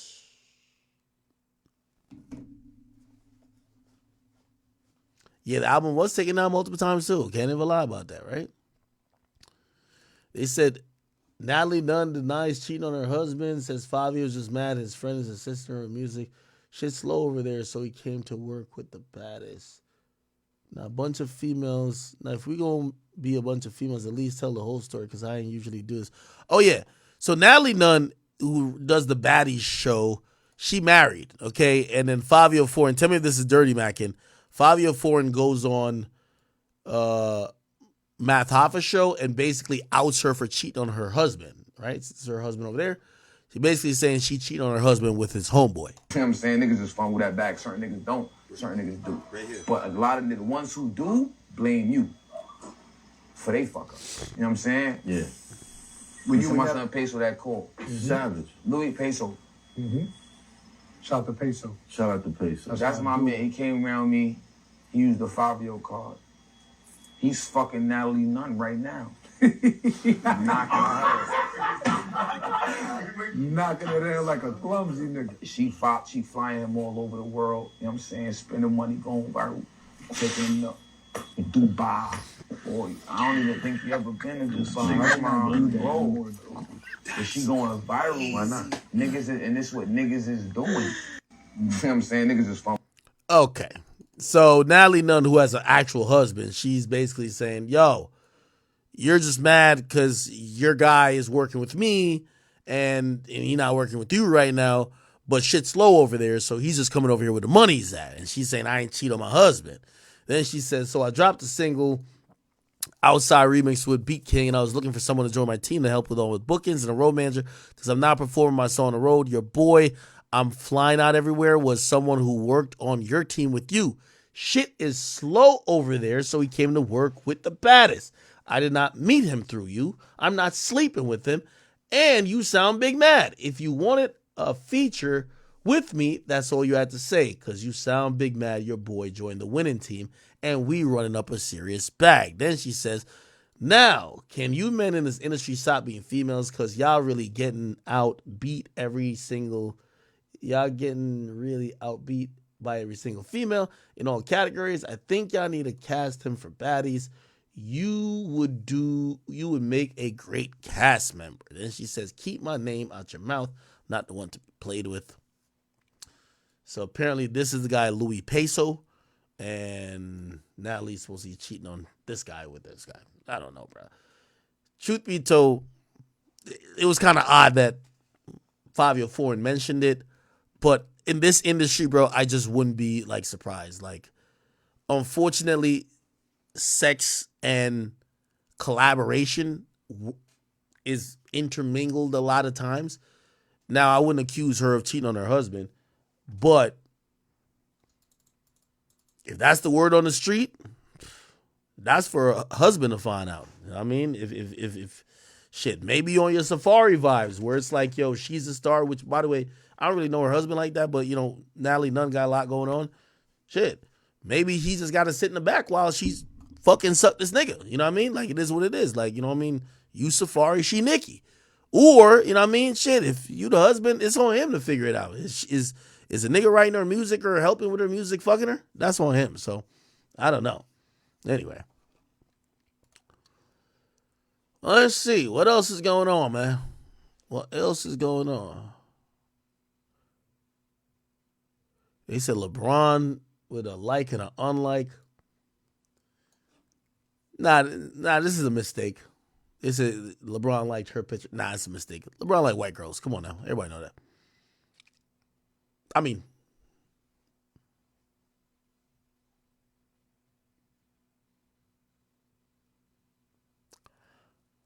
okay.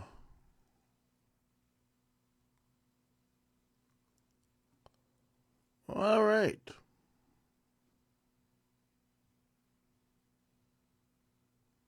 Am I missing any topics right now? The fuck is that?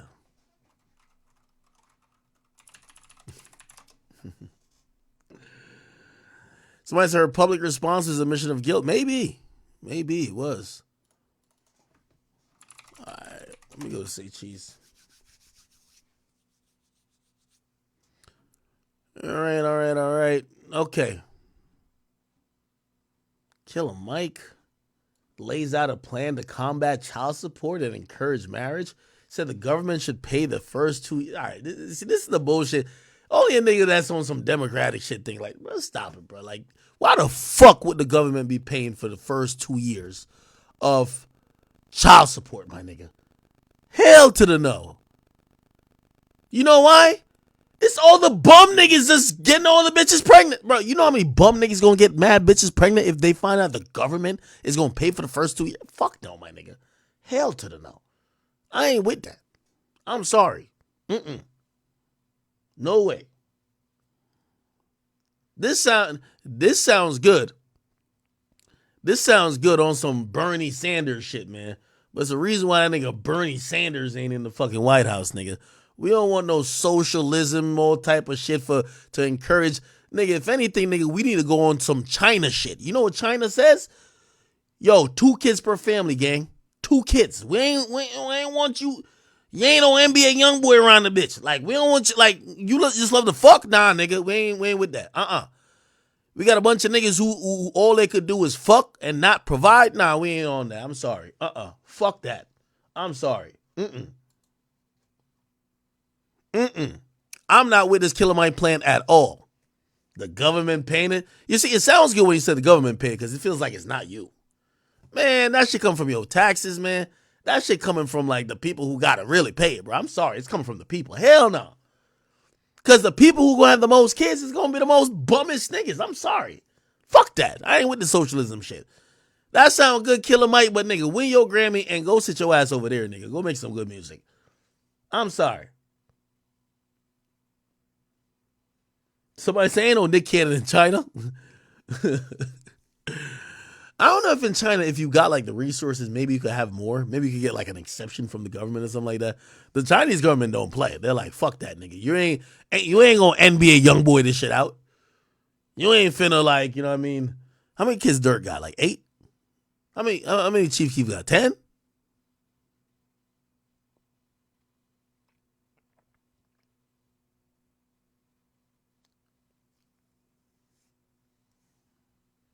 Someone said Killer Mike is Meek Dad. Nah, don't play with Killer. Killer Mike he's a really smart brother. I'm not gonna lie. It's just that sometimes like the problem with a lot of people, like, you know, when they're trying to share opinions or they're trying to share things that could deal with politics, it's always something that is leaning left or is leaning towards socialism. Why? Because people are going to eat that up rather than question it, right? Like, of course, you know what it sounds like? Like, hey, government should pay for everything and niggas should never have to work. Like, of course that sounds amazing, right? Like, duh. Like, of course we want that. Like, if the government can just pay for everything, none of us have to work and all we do is fuck bitches. That sounds amazing. Until you realize the logistics of it. Okay, so now that the government's paying for everything, this is what the ramifications are. Like, you know, again, the majority of people who kind of like subscribe to stuff like this, they're not thinking about the ramification, right?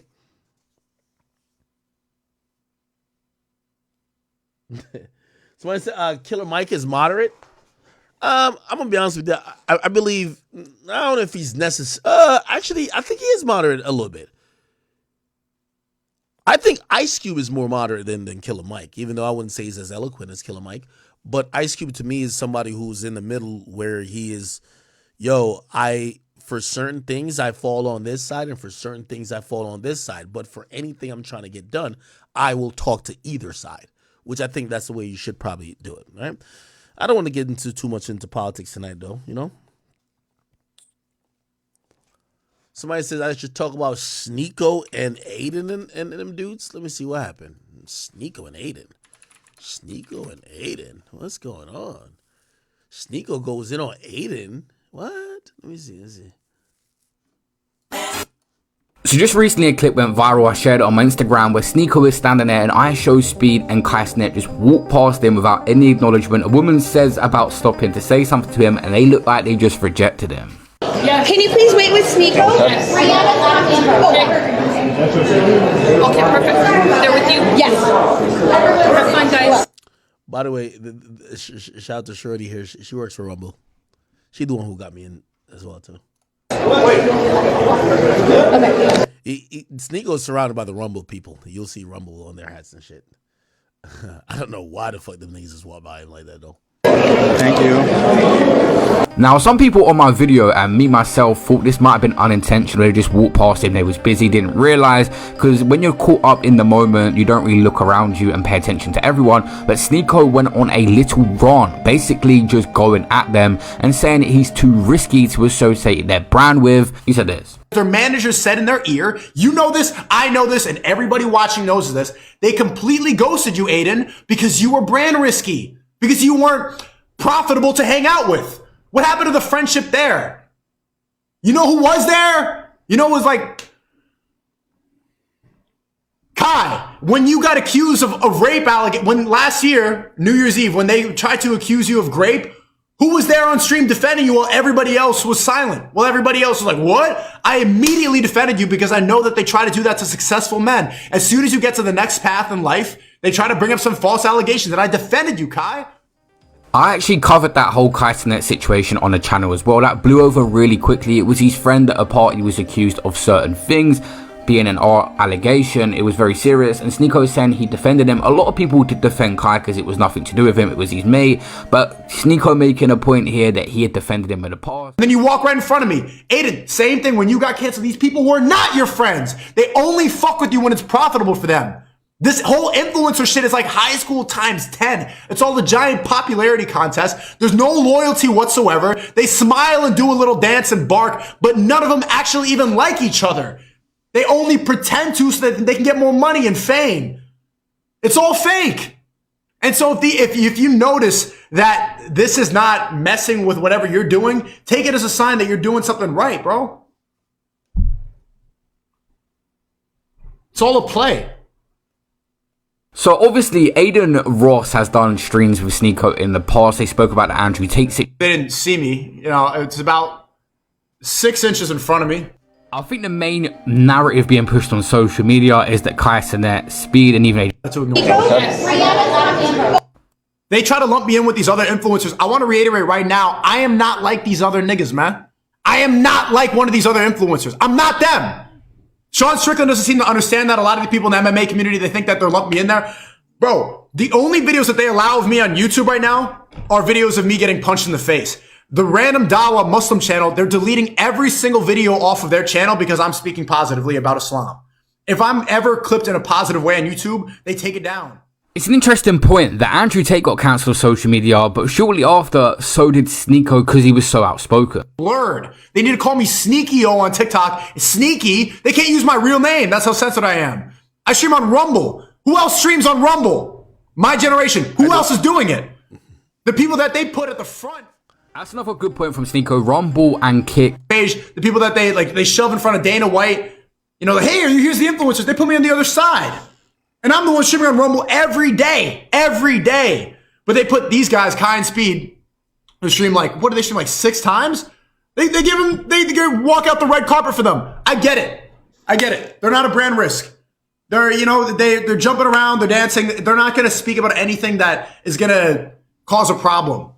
Right? They're not gonna, nobody's gonna, you know what to expect when you get them. But don't call me one of these influencers when I'm not one of them. We're not in the same category. That's not a superiority thing. I have to be in the different section. People are afraid that I might ask a question that's gonna lose them a brand deal. Kai Cenat recently secured a huge bag getting a brand deal with Nike, and it's a fair point, but I don't think it's the whole situation. People can just fall apart and not agree or have lifestyles that matter. Some points were made by Sneako. Salute to Sneako. By the way, I like all these guys. You know, Sneako, Kai, Speed, and even Aiden. One thing I'll just say, the only thing that breaks up his like narrative is that, I'm gonna be honest with you, I think Aiden is the Sneako of the 3. Like the top 3, everybody knows the top 3 streamers are Kai, Speed, and Aiden. Aiden is the Sneako of those 3. Like he's the person they look at as a brand risk. He's the person who kind of seems to be persona non grata, if you know what that means. But still, you know, he still collaborates with Speed and Aiden, you know, because they're friends, right? So again, even if I'm supposed to believe what Sneako says, and I do actually agree with a lot of what he's saying, Kai is very brand friendly. Speed, even despite certain things that he's done, is still there because the kids love him and they've made him like whatever. But Aiden is not that. Nigga, they look at Aiden like he's a piece of shit, bro. I'm gonna be honest with you. Like, yeah, you're not seeing brands run to Aiden like, hey, Aiden, we want you to. No, they look at him like, no. So again, the same way how you're looked at, Sneako, he's kind of looked at. And I know he wasn't the guy who walked past you. It was actually, you know, Kai and Speed. And I don't know, like I still kind of want to feel like they didn't do it maliciously, but it's a possibility maybe they did. You know, maybe they just didn't want to be on your stream, you know, or maybe they just don't fuck with you, right? And potentially, and here's the thing, you know, even as you say that, when you have a stance, it's kind of like me, right?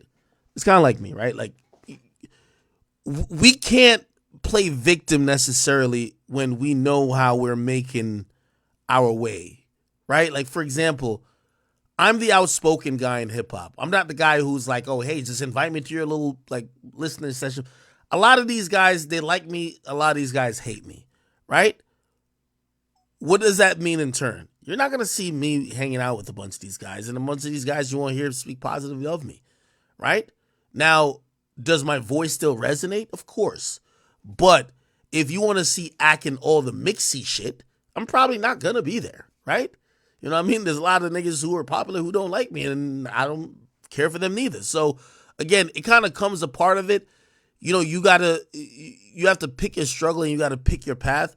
And I think the path you've picked before, you know, I think the only thing for Sneako is that Sneako historically has gone from thing to thing.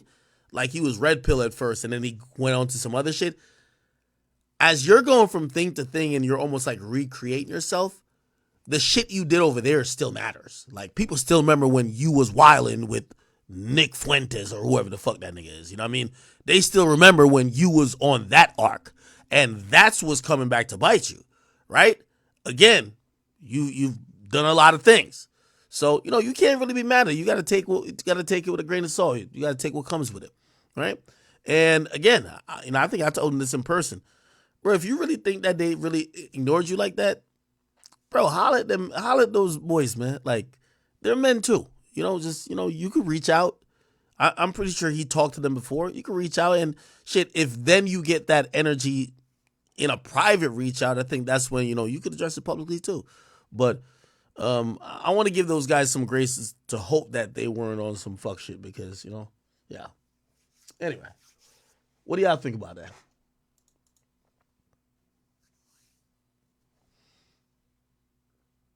Somebody says, I'm not losing a brand sponsor for someone named Sneeko. You crazy. Someone says Speed is corny. Speed is like an international superstar. I mean, I actually think he's the biggest streamer. Like, globally, he's the biggest streamer, if you ask me. I think Kai is the biggest, within the U.S., and he's like the most popular. But if the person who's probably, his name is known all around the world, I probably think it's Speed.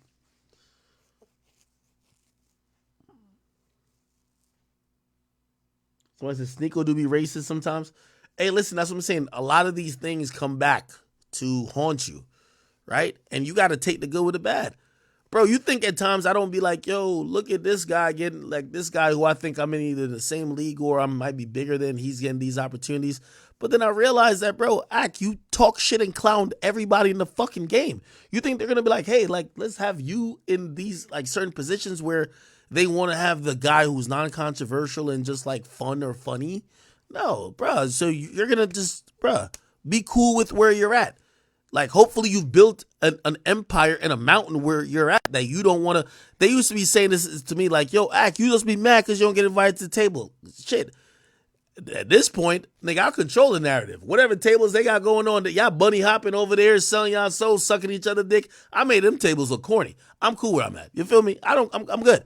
But trying to be accepted. And by the way, honestly, truth be told, I did spend a lot of time in this industry trying to be accepted. I wanted to be, you want to, because you have this thing or this thought of what success is or what being a part of the game is. Like, it took me a while to even acknowledge I was a part of the industry because I thought being a part of the industry was being a part of this boys club. And I still don't feel like I'm a part of it. But I realized, fuck that. As long as you have an impact on the industry, you are in the industry. You get what I mean? It's not a club. It's not a kumbaya. It's not everybody just like hanging out. It's, do you have an impact on it? But there was a lot of times I was like, oh, no, okay, I'm trying to. So, I guess my message to Sneeko is, bro, you've developed a thing about you and you've developed a path. And hopefully in you developing that path, that's how you honestly feel. The only way you should be upset if you said things, you did things, you agreed with things that you didn't genuinely were willing to die on that hill.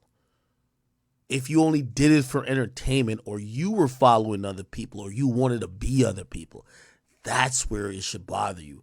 But if you were being yourself, man, fuck everybody, bro. You just got to do what you got going on. And respectfully speaking, you're a big streamer. You pull 20,000 people when you're live. Yeah, I get it. Kai pulls 80,000 and Speed pulls 100,000 and Aiden pulls 90,000. But it might not be in the cards for you to be the biggest streamer. You know what I mean? That's what you also have to accept. Like, what's meant for you is for you. So what you've created, maybe the max is like 20, 30K. Fuck it. Ride out. You know what I mean? Somebody said, all Sneeko's problems are self-inflicted. Yeah, well, you got to take accountability, of course. 100%. Somebody said, my question is, what makes these little niggas so popular? It's just entertainment for like this new generation that, to be honest, they want to just watch people for hours. Like, that's why I even tell y'all, like, I'll just hit a 5-hour mark now, at least if you've been on Rumble watching me. I've been live for 5 hours.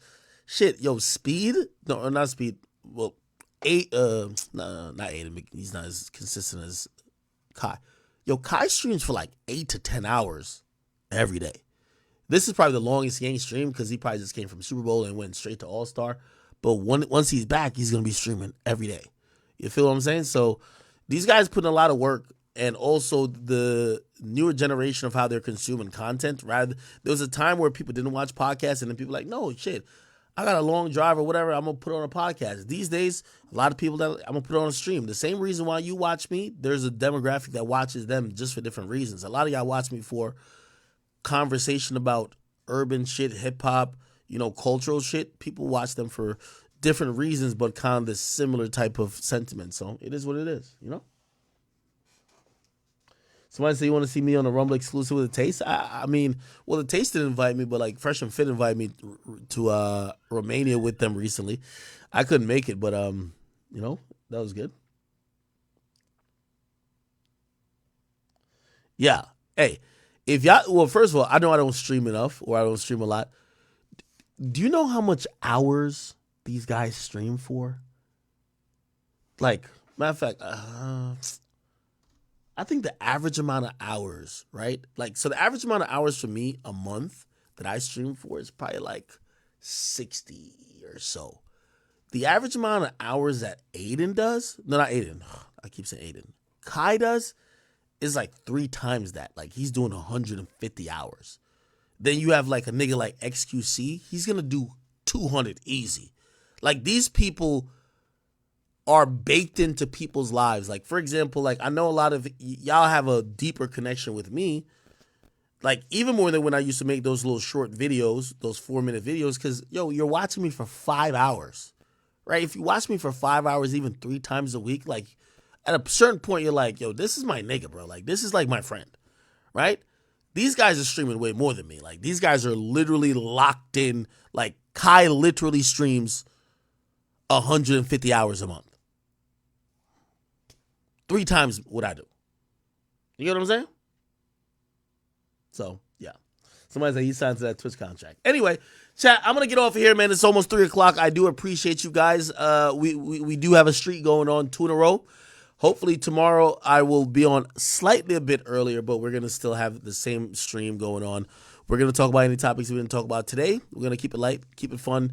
I think we kind of almost caught up, but if I get to stream earlier tomorrow, I get to cover stuff in real time rather than covering stuff later on. So I do want to appreciate you guys for really coming out, watching the stream, checking everything out, listening to me tell the stories about my life and other people's lives, and also me trying to get y'all to laugh and have some type of humor in your world, okay? If you guys haven't yet, it's the only thing I'll ask. The Academy.shop. Let's go there. We still got I think they're going to be on for a couple more days. We still got Valentine's Day t-shirts and also the mystery box, which is like the dopest thing that we've ever offered, which is, if you ever want, you could get a shot glass, a chat nigga hoodie, anything that is, some really dope shit. Regardless, please go check that out. And I just want to tell y'all, thank y'all. And I hope you guys have enjoyed the stream, and I'll see y'all tomorrow. Okay? Peace out, people. Have a good night.